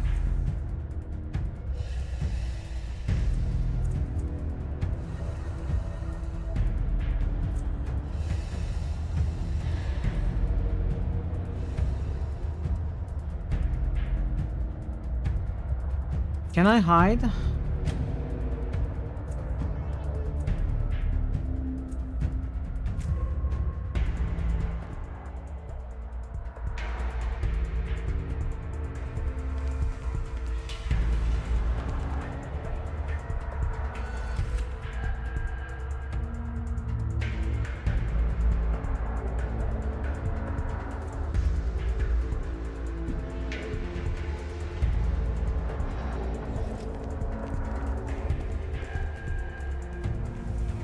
So inhale pulls the cultists back a little bit, even those far away.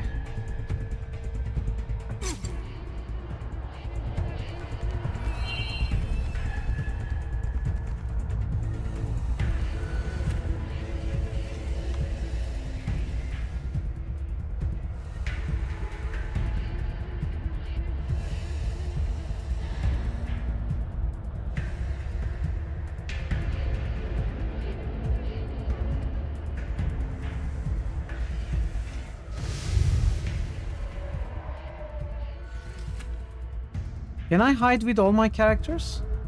Probably not Erytis.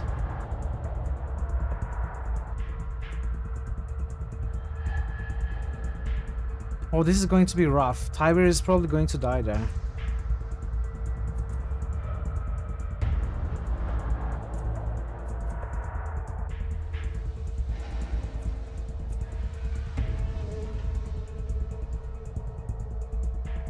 Tiber would die there.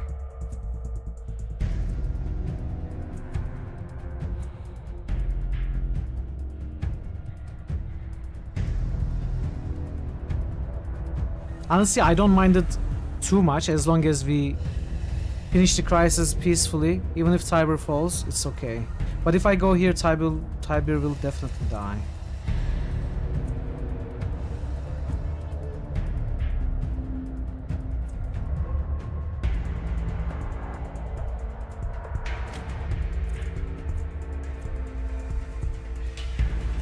Let's hide you.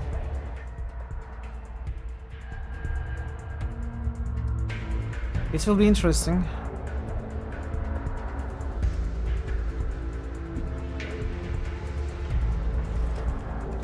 We may have to abandon the pacifist playthrough here.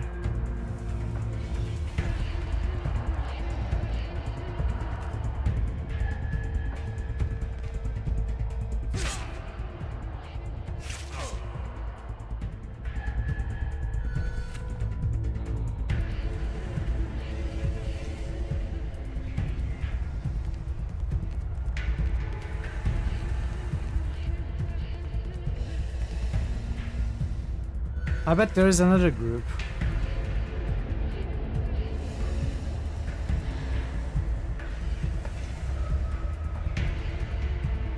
Now these four will act and kill Erytis, right?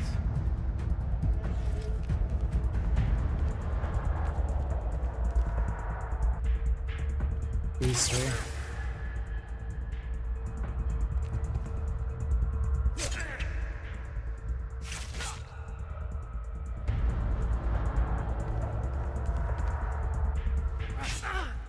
Okay, he's still alive. Stab some healing into me.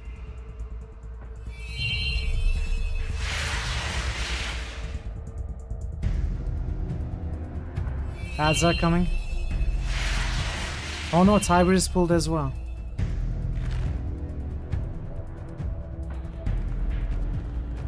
Oh, but it didn't eat us. Oh, I see. I see. I see how we can get them killed without us dying, without us killing them. But we will pause here. I will continue this crisis after the ads. I will also take a break, a few minutes. I will be away for like 5 minutes. When I'm back, we will continue trying this we may also give it a fresh attempt. I don't know, but we'll see. So yeah, thank you for your patience with the ads. I'll be right back.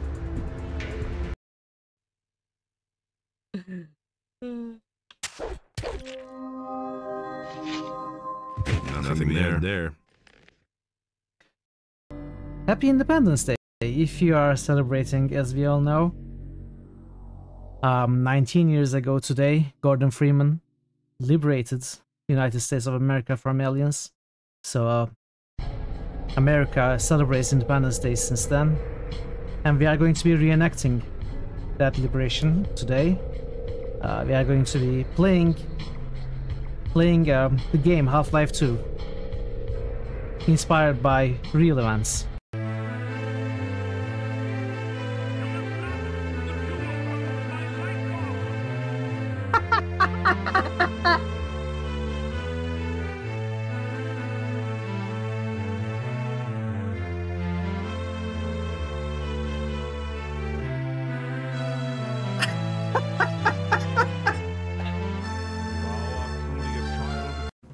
Why does the Bermuda Triangle have such a grudge against all those boats and planes?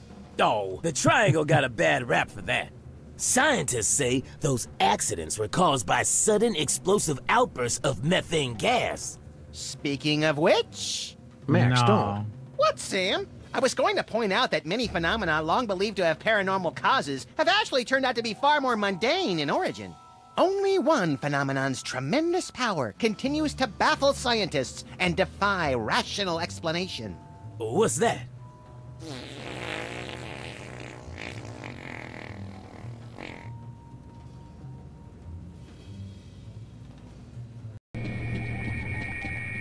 Yeah, good to continue. See, we are fine. I told you we were fine.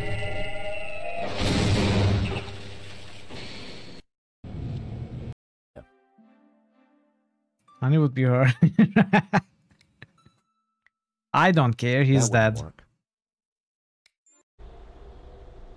Hopefully I don't need to gather my parties to venture forth. You must gather your party before venturing forth. You must gather your party before venturing forth. Yeah, they do, and they are amazing at grenade aiming. I don't think this is how this weapon is supposed to be used, but you know.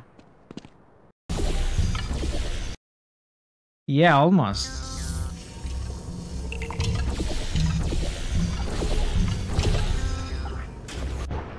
Come on. The game is choppy.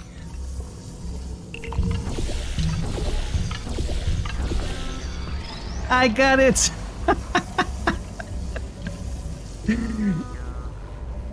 Is this how it's supposed to be done? Or is it... I will enter this room, not... Okay, I changed my mind.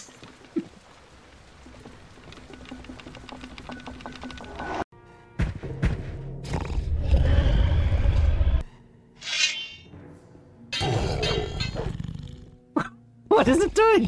What?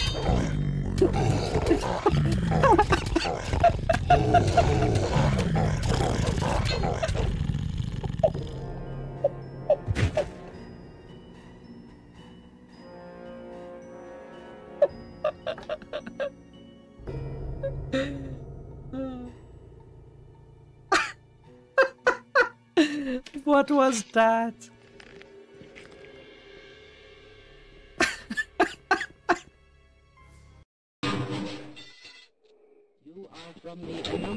I'll save you.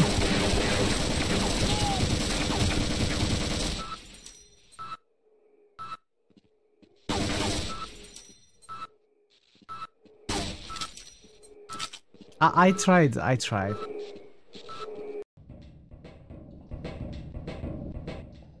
Oh, is it the jump? Can I fall on the first aid kits and get healed? Yes!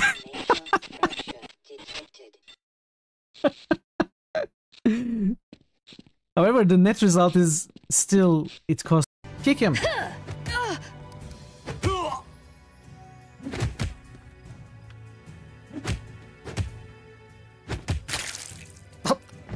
Okay, don't kick him that hard. Being a northern brother. Okay. Well, we won first try. We won.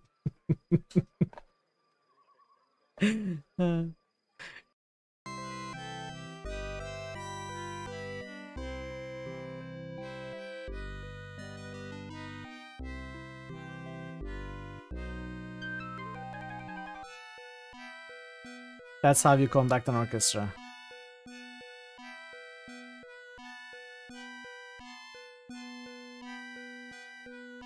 Hi. Don't pick at it, Max. It's too hard to get back in the socket. Jimmy, I don't know how I got here, but I'm sorry for all the things I said. Don't worry, baby. Now that you're back in my life, nothing can stop me now. I'm unbeatable. Thanks for the glove, Jimmy. I'm feeling full of the Christmas spirit already.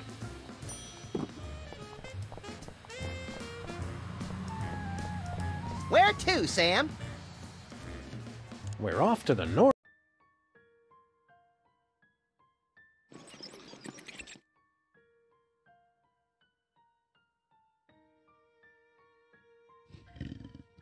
Okay. It's a big one. I have no idea what that is. That Revenant is trouble. This is so funny for some reason, I don't know. Sorry, chat. Okay, let's go. Your sandwich fell butter down on your keyboards. What? Why didn't you glue a cat to the other side?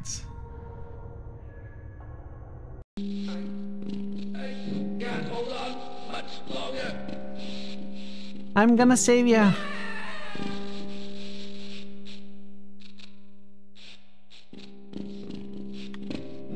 I did my best. I did my best.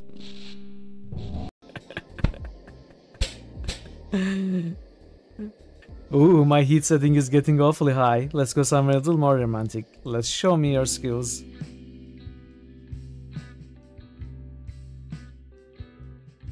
What are you doing?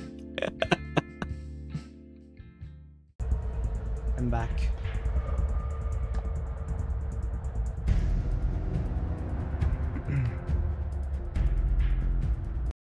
No boost? Okay, let's continue. Welcome back. Thank you, Thor. Welcome back. Thank you, Barrett. So obviously we can stay near these mouths, let them get eaten.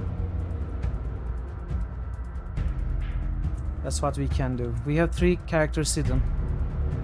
Ertis... When did Ertis die? I thought Ertis... Okay. I guess he did die. Well, now that all 3 of our characters are hidden, I wonder what will happen. Hopefully they won't eat Ertis.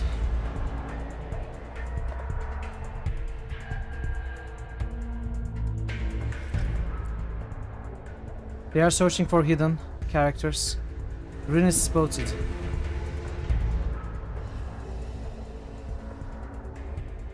So is Tiber.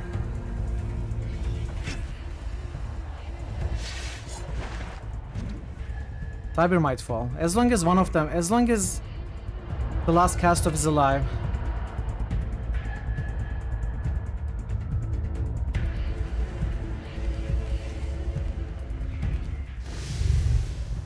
Perfect. Rin, just keep running. Just keep running. Can we do anything with Ren? Hastened. We could use Hastened later. I wonder how many groups are there. Maybe this is the last.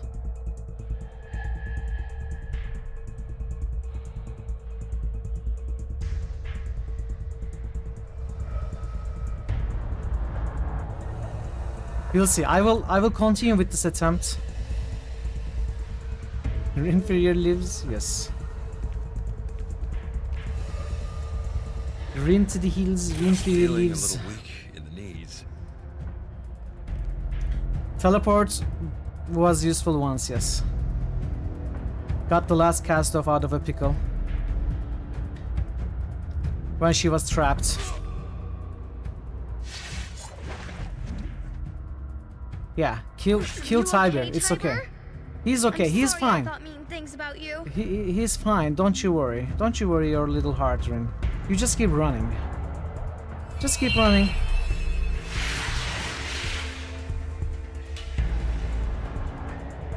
It's fine. It's perfectly fine.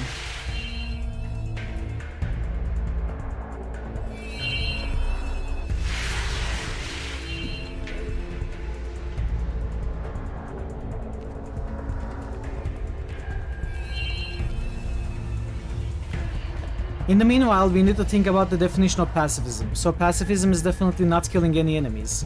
It doesn't necessarily mean not letting them die some other way. So if I let them get eaten by those big mouths, it should still count as a legit pacifist run. If they attack me, take bleed damage and die to the bleed damage, it's not necessarily me killing them, it's them killing themselves. That should also be fine. I think Rin is going to die here.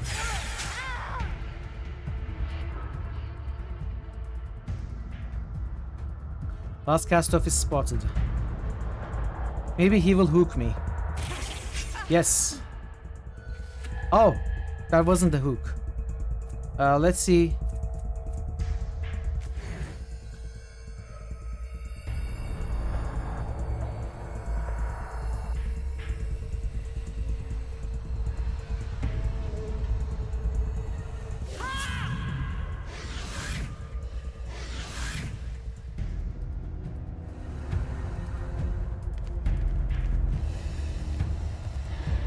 Let's see if the last cast-off will survive this.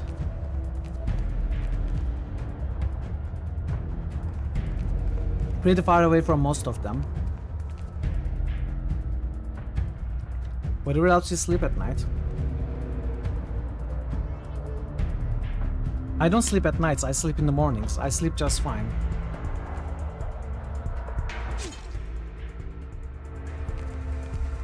It's easy to sleep when you're exhausted from lack of sleep, because you went to bed at 6 AM.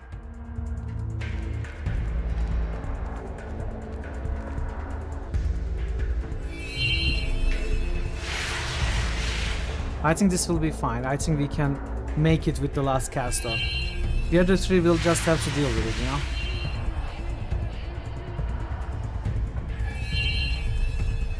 It shouldn't pull us.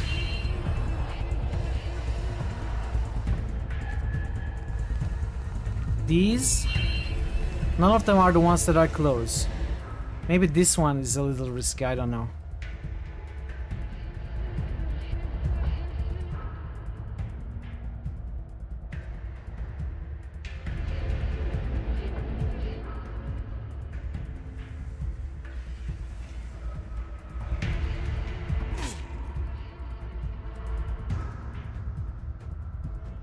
I could even hide maybe this turn. Get out of their scanning range.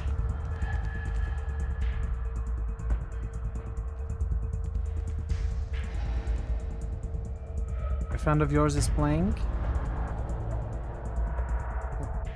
Oh, so close. Culture 1 for the first time. He just hit the big twist. His mind is blown. Ah, haha. Are they streaming? Let's just run.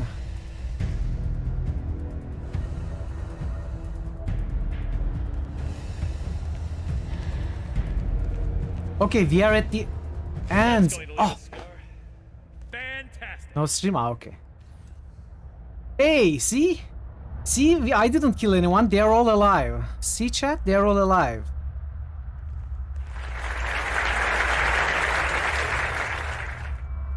Pacifism preserved once more. Peace wins, war loses. No cultists killed, they are all alive. It's perfect. I'm ready if you are. Let's level up. I'll increase your regen speed. You need that. Let's save, I guess. Kiatawa is here. I'm maybe slightly worried about this.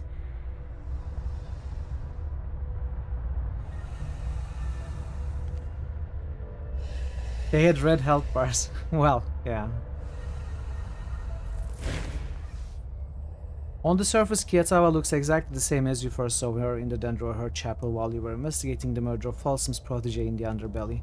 But some things have definitely changed.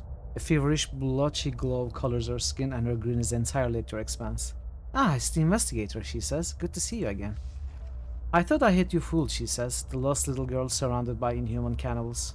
She shakes her head. We managed to underestimate each other, didn't we? You were spotted in the marketplace, that's what gave you away. Well, actually, I was told the answer. I didn't solve this myself, I'll admit. Ah, she says, shaking her head in wonder. Someone saw me in the seconds after I hit the corpse that changed me, and you managed to find them. You deserved to catch me. She grins again, but you didn't. She stares past you for a moment, the smile slipping from her face. I've been wondering, she says at last. What would have happened if I told you the truth, if I'd confessed the moment we met? Her eyes return to yours. What would you have done? Despite everything, I would have found a way to help you. Help? She says. So you're one of those. Let me ease your conscience, he smirks. The damage was done years ago. By the time I joined the Dendroher, I had killed 3 people who were trying to kill me. I had a voice screaming in my head that my existence was wrong. The Endless Gate saved me. It gave me peace, purpose. I don't regret killing Folsom Boy, she says, raking her fingers through her hair. His death brought me here. It brought me peace. Don't you feel guilty for what you've done? Stupid question. Why should I? Was life in the underbelly so wonderful? What did I steal from them that was worth keeping? She is nearly shouting now. My whole life I had a voice in my head, whispering, shouting that I was someone else, making sacrifices to the Endless Gate. Shut her up. Why should I suffer? Why should my life be a misery so other people can live? Anyone would have done the same in my place. Anyone. I was wrong. You do feel guilty. Her only response is a short, wheezing laugh. Are you happy here? She looks away, mouth set into an iron line. I should have known I'd find you here. What? She says, barking a laugh, glancing at the man beside her. You think I found a place to honor here? They don't trust me, none of them do. She snorts again, but she isn't smiling. Farewell. Ah, so it kinda ends like this. Unfortunate. At least we could have told her that we shut down the probability engine, you know? At least that's something we should have been able to tell her. This man is long-limbed and bony, unmuscled with a sunken chest, sparse hair on his scarred scalp, rags hang from his slumping body. He wears the cast of tattoo, but he's like no cast of you've seen. He regards you with bloodshot eyes, fever-mad. But just as the pupils remain black and pure amid the veins, you sense something hard and sane within the madness. His words are hoarse and dangerous. You come too far. Too far by far. There is no escape. None leave the gate. Hope no, hope speak, or not she will die here, or not should not have come. Such a pretty sister. Father's loving touch on every inch of you. Born to run among sunlit lilac, Selah. Singing Hayley, Hayley to the Gazla strum. Such splendid dreams. He scrapes at a lesion on his arm and cocks his head, listening. But you are the one who fell, aren't you? We smelled you cooking in the sky. Always a black woman, a falling star. Our Father in heaven never showers gifts snow, sows trouble, and the reaper comes to harvest. Crops we all are, till we come a cropper. Now you are wandered far away to where woe holds sway, poorly choosing when you chose. Chose woes. Here beyond the gate. Hate, hate, hate. He smirks, but you cannot tell if it's part of his madness or the hint of a method to it. The children love playmates, your nieces, nephews. They've learned wild lessons, as if from father's lips. Pain, pain. Thought with teeth, father did. And I gobbled up every scrap. Nafi sneers. But he kissed you, didn't he? Perhaps that's the sharper bite. He sees the twister merecaster in your possession and his eyes creak open. A sudden hunger and anger laid bare in them. Then it's gone, but you notice he glances at the merecaster every few moments, as though to assure himself it is still there. Life of my life, what does she have with what will be done? This broken merecaster, it's yours, isn't it? Making a note. Locked, little sister, not broken, or better yet, disarmed, unfanged. I scarred far and burrowed deep to make this mine. This mind primed for my mind, set to blast apart the husk our father left behind. He smirks. Or did you think it a toy, sister? A spyglass to scry past where our eyes can see, an iron bar to pry me open, a way to wallow in the soiled oily wake I left upon the tides. I found it, hid it, locked it. In your hand is just a ballast, nothing more.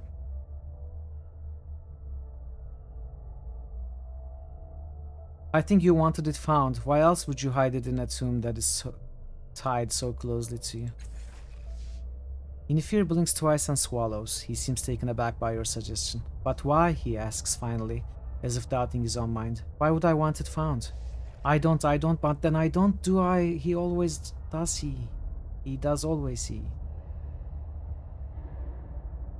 Because you want someone to use it to help you. Help! You are not the first to flash that fly above me, thinking I'll strike. But I see the barbs hiding inside, ready to hook at me at the first bite, ready to drag me out to where you can gut me, grope about inside me, grabble and garble and gobble what you want of me. He shakes his head. No, little sister, I'll stay down in the muck, but that bubble will stay safe in its lock.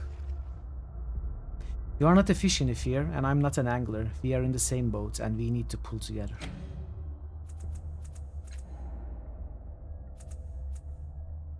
Let's go, 95%, Tiber. Inifir stares at you and you watch as tiny capillaries burst in his eyes, red wounds in the already bloodshot whites. His raw lips form half-made words that go unspoken. Each hand scrapes the other, raising pink ridges like dunes in the sunset. At last he nods and takes the Mircaster in his hands, twisting and turning it without his eyes ever leaving yours. He hands it back. Have it, he says. Have it all.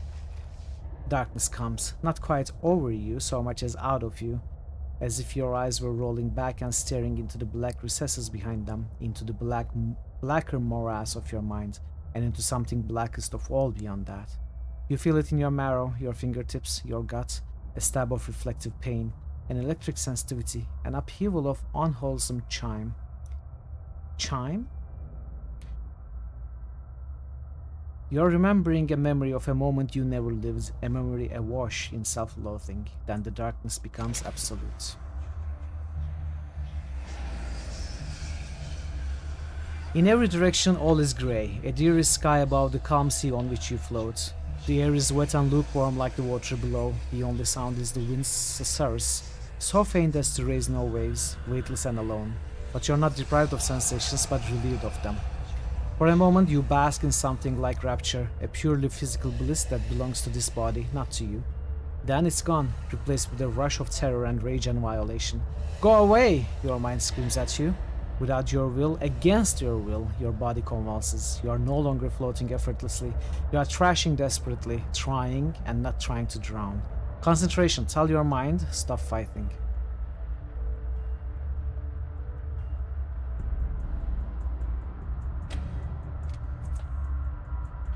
Let's go full 100%.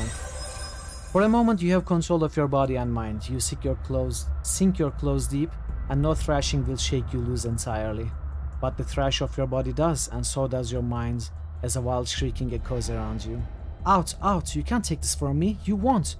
It's Inifir, only seized by a wild terror he never showed in the flesh.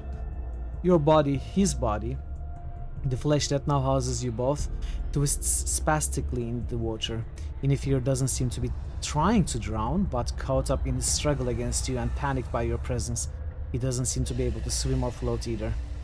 Why is his mind still here? This never happened before. You slip underwater and discover you are not alone. Dozens of corpses bob around you, some just a few feet from the surface, some in the darker depths. Among them is Choi Kai-su. It is no longer quiet. What had seemed the whisper of a breeze was, in fact, the droning of the dead. Now with water's amplification, you can hear them distinctly. Filth! Worthless sluts! Traitor! Nobody! Monster! Some jeer, shame! Shame! Moans another. Fraud! One cries out, clear as truth. Choi just weeps. Inifir's consciousness seems overwhelmed by your tumult. Your body stops flailing and is merely sinking, but his enervation affects you as well, and your limbs feel leaden and lifeless.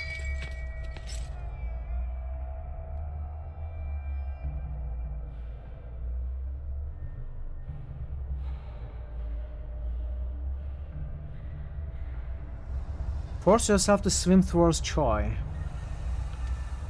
Every stroke is a struggle. This body is already weaker than the one to which you become accustomed to, and it balks at your commands like a spent anine. Inifir is not working against you, but his will sits between your thoughts and the body's actions. Consciousness may weigh nothing, but is dragging you down all the same. Helplessly, you gulp for air and swallow only piss-warm water. You fight harder, but lose even more ground. The weak light of the world above is already fading. As you sink deeper into the dismal sea, you can make out the shadow of something below the corpses. Something huge and ancient and awful, all fleet and hunger, which needs no words to convey how small and mean the meaningless you are. Loathing wells up, but not from below, but from within.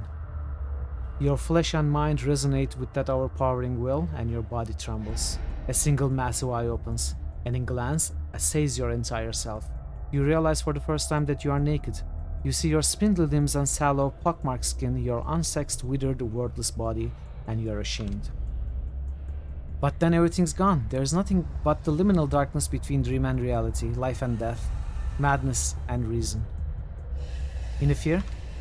At first there's no reply, but you know he is in here still, thwarted, sullen. In time he answers, "Who are you? You are not like the others, you are still awake. Scheming, grasping, you feel different, like him. How are you here? I've never tasted you." He pauses briefly in his demands, and you feel his consciousness brush against yours. "Who are you?" For all his frantic questioning, your brother is not yet the madman you met beyond the gate. His mind may be cracked, but it's not shattered. "I want to help you the way Ronos Kaisul tried. I'm a cast-off like you. I came here through a mere caster to help you." "No one helps me," Inifir snaps. "I know what you do, family. You'll use me for the gate. For your wars. No, I am no tool. I don't have to listen to you or the dead voices or the dark ones," whispers. He pulls away and falls silent. "Inifir, are you still there?" You sense his seething consciousness lurking somewhere in your mind, but he gives no response. Wait. Time passes or doesn't. The darkness does not lighten. Silence does not lift. Inifir is out there, you can sense him, but only vaguely. Besides him and you, there is nothing here at all. Even the dead are for the moment speechless. "Inifir, are you still there?" "Keep waiting. Keep waiting. Inifir, keep waiting." Wake up. This didn't work. You try to will yourself awake, but Inifir clings to the darkness, its solace and solitude, and forces your flesh back into slumber. This is how it will be, a test of wills, but for all his resistance, Inifir's consciousness soon retreats into the darkness of your mind, whimpering, giving way. It seems he has little stomach for battle. "Inifir, are you still there?" Keep waiting. Fight, Inifir, force yourself to wake up. You're on a hard bed, beneath a coarse sheet. Voices again surround you, their words the same as the corpse curses. "Slut," one chants in an endless mantra. Another mutters, "Shame, shame," punctuated by the slap of a rawhide. But those aren't the voices from the dream, only echoes. Your eyes open and you see as never before. Nothing's added Shame. or subtracted, but certain Shame. details. Take on new clarity, the mold blossoming from cracked plaster, the blemishes on the weary, raddled face of the woman at your bedside, the sores weeping on another attendant's arms. You're not just in Inifir's body, you're in his misery. "The master has awoken! The master has awoken!" the woman cries. She faces the others. "Let us give thanks." They kneel and she turns back to you, eyes gleaming with the pleasure of power. "Master, thank you for redeeming us in our suffering, for revealing how, by receiving the world's cruelty, we may escape the world's cruelty, we may escape the world's bondage." Her humility is cheap and hollow, but the others are deaf to the hypocrisy. They murmur their thanks. "Marcisa," Inifir sighs her name, and you are stabbed with his feelings for her, contempt and craving alloyed into something harder and sharper than love. So this is the woman who served as Ronos' guide. Something else nags at you, but before you can grasp it, Inifir realizes you are still in his mind and howls. "Out!" An amnesis forms your way into Inifir's memories of Marcisa. You plunge deeper into Inifir's mind and remember that day when you first saw the fraud in Marcisa's eyes as she showed the children that the wretchedness of their lives had meaning, not just some meaning, but the only meaning that mattered. She said it as she always had, but he understood then that, like him, she knew that the only secret of suffering was that it had no secret, no purpose. Like all Inifir's toast, this one is rotten, but it has rot's overpowering sweetness too. For here was a certainty, however loathsome he might be, she was worse. With that one look, Inifir understood that Marcisa had come to the same end as him, miserable among the miserable, not by fate or misfortune or fault of birth, but by choice. She came to grab the shabbiest of vanities, not even to be the first among the least, but to be second. So when the dead voices whipped up waves to drown him in self-hate, Inifir knew he could always cling to the fact that her shameless grasping after shame and keep from sinking into oblivion. The memory slips away and you are back in the bedroom seeing Marcisa all the more clearly through Inifir's eyes. Inifir, stop fighting me. Never, he hisses. We will war for every thought in every second of your occupation until you leave me be.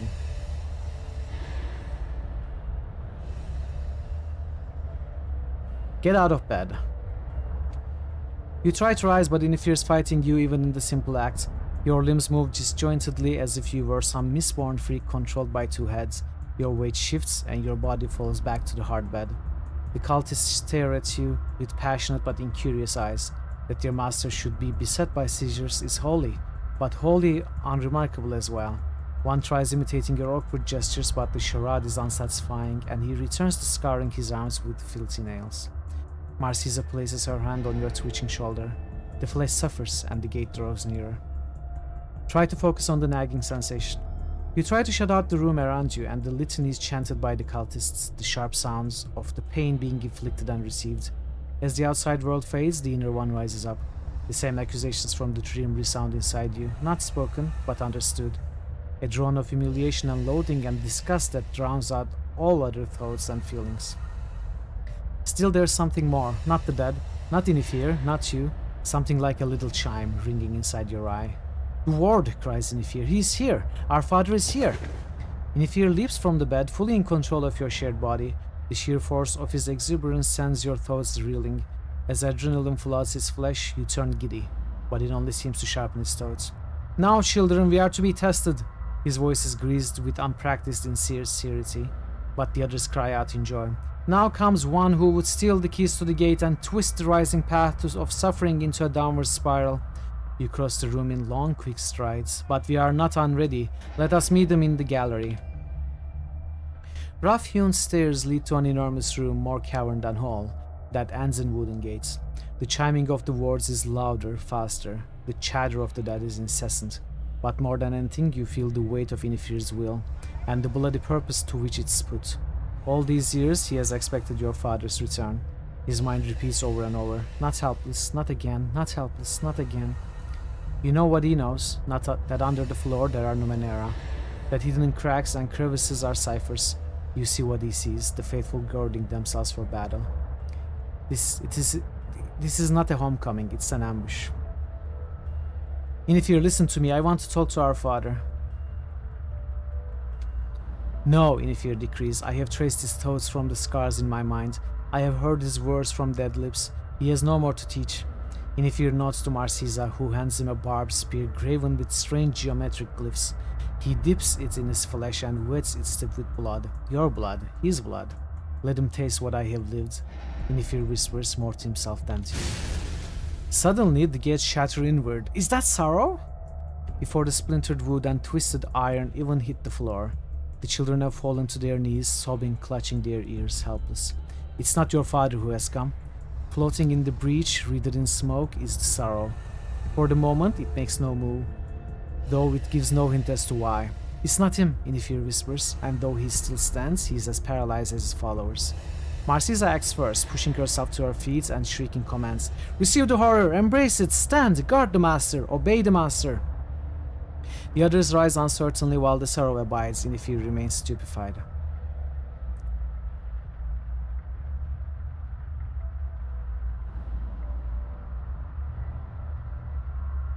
Study the sorrow. It's an object that defies scrutiny. You are certain it's the same thing you faced before, but it's different, and not just in subtle ways. Its texture and even anatomy seem altered, and indeed they continue altering before your eyes. But exactly how it's changing you cannot say, just as you cannot manage to wrap your mind around its contours. The more you look at it, the more your head aches. No, not your head, something else, something more fundamental. Whatever it is inside you that calls the tides and answers them, that is where the pain is. At last you break your gaze, unable to maintain it any longer. The sorrow remains unmoving within the breach in the gateway. It makes no gesture, issues no demands. It's waiting for something, or looking for something, pondering. There is no way to judge what passes within his mind, even if it has more than mere instincts.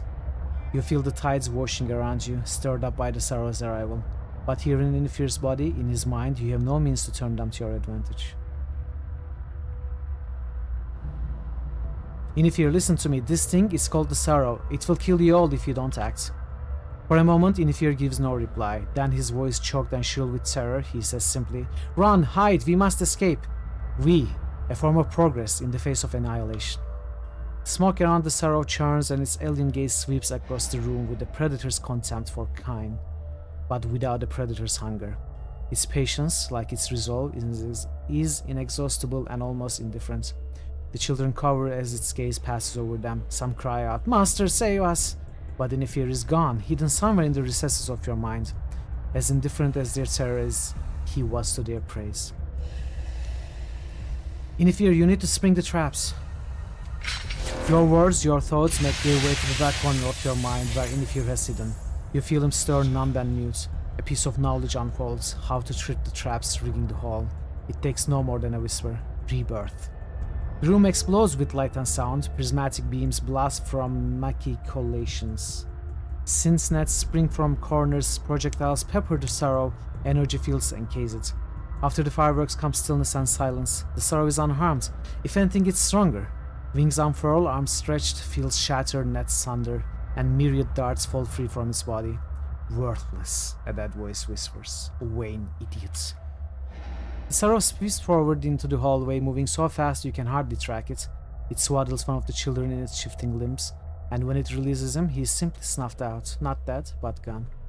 The sorrow pauses above its kill and seems to read the room again, seeking without finding, but implacable as ever. Throw your spear at the sorrow. You fling your spear with all the strength Inifir's muscles can muster, which is not much, not compared to the body you left behind. The weapon is surprisingly light. A masterpiece of the killing arts, it soars towards your foe as if steered and propelled by some internal mechanism. The glyphs glow. It gets within a foot of the sorrow before a wisp of smoke touches it, and the spear disintegrates into a cloud of dirt. A moment later, the tiny shards drop to the floor. The sorrow is not merely unharmed, but unfazed. As the sorrow begins to stir again, Marcisa grabs you by the shoulder, her nails drawing blood. "Enough," she hisses. She pulls you back, and you find yourself following. She is pulled Inifir back too, it seems. As you retreat, Marcisa cries out, "Stand! Rise upon the pain!" The slaughter that ensues behind you is strangely silent. Shuffling steps, half-hearted battle cries, smothered deaths. Marcisa hurries you through a warren of tunnels until you pass through another gate. This one not made of wood and iron, but of solid azure steel. As you pass through, the wall seals shut behind you.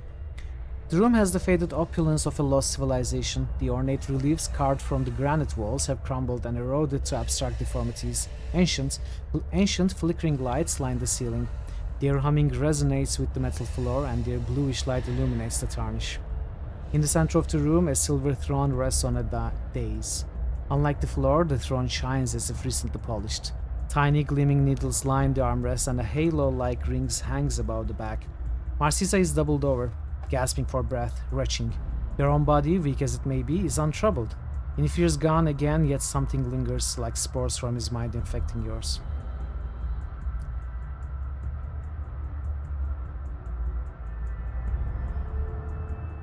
Inifir, your mind is bleeding into mine. Can you use that to give me choice remains before it's too late? Examine the throne first. As you study it, a memory bubbles up and bursts into your consciousness. Inifir sits motionless on the throne. Marcisa adjusts dials on its back. Your children gather around, like sub-lions seeking an audience. Now, Marcisa intones, be one with the master. Inifir has only an instant to ponder how he has consented to this abomination before the wasting overtakes him. The children wail, riot, soil themselves, vomit. One staggers to her feet and drags a dagger across her throat. Another gouges out his eye. They are hearing the voices, feeling the loathing that has festered inside Inifir. It's more than mortals can bear, it's sublime. His memory ends, his shame lingers. Marcisa rises to her feet, a bit unsteadily.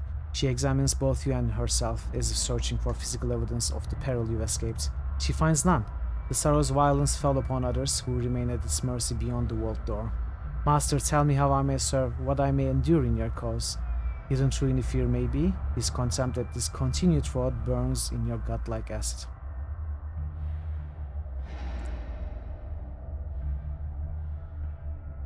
In fear, your mind is bleeding into mine. Can you use that to give me choice remains before it's too late? I pressed the wrong one. I pressed 4 instead of 5. It was something like, Marcisa, drop this charade. I know you don't believe in any of this. I didn't mean to press that one. Ah, well, okay. Marcisa frowns. Master, she begins before trailing off. She stares intently, perhaps reading in fear as easily as he read her. Eventually she shakes her head. You are wrong. There is something I believed in all this time. If I could help you find some good in all your suffering, prove that it gave hope to others, meaning to others, if I could lighten your burden, even a gram, then... She shakes her head again. We've all suffered in fear. There must be something good born from it, even if only a noble lie. Inifir's jaded senses can find no falsehood in her, and you feel him sink even further into despair as he realizes Marcisa is not the hypocrite he believed.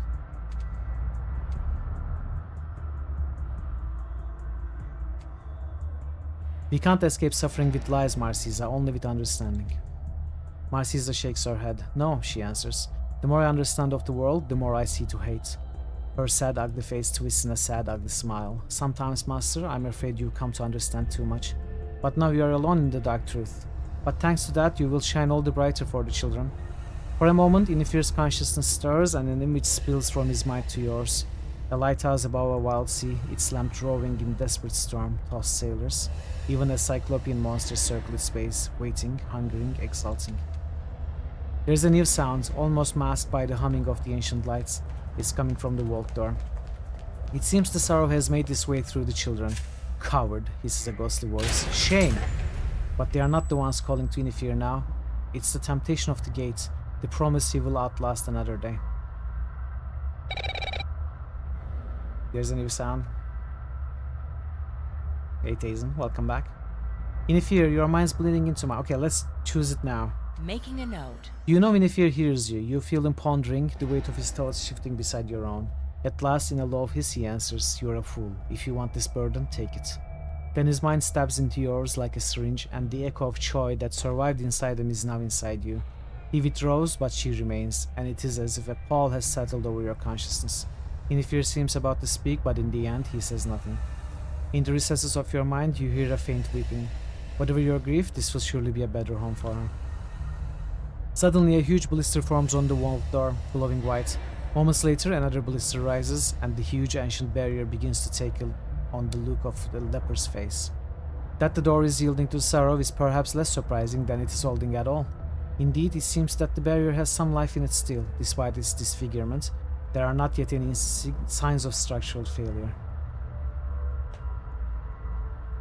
How does the throne work?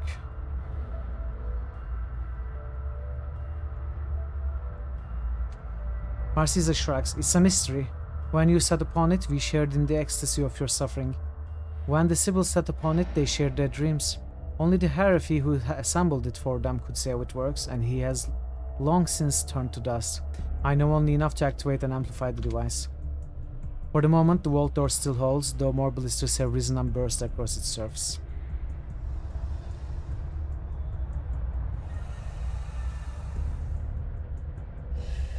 Sit on the throne and face sorrow in a final ambush, and you can learn more about your enemy, and Inifir can redeem himself.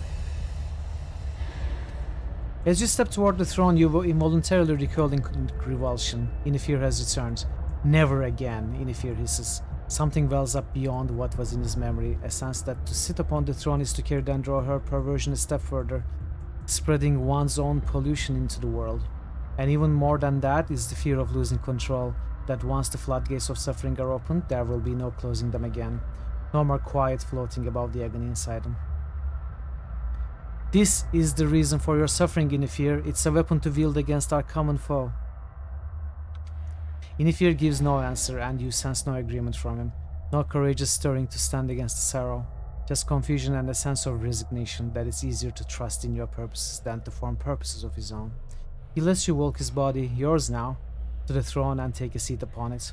The needles prick in your arms far more painfully than they should, and they hold you in place with myriad tiny barbs. But the pain passes, and when it does, you note the Marcisa. She takes her position behind the throne and reaches for the knobs. As she does, the vault doors burst open and the Sorrow enters. As the Sorrow pauses, you hear the click of turning knobs and feel the obscene swelling of her thoughts. Every door in the columbarium of Inivir's mind swings open, the shame and anguish and loathing in third within stirred alive. The torment does not live in fear, but merely spreads outward like rancid oil on water, lapping in ever larger waves as Marcisa raises the throne's power. The Sorrow senses the attack. Its form shifts as if to make a shield against Inifir's woes. It rushes across the room towards you, so fast but too slow. Slow enough to absorb a long lifetime of suffering. An alien shriek fills the room, or your mind, or both, and then the Sorrow is gone. The throne's power fades and you go limp. Inifir returns. He rips his arms from the throne, flesh tears, and he bleeds heedlessly. He is searching for something, and then he finds her. Marcisa lies crumpled behind the throne, her face a rictus of pain. Her eyes flick back and forth as if trying to look away from something too big to avoid. A sound comes from her. It's hardly human. She's hardly human. Just a lump of ugliness and agony. Inifir takes her in his arms and says aloud, "You can go," to you, or to her, but not to himself, because the last thing his mind shares with you is the certainty that he can't escape and the sound of a voice keening, "Shame, shame." I don't know if we reached whatever our aim was, whatever our goal was here. I guess we'll see. Never has your body been a more welcome home than when returning from Inifir's mare. Though his wretchedness lingers in your memory, you see again through your own eyes, and even this horrific place seems more wholesome than the refuge where Inifir faced the Sorrow.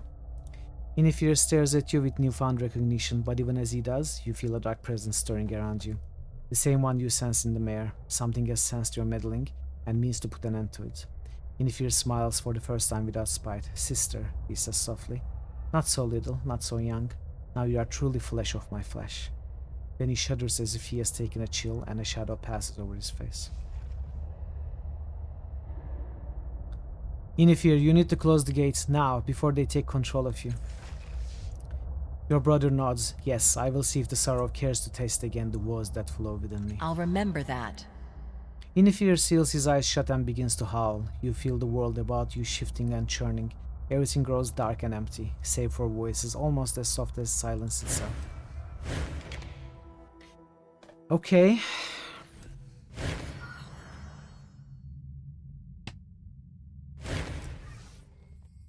Somehow, Inifir's decision to close the gate forces you back outside.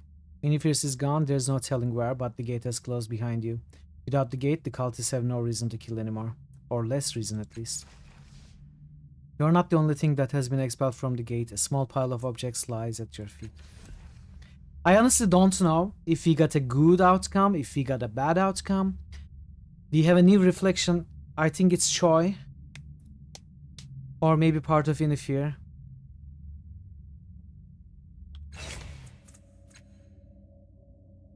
We closed the gate. Maybe yes, maybe no, maybe both. Was there something more to be accomplished there? Those of you who played the game, did I miss something? Or is this... does this always end this way? Did I miss something important or cool or a better outcome or something? If you know, tell me. I'd like to hear. Impossible blade. Enigmatic sphere.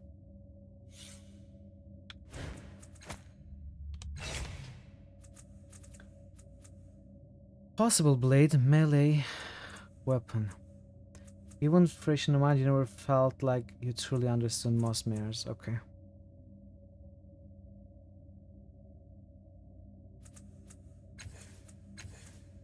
You could give it the Tiber, 8 damage plus 4 per effort.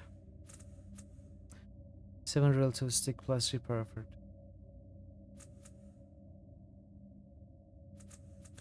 Let's switch. It was cool, it was a nice story. And we did the quest, so...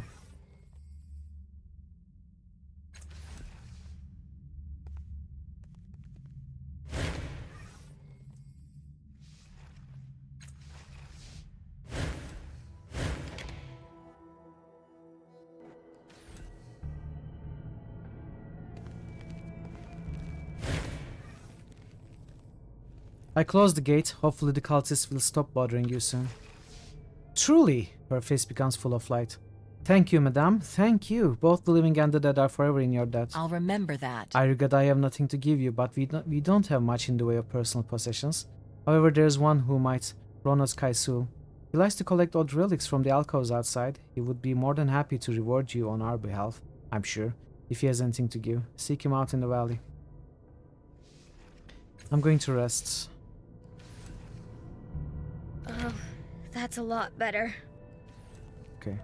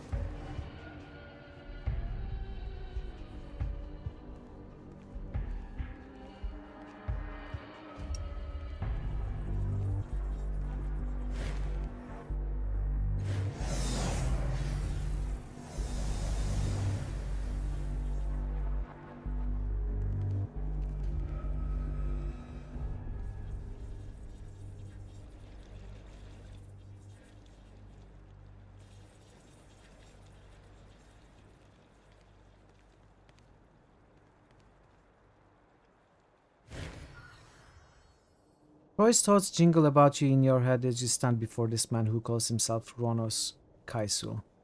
She starts with alienation and rage at this theft of her father's self, but with the fickle speed of youth, her heart changes, thudding along until it reaches its ultimate conclusion, that this is how the world reworks itself and tries again, like a child kneading clay between her fingers and dreaming of all it can be. Then you're alone again in your mind. Oh, wait. Wait, farewell. I want to try something before I do this.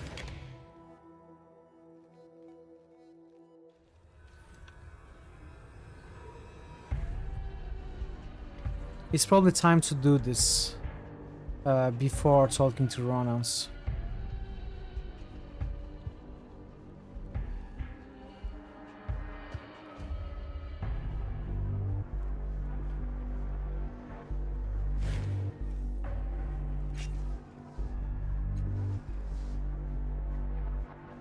You collapse, vomiting as your stomach and intestines are eaten away and the water attacks your internal organs. Then you lie there, retching and heaving until after far too long you die. Faltering. I'm hurt.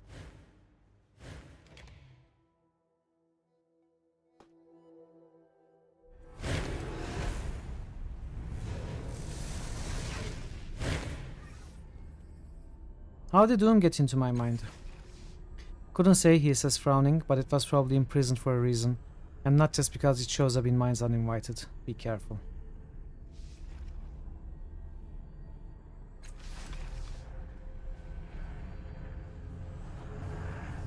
Choi is here. Inifir is here as well. Let's talk to Choi. The transparent form of a girl, Choi, you realize, huddles here, clutching herself. Her eyes are closed, her breathing slow and even. Other than the rise and fall of her small shoulders, she is utterly motionless. And that makes the sound she is making all the more audible. It's a moaning coming from the back of her throat, a low, guttural sound of fear and pain. The sound rises, surrounding you like an invisible electric force in the air, a chorus of 1,000 soft screams cut short. The hairs along your arms rise, sizzling.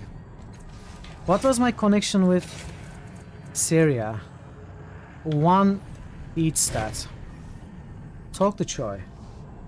The knuckles of her small hand tighten around her arms as you lean closer. How are you? She flinches as if struck but does not respond. Are you alright? She shudders at your words. What happened to you? She holds herself tighter and shakes her head. Can you talk about what happened? She stares at her feet. Her head shakes just slightly. Form a connection. You open your mind to hers, and icy terror pours into your mind, filling your veins, clutching at your throat. You breathe, forcing the foreign emotions away, and the physical symptoms subside, for now. The rigid line of Choi's shoulders relaxes a fraction of an inch. You appear to have taken some of her burden from her. Oh! Oh! We can form several connections.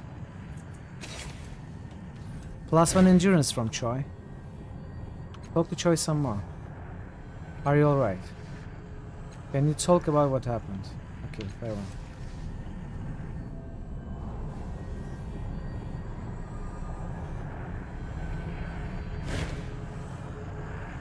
The pale image of Inifir regards you with empty, war-worn eyes. It's an emptiness to drown in, a pit that can swallow all the empathy and the heart you can give without being filled even a bit. Like all voids, it beckons and seeks to drag you in. I would speak with you, Inifir. Inifir shrugs a spectral shoulder. It is the lot of scabs to be picked, the mark of the weak to be packed. Mind my wane, sister, with thy wane mind. How did you get here?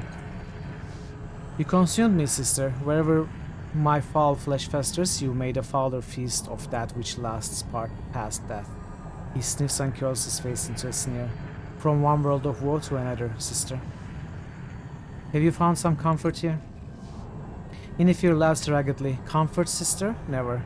I crave the grave breathed from me. I crave the one you cleaved from me. I yearn for peace you thieved from me. And none can shrieve this slave you made of me, or save the salve you slaved through me. He gasps for air to fill his ghastly lungs, then hisses, She is gone, sister, yet we endure. The world cannot purge itself of our rancid lives. Our father's curse courses through us both and denies us death's kiss. How can I help you, Inifir? Unmake me, sister, unwind time and tides, or break the causal chains that drag the present down to the past black depths, or blot my tale from the scroll of days to come. Inifir curls his lips in a smile that is more a snarl. But you cannot, little sister. Even the changing god could not change a thing, and you are but his walking shadow. Is there no way I can help you? None indeed, sister. Can you teach me how to open the gate? Play your soul, sister, and wallow in the salt of torment. Swallow betrayal in choking gulps and live among the lost as a false prophet. When you have born and birthed that pain, when you have burned and burst with that pain, then ask, how do I open the gates, brother? He smirks, and I will answer, never will I teach you, traitor.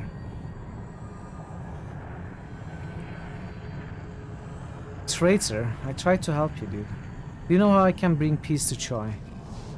Inifir shakes his head. I know of no cure for life's ills but death, sister, and I robbed her of that reprieve to shield myself from guilt's bright light.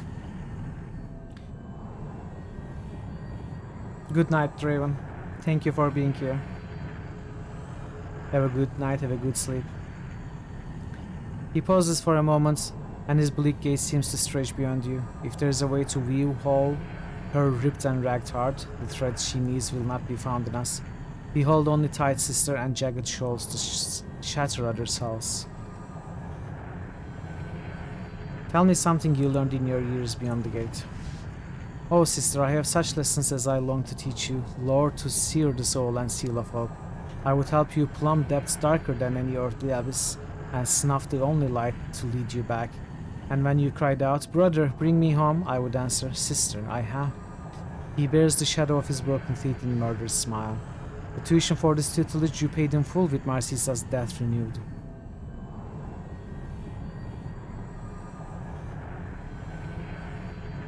Come, tell me something you learned. No, sister, there are lessons not fit for words.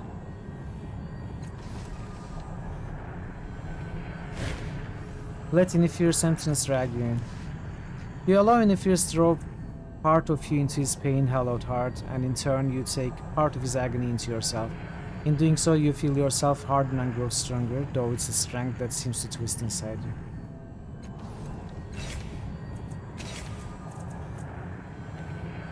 Draw strength from madness, but pay a cost for that strength. +1 might edge, +1 training level in intimidation. Skill, -1 intellect pool. That's okay. I can accept -1 intellect. Ads are coming. I guess we'll stop for a moment, run the ads, and we'll continue after.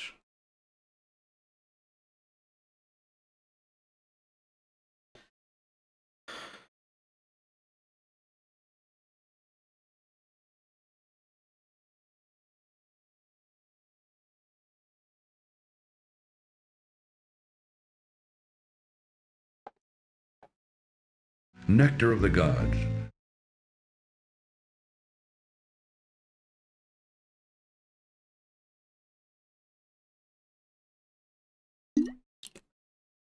Thank you, Barrett.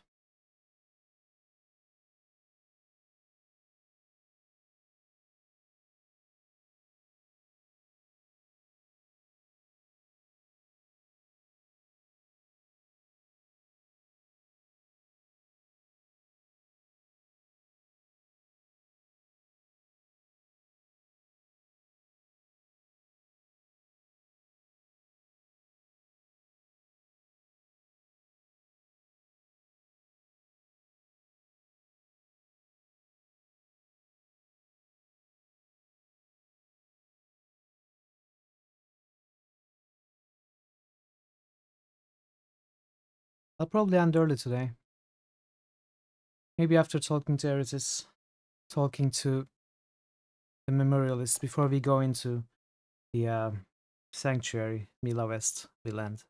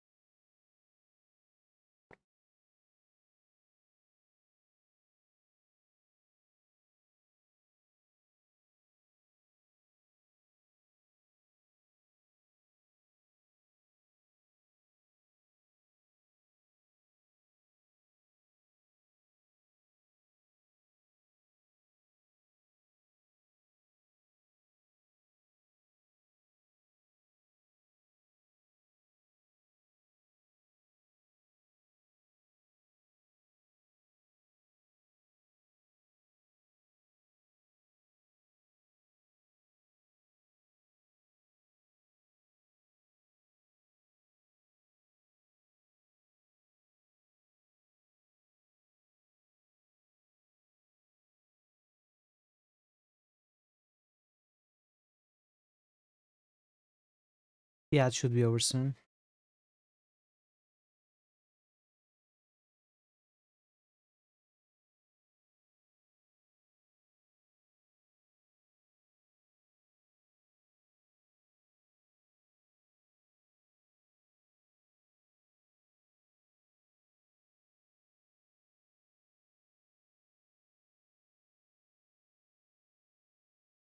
Hey, GM Farmer. Sounds are fine. How are you doing? Happy Sunday. Welcome back from the ads, everybody. Standing around is kind of nice. The reflection before you resembles Eritis, but an unmistakably older one. No golden glow surrounds him, he is plain weathered. His hair is streaked with grey and white. His mind is blank to you, dark. His eyes are wild with the weight of his thoughts, but you can't hear any of them. What are you doing in my head? You found my herding stick, he murmurs, staring at the ground. I put it down before I opened the black box and demons came out. They filled every part of the alcove and they filled me up. He takes a deep shuddering breath. Most of them are inside me now, shouting and watching. You found the ones that were left and they brought me here. Tears fill the wrinkles at the corner of his eyes. I don't understand what's going on here, are you Eritis? Yes, I'm me. I'm the me that lived alone in the nameless field with his yawl. He named them and tended them and clipped their yellow wool. A tear spills down his nose and drops to the ground. I think they're all dead now. No one fed them but him, and he's gone. I'm gone. A dark red light rises in his pale eyes. That was a long time ago. Before the demons came out of the black box and filled me, before I was called to adventure. The louder words tear themselves out of him, and he recoils from them, covering his ears. The glow ebbs from his eyes as suddenly as it came. That's one of the voices I've been hearing in the other Earth's mind, isn't it? He nods, still clutching his ears. They are the loud ones, the brave ones who make me be brave. The other ones whisper, they watch, they are hungry. Indigo flickers at the center of his pupils like a distant bonfire. They want me to die. Earth's mouth doesn't move, but the words seem to come from him anyway, hissing from the depths of his throat. You want to be free of them, don't you? No, my life will be boring, useless without them. Earth staggers backwards another step. pressing his lips together. The red and indigo flames coiling in his pupils subside until only one pale blue remains. Yes, please, I want to go home. I want to find my Yol and go home. Drive them out of me, he says softly. Please, I don't want to be me anymore. I want to be him again. Why can't I hear your thoughts? I don't know. I think they're holding them, living in them. He chews his lips until it's raw and bleeding, infesting them. You mentioned the Yol before, what is that? Earth creatures, he says, and a look of calm happiness drifts beneath his troubled face. Soft yellow wool, milk and cheese. Something like grief descends through his expression, devouring his brief happiness. My herd is lost now. I think they're gone. It sounds like you like being a Yol herder. Not until I wasn't one anymore, he says, dropping his head. I lived in the nameless field where my mother was buried. I liked making songs in my head, but I hated that field, that leaky house. He presses his fingers against his hollow cheeks. I wanted to leave it all behind, to sing for people, for meals in distant taverns. But now I wish I could go back there, sing to my animals and sleep where my mother slept. Do you have any idea what kind of demons are inside you? I don't, he says, shaking, but I feel them, hear them. He licks cracked lips. They glow and keep me awake. They shout and whisper. They live in my veins and cling to my spine with tiny teeth. How did you end up with those demons inside you? One of my Yol wandered into that dead valley, he says casually, but his hand is clenched in his side. His tracks went around the alcove and I decided to sleep there for the night. His fist is shivering. I heard sounds inside the dark box on a shelf and I opened it, and ever since, I've been buried by them, by the other me, screaming and crying, never sleeping. He rubs his eyes with dirty knuckles like a child. I never found my Yol, and now I never will. They don't let me sleep. I'm hungry all the time. They don't think of me as real. I'm their toy. How can I help you drive out those demons? I don't know, he says, eyes widen, and you see a mocking flicker of light as they course. Find healers maybe, or doctors. Maybe we find the Yol. Maybe we find the Yol and Ertis will remember. I don't know how we can find though. Probably that's already. Can't you think of any way we can get those demons out of you? I don't know, he says, sagging, but healers might, or doctors.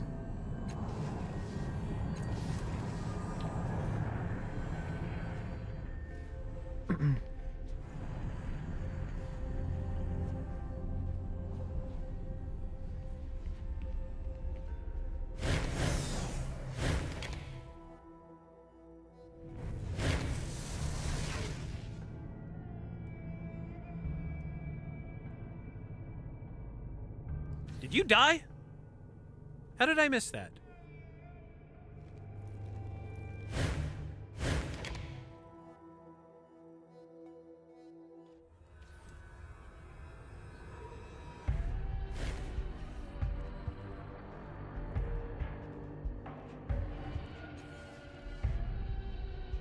Do you remember talking with me inside my head? Ertis blinks at you several times. That is the strangest question I've been asked by someone else in the last 2 minutes. He stares at the air. No, I think I'd remember being in your head. It seems like you'd have a nice one. You're sure you don't remember talking with me inside my head? No, I don't. I wish I did though.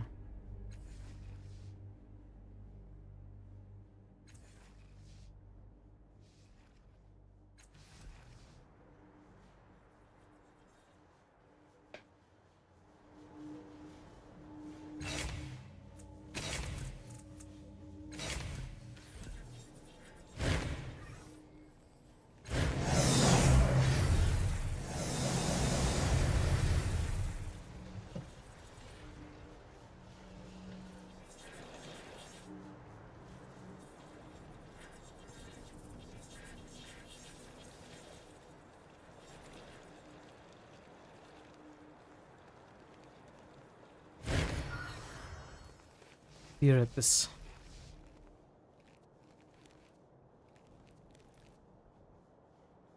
I don't know if I did. I can look again. Oh yeah, there was the alcove, that's it. His eyes alight when he sees you return. The children of the Endless Gate have curtailed their activities, but I have no doubt it was due to your actions. He pressed the device into your hands. Please take this as a token of our gratitude. Making a note. Truly, I don't know what brought you to the valley, friend, but we are all grateful that you came. Is there anything else I can do for you? Oh, interesting.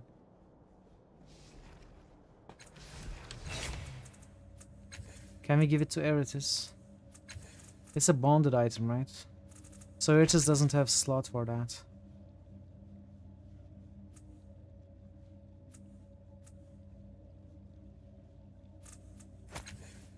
What if I give this to you?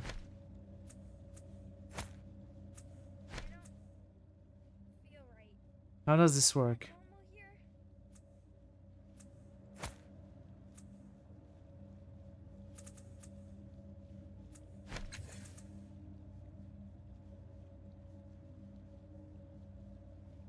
Let's keep it for now. Let's not give it to anybody.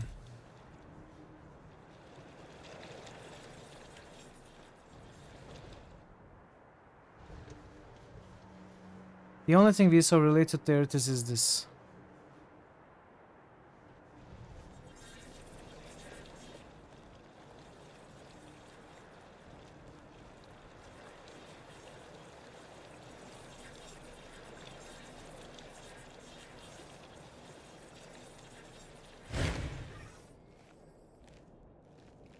Bond with the darkness. Wait, what's that? Bond with the darkness. You reach out to touch the lens of darkness. It stabs forward suddenly through your head and into your chest. There's a flash of pain and you can feel its desperation. It's need to be connected. Then the lens recedes, but something remains lodged in your chest, pulsing alongside your heart. You also feel more sharp and alert. It has given you a piece of itself. Okay, I don't know how this dialogue option appeared. It wasn't there before.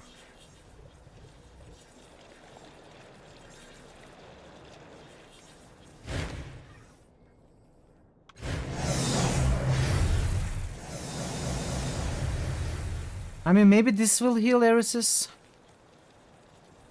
This thing, would it heal Eretis? This pyramid, full healing powers? I wonder what it means. Activate the pyramid's full healing powers. You run your hand over the pyramid in a pattern you discovered, except this time you keep going. The white light fades as you do, but a feeling of well-being and strength fills you. As if the lights were being transferred directly to your heart. When you are healed fully, the light fades to nothing. No, this is not it. This doesn't heal Eretis. I thought maybe it might.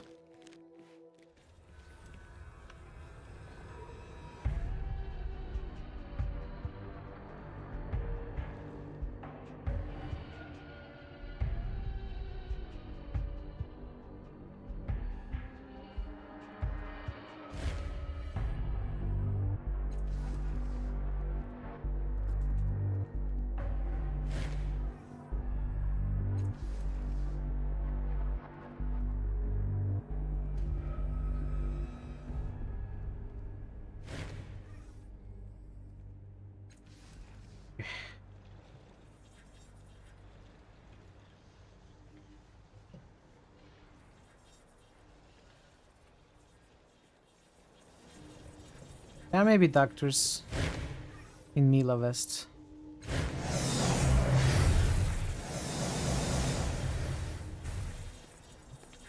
I don't think any of this is the solution to Eretis.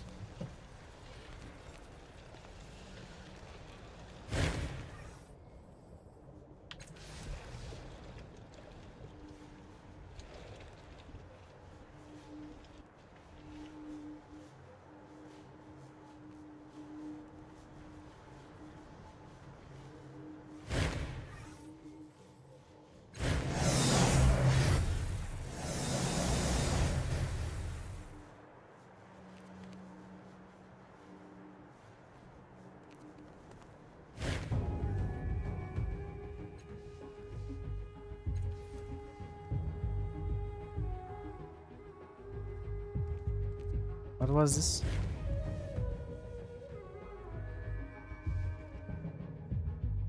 Oh. Oh. The floating patch of darkness before you looks like a dying minim you saw earlier. Only this one is even more closed, furled tight like a black unblossomed rose. as if looking for something to bring it to life. And suddenly you know what that something is. The pulse in your chest, the bone from the dying minute below, becomes stronger in the presence of this one. The feeling of desperation is almost unbearable. It wants, needs you to connect them. You also sense, however, that doing so will hurt you, taking you from the clarity of mind that bonding with the dying Minim had given you earlier. You will give life to the pair, but not without cost. Establish the bond between the rifts. You release your hold on the pulsing life inside you. Darkness wells up out of you, through your chest, your throat, and flooding out of your mouth. It chokes and burns, leaching energy and alertness from you as if feeding the newborn thing with your own vitality. After what seems like an eternity, the pain subsides, followed by an overwhelming feeling of relief. The effect on the darkness is miraculous. It quickly becomes more diffuse, less a cloth and more a cloud, expanding, unfurling, until its dark center is revealed. And within that center, a pulsing red light and a welcoming warmth that carries with it the echoes of sounds you are not hearing around you. Examine the tear in space. The more you look at the Minim, the more it seems to you like an unpollinated flower. It's dormant and looking for something to bring it to life, but what? You step into the warm red darkness and it swallows you, turning you into smoke. Alright, shortcut. You could have kept the intelligence.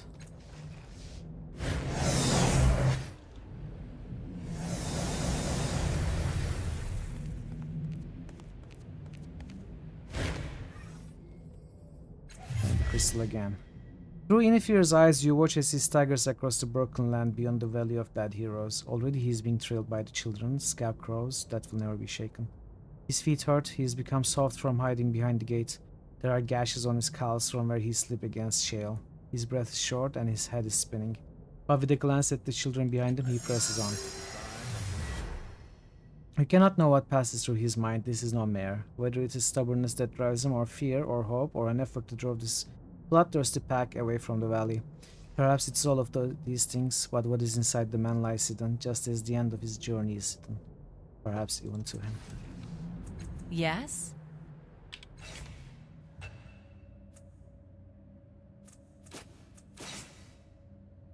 Let's get a new skill. But what new skill would I want? There isn't really. Persuasion is helpful. Ability, don't care. You could increase intellect edge. Let's increase the efforts. So we can spend more intelligence.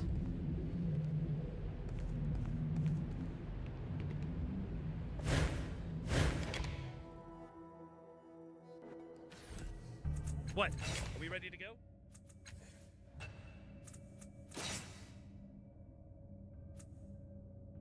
Endurance.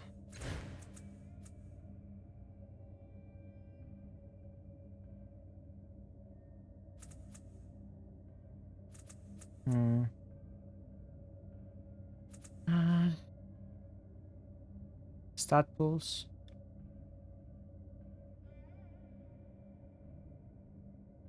Give him some intellect. Do we need to give him intellect to fix him? Maybe. Maybe he gets better if we give him intellect, but I don't think so. I don't think they would go for a mechanical solution like that, but maybe they would. Honestly, it's not out of the realm of possibility that you need to give Eret's intellect to get a good ending for him. I don't know. It could be possible. Yeah, that's what I'm... Well, not stupid, but he never thinks. He never thinks. Maybe if we give him more reasons to think. We could give him a speed edge. We could increase might even more.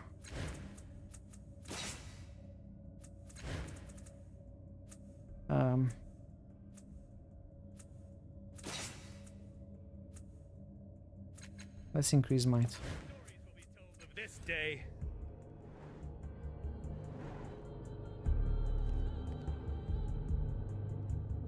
Do I need to rest?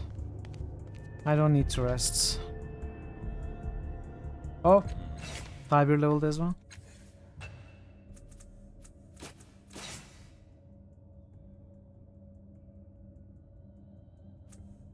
Would give him stealth.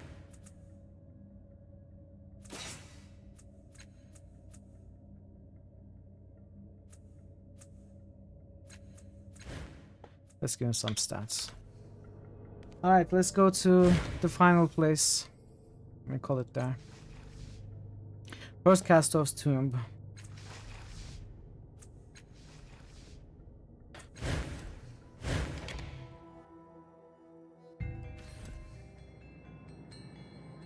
How far backlogged are your Mondays?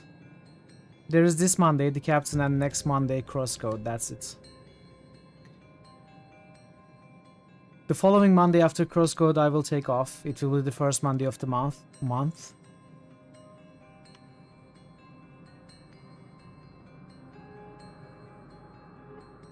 Alright, I'm gonna call this here.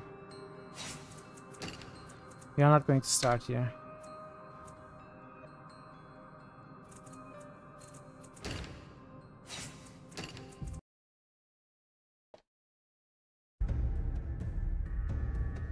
Let's see who we can raid.